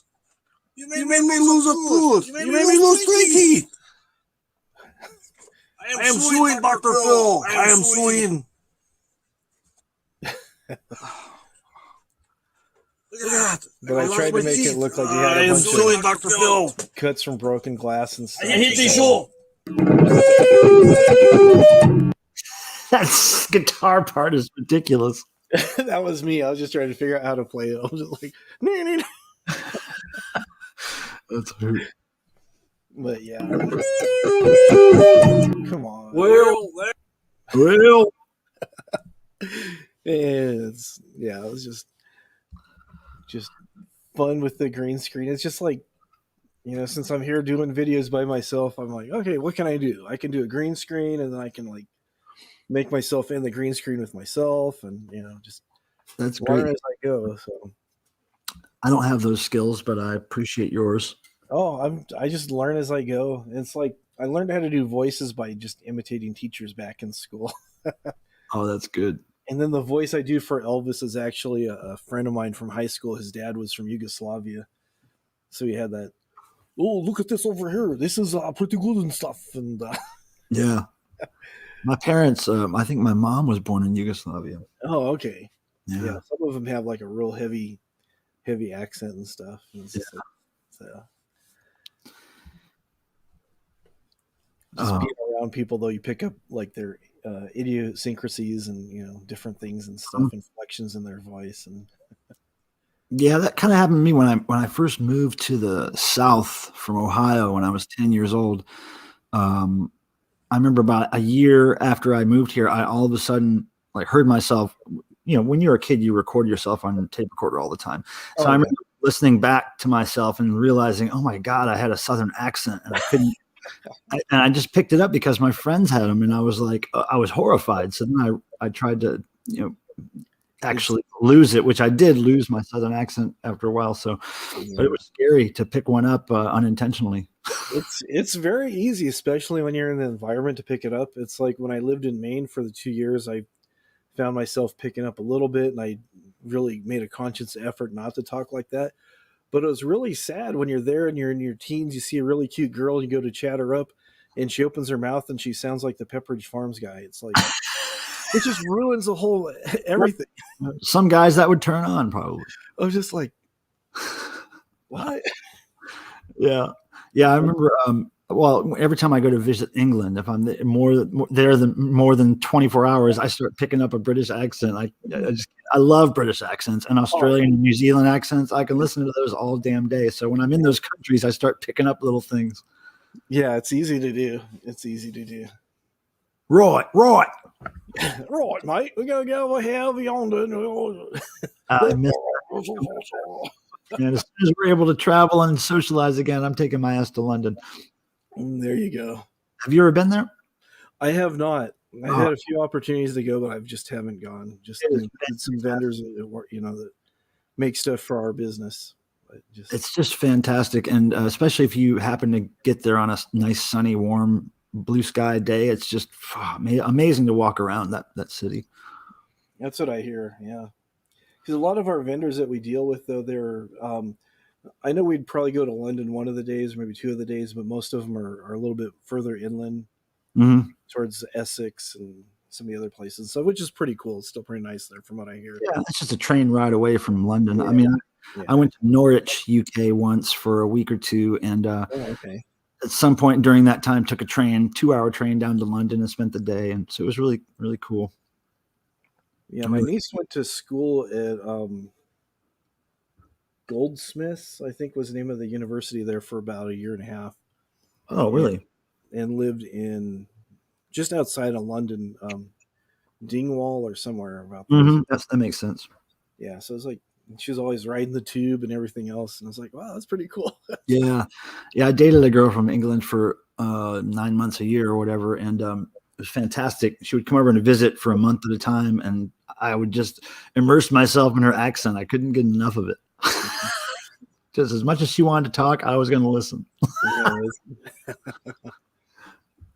you have any tea? You Americans can't make a proper cup of tea. I remember one funny thing she said in that great accent. We were, I don't know, maybe we had some bananas or something. And I was talking about how I'm really picky about bananas. And I only eat them when there's still some green on them. And I just can't stand them when they're all bruised up. And she was like, yeah, those really brown bananas, I just can't do it. And she was like, but some fuckers are just dirty. She was talking about the people that eat brown bananas are just fucking. Yeah. Like, what a great quote. Some fuckers are just dirty. Yeah. Oh, I love it. Yeah, they're good fun. Yeah, sometimes we have a couple people that come on here from New Zealand, and I always ask how the kangaroos are getting along in New Zealand, and they'll correct me. Yeah, that's Australia. New Zealand, that's Australia. Yeah, Australia, New Zealand, same thing. No, it's not. No, it's not. Yeah, they hate that. I remember one time I was in Europe with my girlfriend. We were traveling on a train from Amsterdam to England or whatever it was, and there was a guy from Sweden, and I guess no, there's a guy from New Zealand, and or maybe it was Australia. Who knows? They're the same, right? But anyway, he was from one of those places, and he was. I guess it's a tradition for when you reach a certain age, you take a trip around Europe by yourself, and that's just a coming of age thing for people down there. And so this kid was on his, travel around Europe, and we met him on a train, and he was this big guy, kind of a farm boy kind of guy. And we just started asking him about different curse words in his language and different words for genitals or whatever. And he was like, so we were discussing words for penis. And he said the best one I've ever heard in my life. And it was the one-eyed custard chucker. The way he said it was like, oh, that accent was just great. The one-eyed custard chucker. I'd never heard it. Never heard it. Yeah, I know people in England, they don't like Australian people too much. They refer to it sometimes as Australia as being the Commonwealth of criminals. That's where they sent all their prisoners down to Australia originally, years and years ago when it was first colonized. Man, I tell you, everybody I've ever met from Australia and New Zealand has been the sweetest, coolest people. Oh, they are. They're really nice people. Do anything for you. Beautiful country, and I remember the flights in Australia being so much better than ones over here in the U.S. Like all the food was free, everything was exactly on time, everything was very clean, and it was just an amazing experience. Because I guess they have to be over there. Everything's so far apart. Everybody relies on air travel so much. Everything has to be kind of dialed in, but it was a great experience. It sounds like it would have been a great time. Man, I just miss traveling on touring so much. I'm just so psyched to get backstage at this Devo thing and do whatever work I typically do for them. I just haven't done it in so long. I'm so missing it. They'll probably have you come out on stage and do Uncontrollable Urge or something. I saw the video you doing that. I was like, yeah, that's pretty cool. No, it wasn't very cool. I was forced into it. I didn't want to do it. It was after basically 2.5 days of staying up late and partying with all these Devo fans, and then they wanted me to get on stage and sing, and I'm like, what? I am burned out. You guys can't get me. But they did. You did. You did a good job. And then somebody fucking filmed it and put it on YouTube. Damn it. That's what friends are for, right? That's right. You should, I know you're probably not a huge Devo fan, but one day you should consider coming to the devotional fan event that we have in Ohio when we can have physical events again. Mm-hmm. It's a real hoot, man. It's 3 days of nothing but weirdos and no sleep. Sounds cool. Sounds way cool. Yeah, we had our 20th anniversary last year but we had to have the event virtually on my YouTube page instead of physically. But I couldn't let that last year go by without doing something for it, because 20 years, man, that's amazing. Wow, yeah. Hard to believe we were doing it for that long. Time gets away from you. It makes me feel old. I remember back in the day, and before there were kneecaps. Oh, before anybody had kneecaps, there was just sand. All we had was sand. When my son was a lot younger, I used to tell his friends, when I was your age, the whole world was just black and white. There was no color. The grass was gray. The sky was kind of like a light gray. The trees were just they're kind of gray too. Everything was gray. Some of the things were like darker gray, lighter gray. Wasn't even much black. Then you just show them a black and white picture from back then. Look, here's proof. Yep. Well, a lot of them were. One of the kids goes, "Oh yeah, I've seen the old movies." And stuff. Go, that's how it was. And then we were at something, and then my son's friend, they were probably in junior high, and the kid had a bunch of Danishes stacked up on his plate and stuff. I go, "Hey, are those any good?" He goes, "Yeah, they're really good." I go, "Okay, thank you." And I took one, ate it. He just looked at me like, that guy just got like about 10 or 12 on his plate. But I was just like, he looked at me like, damn, you just stole something from me. That's funny. It was funny. Good times. So what do you? So after this stream, you probably go to bed, right? Yeah.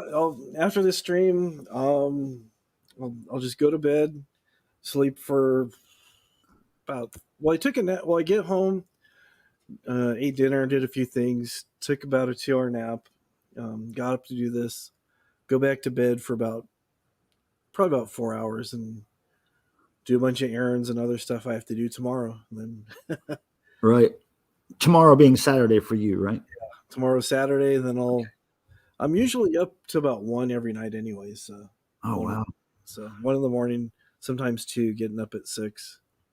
See, I can do that if I'm socializing with people, but I can't stay up that late by myself. I just get to be like, all right, my cats are all snuggled waiting for me. I got to go over there with them. I can't just stay up by myself. I get too bored. Yeah. Cats are always sleeping anyways. It seems like they sleep about 20, 22 hours a day. They're smart. Yeah. They've got a good life there. Yeah, my cats are extra spoiled too. I mean, every morning I have to. My cats wake me up every morning at between 3:30 and 4:30 every fucking morning, and first thing I have to do is go to the bathroom, turn the faucet on so that one of them can drink out of the faucet, because that's the only place she likes to drink. And then I got to go feed my cats indoors, and then feed the cat outside that I feed. By 4:45 in the morning, I got to feed the cat outside. She's already, chomping at the bit. Mm-hmm. So yeah, cats are in control of my life, and I don't mind that. There you go. Yeah, there's nothing wrong with that. So, yeah, my wife and son, they've always been night owls. So it's like, whatever time I get up, I usually just stay up with them and stuff. And that's good. Yeah. See, if I had that situation, I could easily stay up late and then also get up early. I really don't. I don't have a big need for sleep in my life. It seems I can get away with 4 to 6 hours of sleep every night. But yeah, man, if there's something going on, and I tell you, when we get back to socializing, I'm going to be staying up a lot. Just to cram as much socializing into my life as I can. Yeah, I think a lot of people are going to be doing that. Just like, finally. Oh my God, I get to hug somebody. Holy shit. Yeah. Lately, I think it's actually, it's on Sunday night. There's a guy that we've been watching lately called LA Confidential, and he's been showing where people have been gathering with a bunch of old cars going down the streets cruising and stuff. So, people are out there in LA kind of gathering, some with masks, some without masks. So, but yeah, it's like whatever. Survival of the fittest. Someone is asking, do you know Rosie? Rosie O'Kelly? They're talking about Rosie O'Kelly, yeah. I mean, I don't know her, but I've watched her for years, yeah. Okay, he's aware of who she is, Jonah. Yeah. Jono P. Jono. Rosie was one of the first people I discovered on YouTube through Vlogger Puppets, of course. I mean, my introduction to this whole thing was Ice Poseidon and Vlogger Puppets. That was my introduction to YouTube. So anything related with those two channels, I pretty much know about. There you go. Three, I'd say for the last 3 years, 4 years, I've been watching them. something like that. But yeah, just a weird way to be introduced to YouTube through that kind of drama community, just weird. And then I've just found out fairly recently, that there's a thing called the vinyl community. I mean, I knew there was a music community on YouTube, but I didn't know there was vinyl specific, thing happening. So I discovered that recently, and that's really helped a lot. I've really met a lot of people through that and gotten subscribers. Yeah, it looks like a really nice community. I've watched a few videos over there. Vinyl collector, and then there's the blonde lady. I forget her name. She has a really nice house, and yeah, I think her name is Melissa. Maybe is it Melissa? Maybe so. Yeah, I'm not familiar with a whole bunch of channels, but the Vinyl Guru is my friend, and she's the very first person I met in that community because she happened to come over and comment on one of my videos. So I met her, and actually she's streaming today at 4 p.m. EST, which you'll probably be asleep or running errands, but 4 p.m. EST, she streams today, and I'm her only moderator, so I'm going to be over there to help her with that. But she's doing really well. Her channel is exploding. She's only been on for, I don't know, a year or less, and she's got 4,000 subscribers and counting, and she gets more than 1,000 views on each video pretty quickly. That's what happens when you're good looking and well spoken. Exactly. So I have to work on both.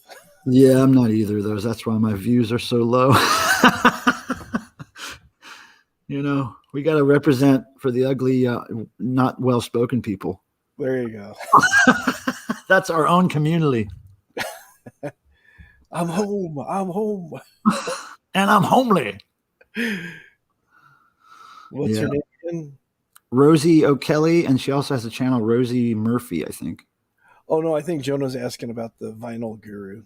Oh, the Vinyl Guru. Yeah, it's the Vinyl Guru. And there's a few Vinyl Gurus, I guess, on YouTube, but she is the one with the in the front, the Vinyl Guru. It's a little black and white logo of a record. You'll see it. But yeah, she just got some press recently. I guess some entity did a story on how the music industry is changing through COVID, and she was kind of in the story as representing this YouTube community that has popped up, doing a lot of live streams and people connecting that way, talking about the records. So they featured her as an up and coming success, which I agree she is. But some people get jelly when new people like that pop into the community and then all of a sudden get shit tons of subscribers. But I think she deserves it for sure. Yeah, I've never seen her before. I just checking out her channel right now. So I mean, it looks like she's doing a lot of work. So she deserves the subs. So did Jono just say that I'm too normal for this place? I don't think Jono knows me very well. I'm a weirdo. I don't drink coffee, don't watch movies, don't play video games, don't do sports. I'm a fucking weirdo, y'all. Y'all don't know me. I worship cats and Satan, and I don't even believe in Satan, but I still worship him. So let's see here. Yeah, the Vinyl Guru is good. She's got great content and a really great kind of personality for the camera. There you go. There's her link. Oh, cool. That was very nice of you, Hop Frog. Oh yeah, definitely. Jonah already found her though, so yeah. I like to help support good channels. So yeah, Jeffrey Hahn asked, "What's your show's format?" I mean, it's just talking about records and music industry and thrift. She does thrift store dives that she'll document, and it's all about records and music, but very vinyl record specific for most of it, of course. Yeah, there's so many different communities you could just spend ages on YouTube. I want to see you beef up your record collection, though, my friend. You got to start picking up something maybe once a week, and maybe on your Friday stream, every Friday you can show, okay, here's what I got this week. Here's what I got this week. I mean, you figure 10 weeks in a row, you buy 10 records. That increases your collection by 10 records. Not a big expense, one a week, but I think that you would probably attract some of the vinyl community in doing that. Oh, Melinda, that's the person I was thinking of. That's who you said, right? Melinda Murphy? Yeah, it was I've heard of her name before, kicked around. Somebody who has a lot of subs, but I don't know her channel. Yeah.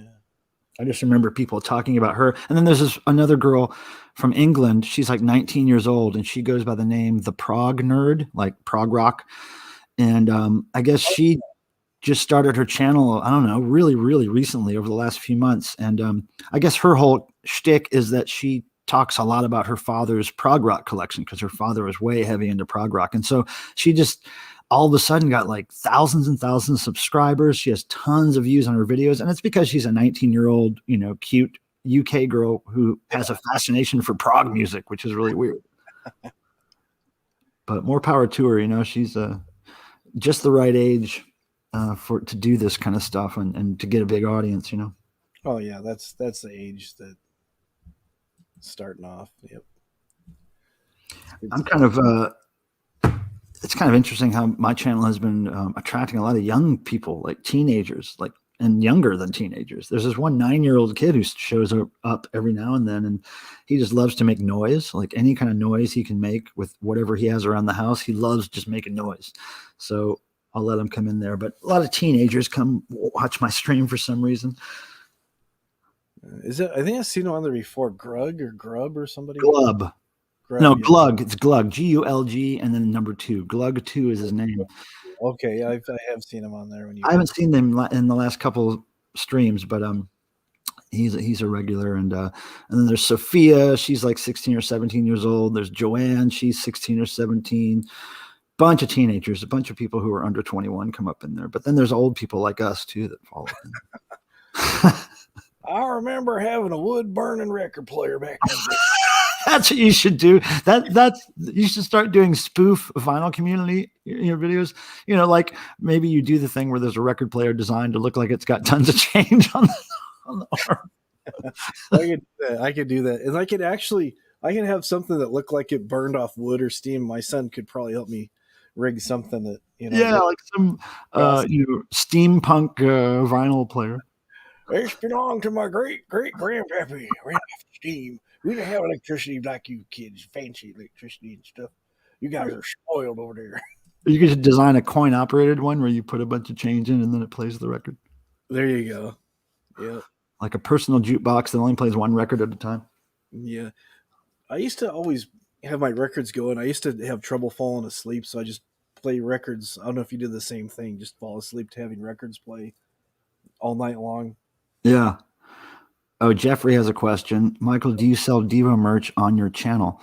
I present new Devo products on my channel every now and then, unboxings and stuff. But if you ever wanted to buy Devo stuff, you just have to go to their main website, which is clubdevo.com, or you can go to my website, which is devo-obsesso.com, OBSESSO. You can find Devo stuff for sale there. But yeah, that's where you get the Devo. Very good. They just put out Devo Funko Pops recently. Oh, I saw the Run DMC ones that you got. Those are pretty cool. The Devo was I love when companies like that send me free stuff. It's like Christmas.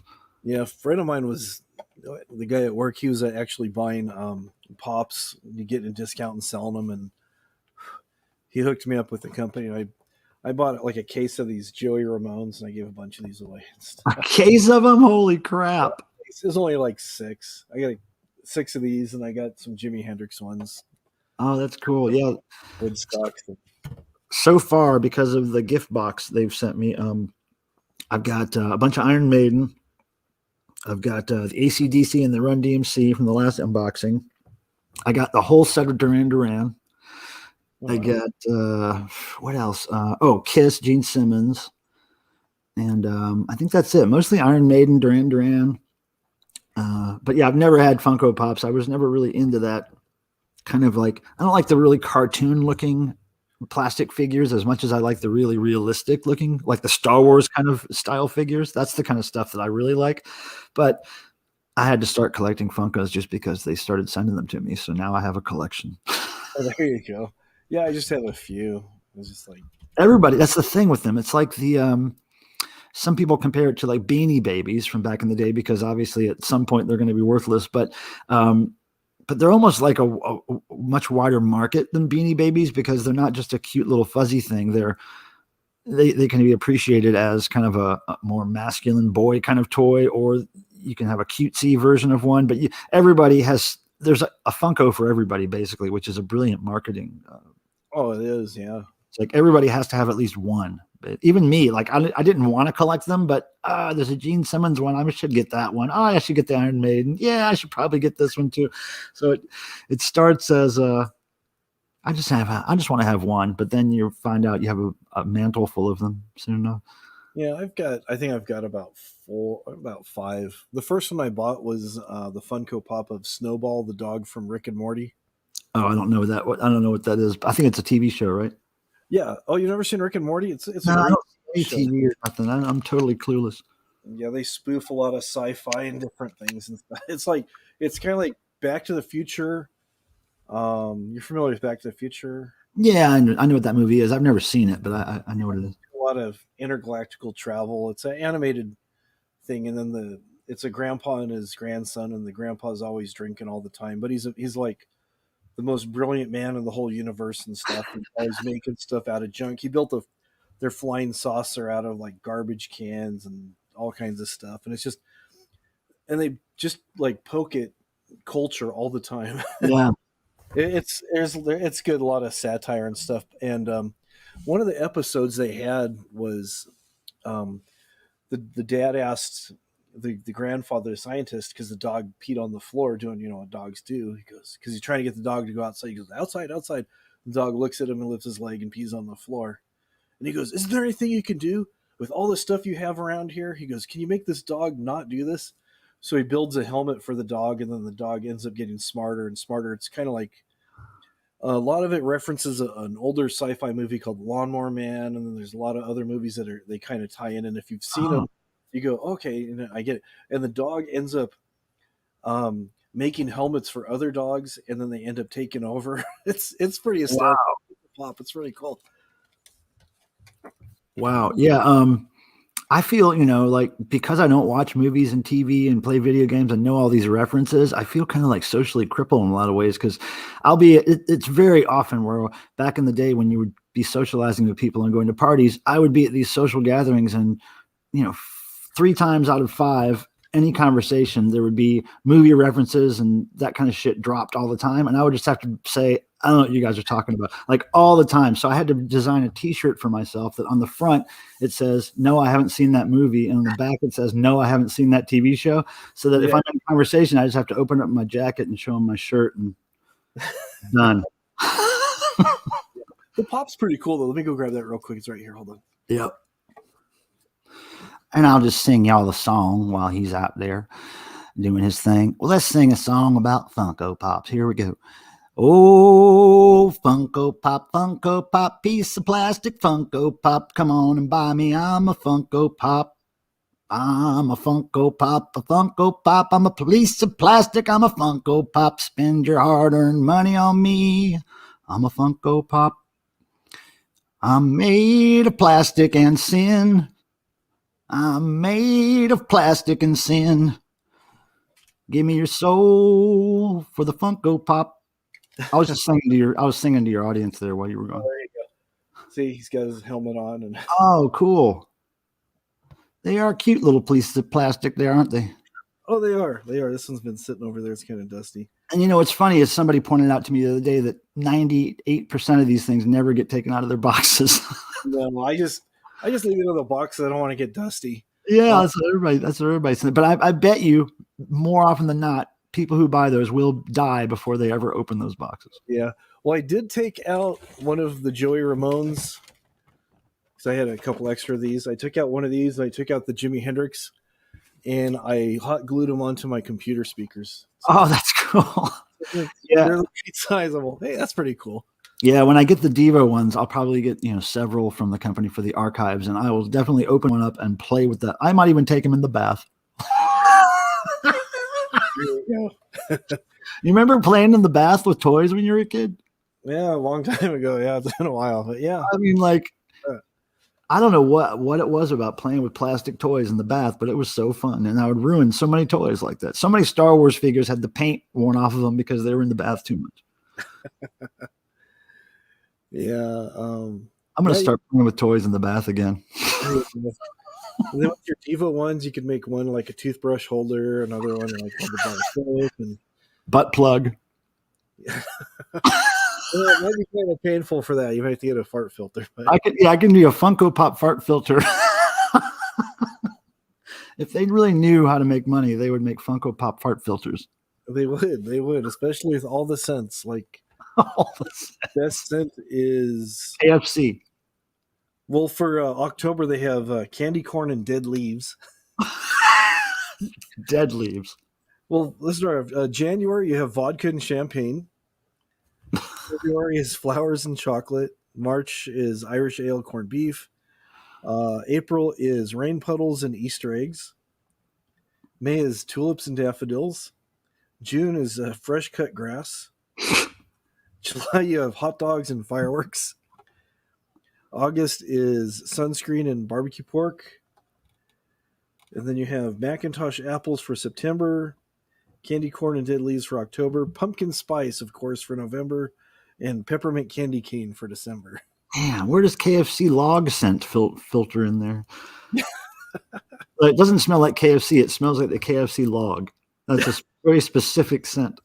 It's very, very specific. That's what you should do as a video with something that has the KFC log scent, not the KFC scent, but the KFC log scent. This kid that we knew for a long time, his family had always been into music and stuff, and he started a ska band. And well, they started off ska, then they went punk, and they called themselves KFC Crippled Fish Clan. And their logo, I'm surprised they never got in trouble, but their logo, they'd hand out stickers and put stickers everywhere, was Colonel Sanders, but he had an afro and a pick in his afro. Oh, nice. I was just like, oh, guys. Yeah, you can get away with that stuff if you're underground enough. I mean, my friends, the Dickies, the band that's been around since the 70s, they're still around, and they have quite a few logos that are right on the verge of possibly getting them in trouble using Mickey Mouse or the I remember the Dickies. The Gigantor thing they have a little problem with every now and then. Yeah, there's certain things that I can't sell on the website and feel comfortable about it. So there's certain shirts and certain things that we only can sell at live shows. But yeah, I think if you're underground enough, like your friends KFC, they can get away with that pretty easily. Yeah, it was funny because he had, and they played they played actually quite a few places locally, and they started getting a following, and then the kids just. They graduated high school, and then everybody went their separate ways. And the singer for the band that we knew very well, he was working for like some people he knew, like at a Wiener Schnitzel for like 6 months. He goes, I'm going to move out to Las Vegas. I'm going to get into music. I go, oh, okay. I hadn't heard anything from him for like about a year after that, and then he hits me up on Facebook, and he's working for a place called The Hideout in Las Vegas, working for.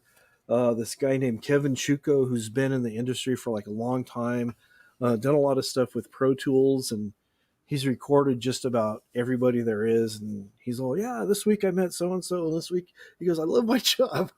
I go, that's so cool. He's stuck with music, it's just. Yeah. Hopefully he's doing okay now, even with all this going on. I mean, because, man, I know people who are always constantly busy traveling, touring, making really good money, and then everything just stopped. And I can't imagine, like, a lot of these guys have side gigs they can fall back on, like carpentry or whatever. But man, I couldn't imagine having all my eggs in one basket, doing so well year after year after year, and then everything stops. Yeah, he said they're still having people come in and do recording and stuff, and and he's still paying the bills, and he's always been a smart guy, so I know he's got a bit of money socked away and stuff for rainy days. But yeah, he actually started his own studio and stuff, kind of like an offshoot of the original place. He's still really good contact with the owner and stuff, the boss. But basically what it was the boss was doing more rock stuff, and he wanted to kind of focus more on hip hop kind of stuff. So, all right. So it's kind of cool, and they still get together and they do stuff. And if there's times where, the guy's needs somebody to do something here, and he gets called in to do stuff. So it's like, it's not like he's totally left the old place he was, but he's kind of doing his own thing. But at the same time, and what's really cool is he's got a 7-year-old little boy, and he's bringing him to the studio, and he's getting his hands on the equipment, and he's actually learning how to mix and record music and stuff at 7. So I'm like, wow, that's pretty cool. Oh, that is cool. Yeah, that's it's a good skill to have. Oh yeah, oh yeah.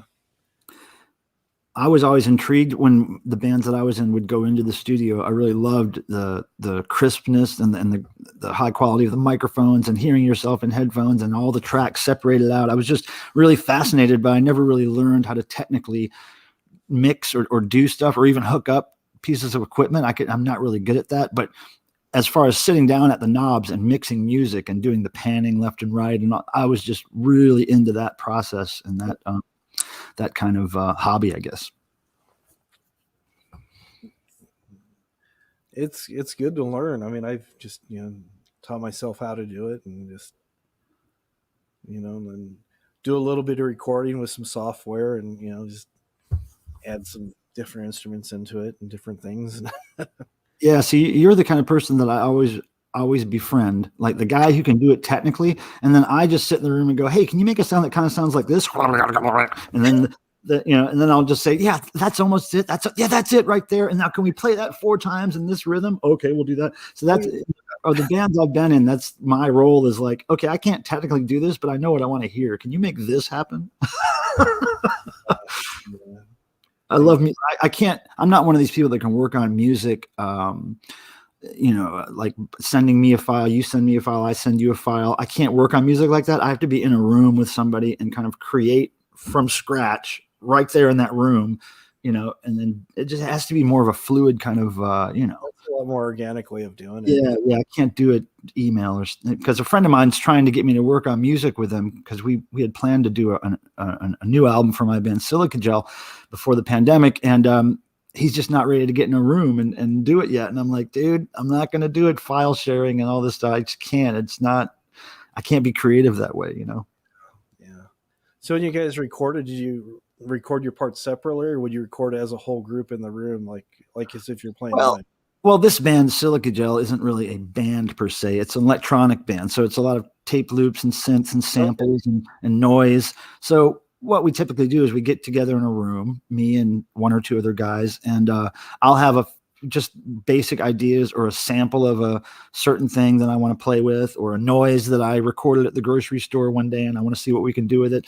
So we'll start with a very basic thing, and then typically we'll limit ourselves, because the thing is, with technology these days, there's so many options on your sounds and how you can filter them and this and that. And you really have to say, okay, we're going to use these 5 sounds and we're going to create something with this, and then just leave it at that. And so that's what we do. It's just a process of, we keep making sounds or playing with samples until we laugh or until we really feel like something hits us right, and then just keep doing it. And then when we have a 3-minute track, we're done, and then we move on to the next thing.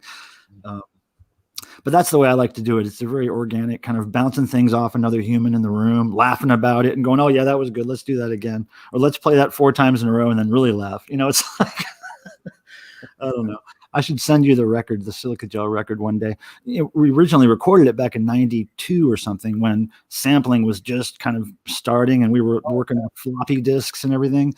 But then when we redid the album in 2016, remastered it and added bonus tracks, it was a whole different experience. Like, oh my God, we have so much at our fingertips. So easy to create these noises and beats. It's not like it was in the 1990s, Different process altogether, creating music now. It is quite different. It is very different. So do you ever head out to thrift stores or anything in your area? I do when I get a chance. It's just I haven't been for a while. It's usually when I'm at a thrift store that I always find myself looking at like just weird, bizarre stuff. I'm like, hey, I can make a prop out of this. It's like I'll see something, I'll visually see it. I can change this and do that, and then I'll end up using it for something. Well, you should try to beef up your music collection next time you go, because I definitely will. I know maybe out where you are, Southern California, it might be harder to find cool stuff at thrift stores, but I have really good luck here. Yeah, because the one record store that's by us that opened recently, the guy seems pretty cool, but it's like he'll have prices marked on stuff. Then you go up there and he runs it through disc. I hate when they do that. That's so bullshit. well, this record here is actually, I'm like, all right, whatever. I'm already up here, Oh man, I can't do that. I don't shop at places like that. But I'm just saying, thrift stores. That's where you should dig for your music, because you could take chances on stuff there for so little money. And again, if you do it right, and since your YouTube channel is monetized, you should really start considering reporting some of that stuff as business expenses. I could do that, yeah. Because the last time I went there, I picked up 2 records, and one was new, and the other one it looked like it was just in good shape and was shrink wrapped. And it said on there, and it had the prices on there and stuff. I thought it was like $20 for both of them. Like, oh, that's, okay, I'll go ahead and get it. So I went up there to check out, and ended up being like $68. I'm just like, I put it back. Said, no, sorry. Yeah, thrift stores are the way to go. Yeah, I'm gonna start doing that then. I hardly ever buy myself brand new vinyl. It's lately I have been, just for content for my vinyl community kind of people, because everybody in that community always buys themselves new things, and they're always getting packages in the mail. But I just can't afford that, so the only time I buy myself things is at thrift stores typically. But every now and then I'll throw myself a bone and buy something brand new. Like I bought the brand new Public Enemy fairly recently album. That's the first new album I've bought in a long time. Which one did you get? It's the new Public Enemy album called "What You Gonna Do When the Grid Goes Down." Oh, they have a new one. Okay. The whole album, it's fantastic. Like I just listened to the first side so far with a friend of mine a couple weeks ago, and it was just like old school, noisy Public Enemy, really hard. And they had a bunch of special guests on there, like a couple of Beastie Boys, I think, and George Clinton. And but it's a good classic Public Enemy record for sure. Oh, nice. Yeah, I remember listening to Public Enemy quite a bit and stuff. My friends go, "Why are you listening to this?" Because it's good. Because it's like the new punk rock. Duh. Yeah, it was good. And then it's like, I would always, before the Beastie Boys came out and before a lot of things, like in the early 80s, I was talking to people. I go, I could hear it in my head, but I just couldn't really vocalize it. I go, and I know people who are into hip hop and stuff. I go, I'd like to come over when because I knew some people who are DJs and stuff. I go, can I bring my guitar over to your house and we could make something? I go, I have an idea. Yeah. Like, they're like, no, that's just, I don't know. I'm just not. And it's like, all right. And then somebody else did it. Yep. 4 years later, it was like, hey, the Beastie Boys. And I'm like, oh, okay. Yeah. DMC with Rockbox. And then, quite a bit later, you have Anthrax with Public Enemy doing Bring the Noise and all this stuff. Yeah. Yeah, I know. When that Beastie Boys first took that AC/DC riff, and what was the song? Was it Beastie Groove or one of those early 12 inches they released before License to Ill and all that stuff? And then they did She's On It, which was a really chunky guitar riff over those beats. And then, of course, Fight for Your Right and all that other guitar stuff. But that first guitar track they did with the AC/DC riff was fantastic. I can't remember the name of the song. It wasn't Beastie Groove. I think it was like, oh man, I can't remember. It's going to drive me crazy now. But yeah, when I first discovered the Beastie Boys, I was big into them. Yeah. And then what was funny is like when it came out, I knew all the songs that they were sampling. I go, hey, that's Led Zeppelin, this song, and that's this song. Yeah. People are like, how do you know that? Yeah. The music. I listen to music. I was always attracted to hip hop. I'm ever since I first discovered The Message by Sugar Hill Gang. I was in the back of the bus with the rest of the poor kids in the neighborhood singing those songs back then, and I got to see bands like Public Enemy live and Digital Underground, and lots of people like that. It was really good times. Oh, that's cool. That's way cool. Yeah, yeah. Sugar Hill Gang. Yeah, I remember that. No bus. Yeah. Yeah. Good times. Yeah, we always moved around, so I was always the new kid, so I never really made a lot of friends, so I was never really able to go to a lot of shows. And then later I just go to like local shows, and then spent more time playing in people's garages, just jamming rather than which was fun. But at the same time, you just kind of miss going to those shows and the vibe of the audience and stuff. But it was weird the first time I played with some people and we're like playing like places where there's more than 10 people, and everybody's like, oh, you're so wonderful. It's like, who are you talking to? I'm just a dude playing bass. Oh, can I have your autograph? I'm like, yeah, give it to him. Hey, man, you don't want my autograph. I'm nobody. Give it to them. They get a lot of nobody's autographs. Give it to them. Yeah, I was just like, okay, here you go. That's cool. It was fun, just doing different things, playing with different people, and experimenting with different people. One time, this guy, we were playing in this room, and I turned my bass amp to the corner of the wall, just because I knew what was going to happen. It made my bass sound just so huge and rumbly and thick and fat, and so the guy I was playing with, he goes, what pedals are you using? What did you do to your bass? I go, I just pointed my amp in the corner, and I'm just using the room as kind of like a speaker cabinet. I'm just using the physical properties of the room. And he's just like, and that's all. I didn't say, because I didn't know all the formulas. I just know this works, and if you move it this way, it does this. And if you move it this way, it does this. And you experiment with different things. And I tried to. He's like, Yeah, I love that. I miss being in a room with people making loud music. Oh yeah, it's fun. It's fun. And then I bought myself a looping pedal about 2 years ago. I've used it like 3 times. I gotta practice, looping some stuff together and then play different instruments over it. And I bought myself a keyboard about a month ago or something. So yeah, cool. I saw that unboxing. Yeah. Gonna run through a bunch of distortion and different pedals that I have and do different stuff. Well, I'm hoping that once we can socialize again, that one day you and I will get in a room. I'll borrow somebody's guitar and amp and distortion pedal, and we will make some music. Well, sounds fun. Because tape loops are fun too. Oh yeah, I love all that stuff. Because once this thing lifts and I'm able to travel and work again, I'll be out to LA. Are you in LA or just nearby? Or I'm about an hour and a half, 2 hours outside of LA. I'm in Riverside area. So okay, yeah. So every now and then I come out to Southern California, but for work or whatever. So yeah, I'm willing to travel and stuff. Meet some people. So yeah, very cool. So I just noticed the time. You're getting ready to end this, right? I let it go till I'm pretty flexible and open ended, and it's like there's times where I've ended it early. There's times where I've went over a little bit, just get a conversation going, and it's like, hey, wow, look at the time. Where'd it go? Yeah. No, it's cool, but I do appreciate you coming up here.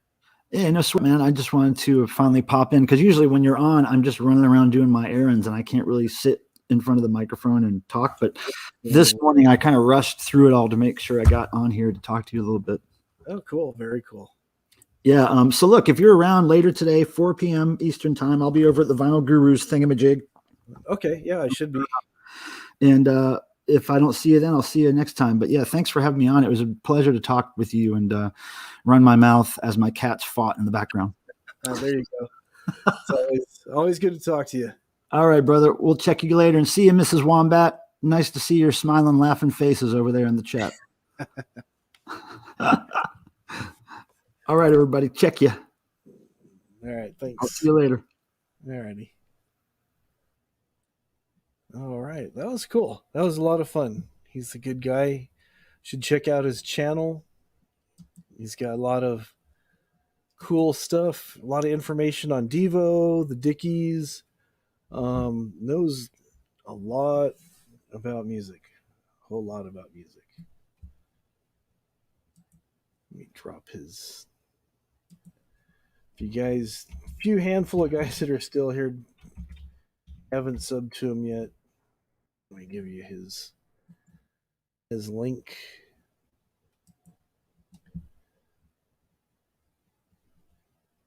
And like I said, it's real easy to use. It's youtube.com/user/mpilmer. Drop that over here. Here you go. Hey, Chris Bliss, how's it going?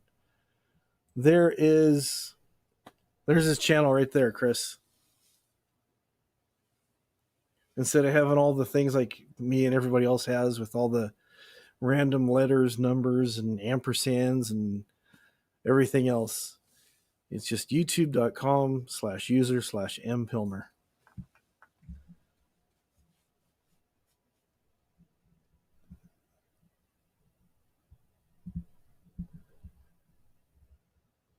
So Rico was in here. Who all's still in here?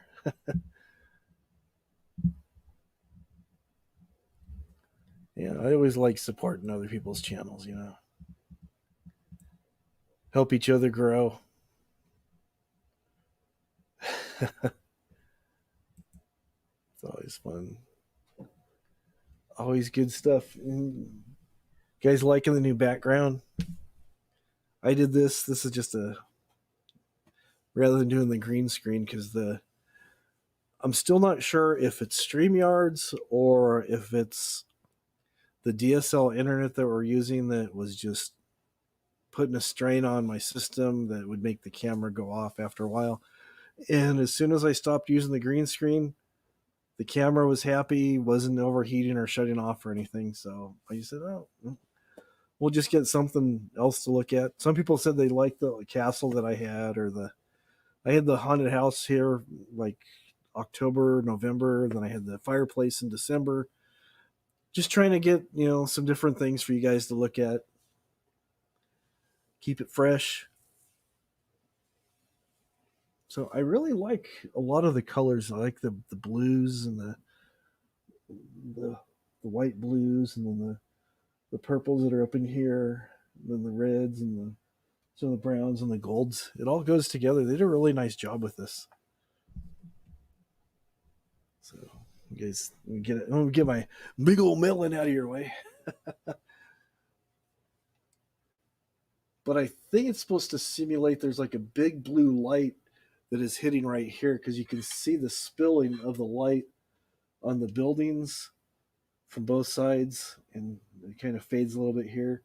You can kind of see here it kind of spills down like there's a big spotlight. And I believe this is supposed to be a dragon up here.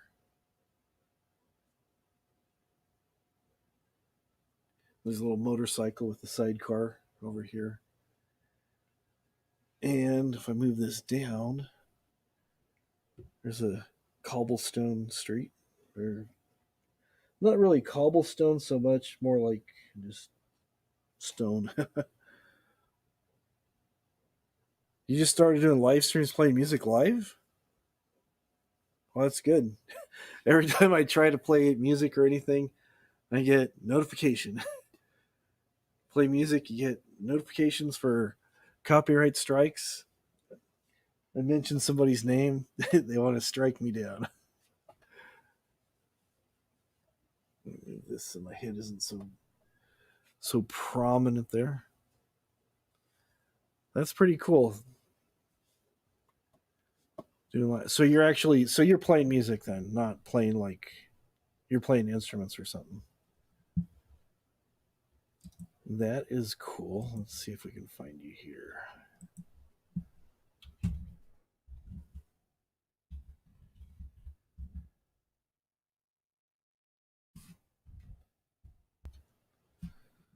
My battery's going dead in my wireless keyboard.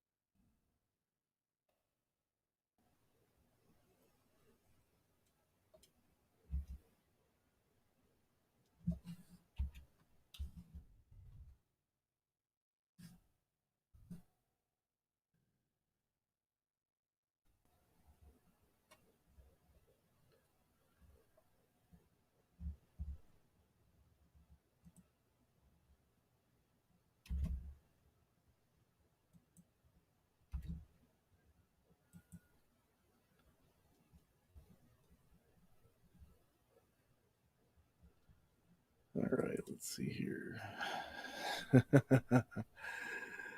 You see him play guitar. There you go. That's cool. That is very cool. I'm trying to find you here. Unofficial.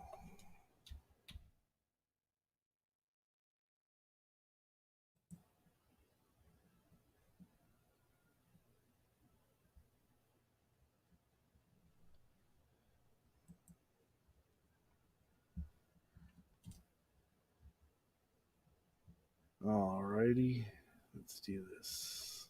Let's bring you up here. Oh, you did the same thing as Michael. Okay.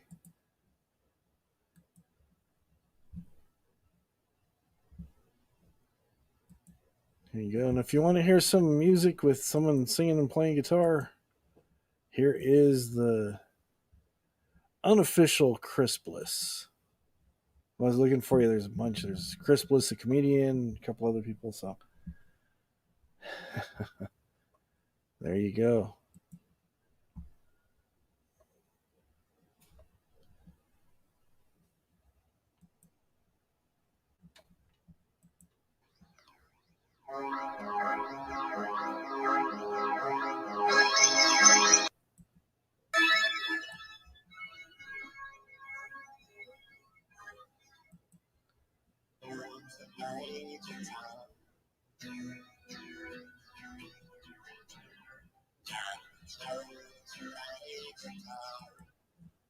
Oh, very cool. Looking at there's a video there where you're doing Space Oddity and some other things. Looks like a live show that you had. Got an orange amp. I think I might have that same head. I think I might. That's pretty cool. Have we gone 7 to 9? Have we gone really? Oh, there it goes. The bar's going up. I got a little thing that's showing the connection's good. So I apologize. My wonky Wi-Fi. Sometimes it's showing up good, and other times it just gets kind of fuzzy. Fuzzy, blurry. Looks all right now. Looks so it looks about 480.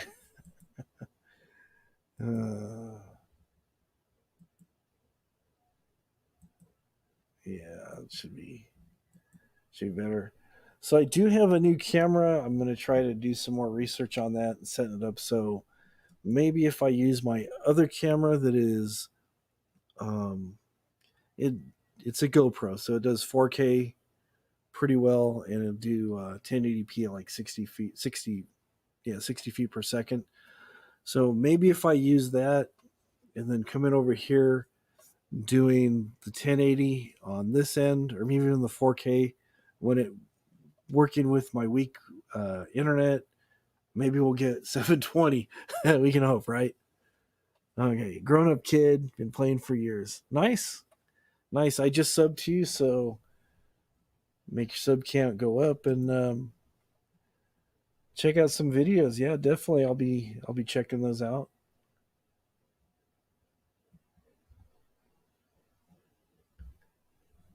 So that was about almost exactly a month ago. Live from the slab.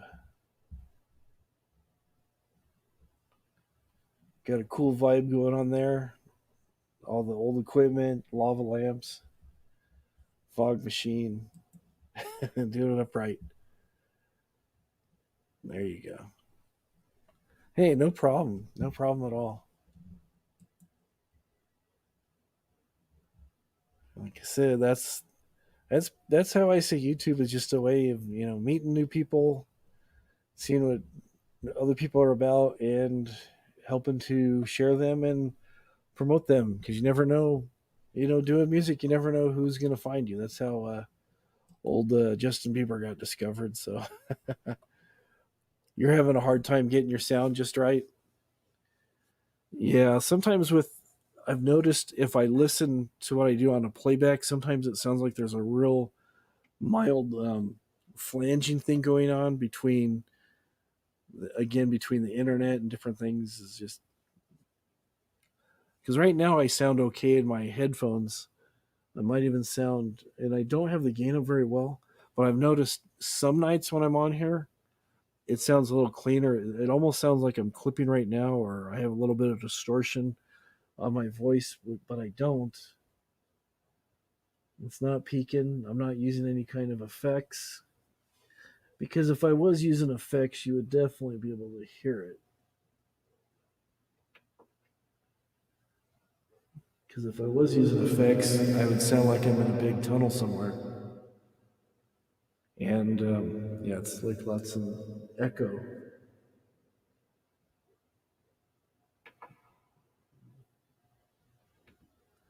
Maybe that's better. Just a slight reverb.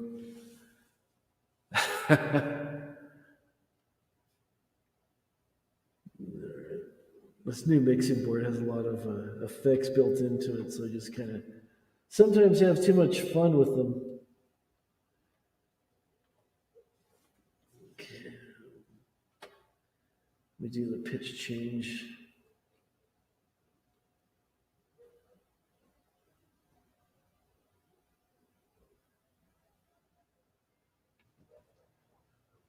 Sometimes my voice sounds really deep, and then you can bring it up and change it, and it sounds kind of interesting right there. That's a nice tone. I usually use this patch for singing. When I want to do Justin Bieber covers. Baby, baby, baby, oh! Turn that off. There we go. Too much fun with too much fun with the equipment here, I think. Yeah, it just takes practice getting the sound right, you know. Just microphone placement and pedals and all kinds of stuff. You don't like that, huh? She always keeps me on my toes, keeps me on track. Don't do that. Don't do this. Yeah, you do more of that. That sounds good.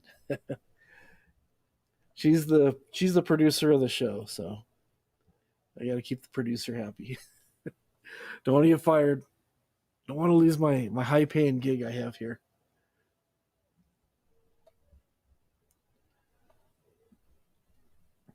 So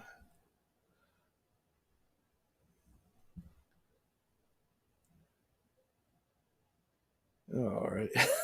I'm spooking the wife. Yep. All right. We'll go ahead and wrap it up. There's 7 people here watching. So I got a few things to do, and I know everybody has a lot of things they got going on, but I will be doing this again next week, or next Friday, same time, and I'll be popping into different people's streams from time to time and just saying, hey, what's up? And I will go from there, and maybe I'll do another live stream sometime during the week. Okay, right now you're going through voice live vocal pedal. Okay, yeah. Sometimes that's the thing. Sometimes things sound really good through headphones, and then when you hear it, you're not wearing the headphones. Like, what's going on? So, yeah. So, but I've seen that pedal. It looks like a pretty cool pedal. So, all right. Like I said, I will go ahead and wrap this up for this evening/morning. So have a great day, everybody. Enjoy the rest of your day. Stay safe. Stay well. Don't get the COVID, because I hear it's not good. So you stay safe. I'll stay safe, and we'll see each other again real soon. Again, thank you so much for coming by. You guys make it worth doing it. Even if there's like 2 or 3 of us here, we'd still hang out and have a good time. So thank you again for coming. I truly do appreciate each and every one of you. All right. Have a good one. Have a great day. Bye-bye.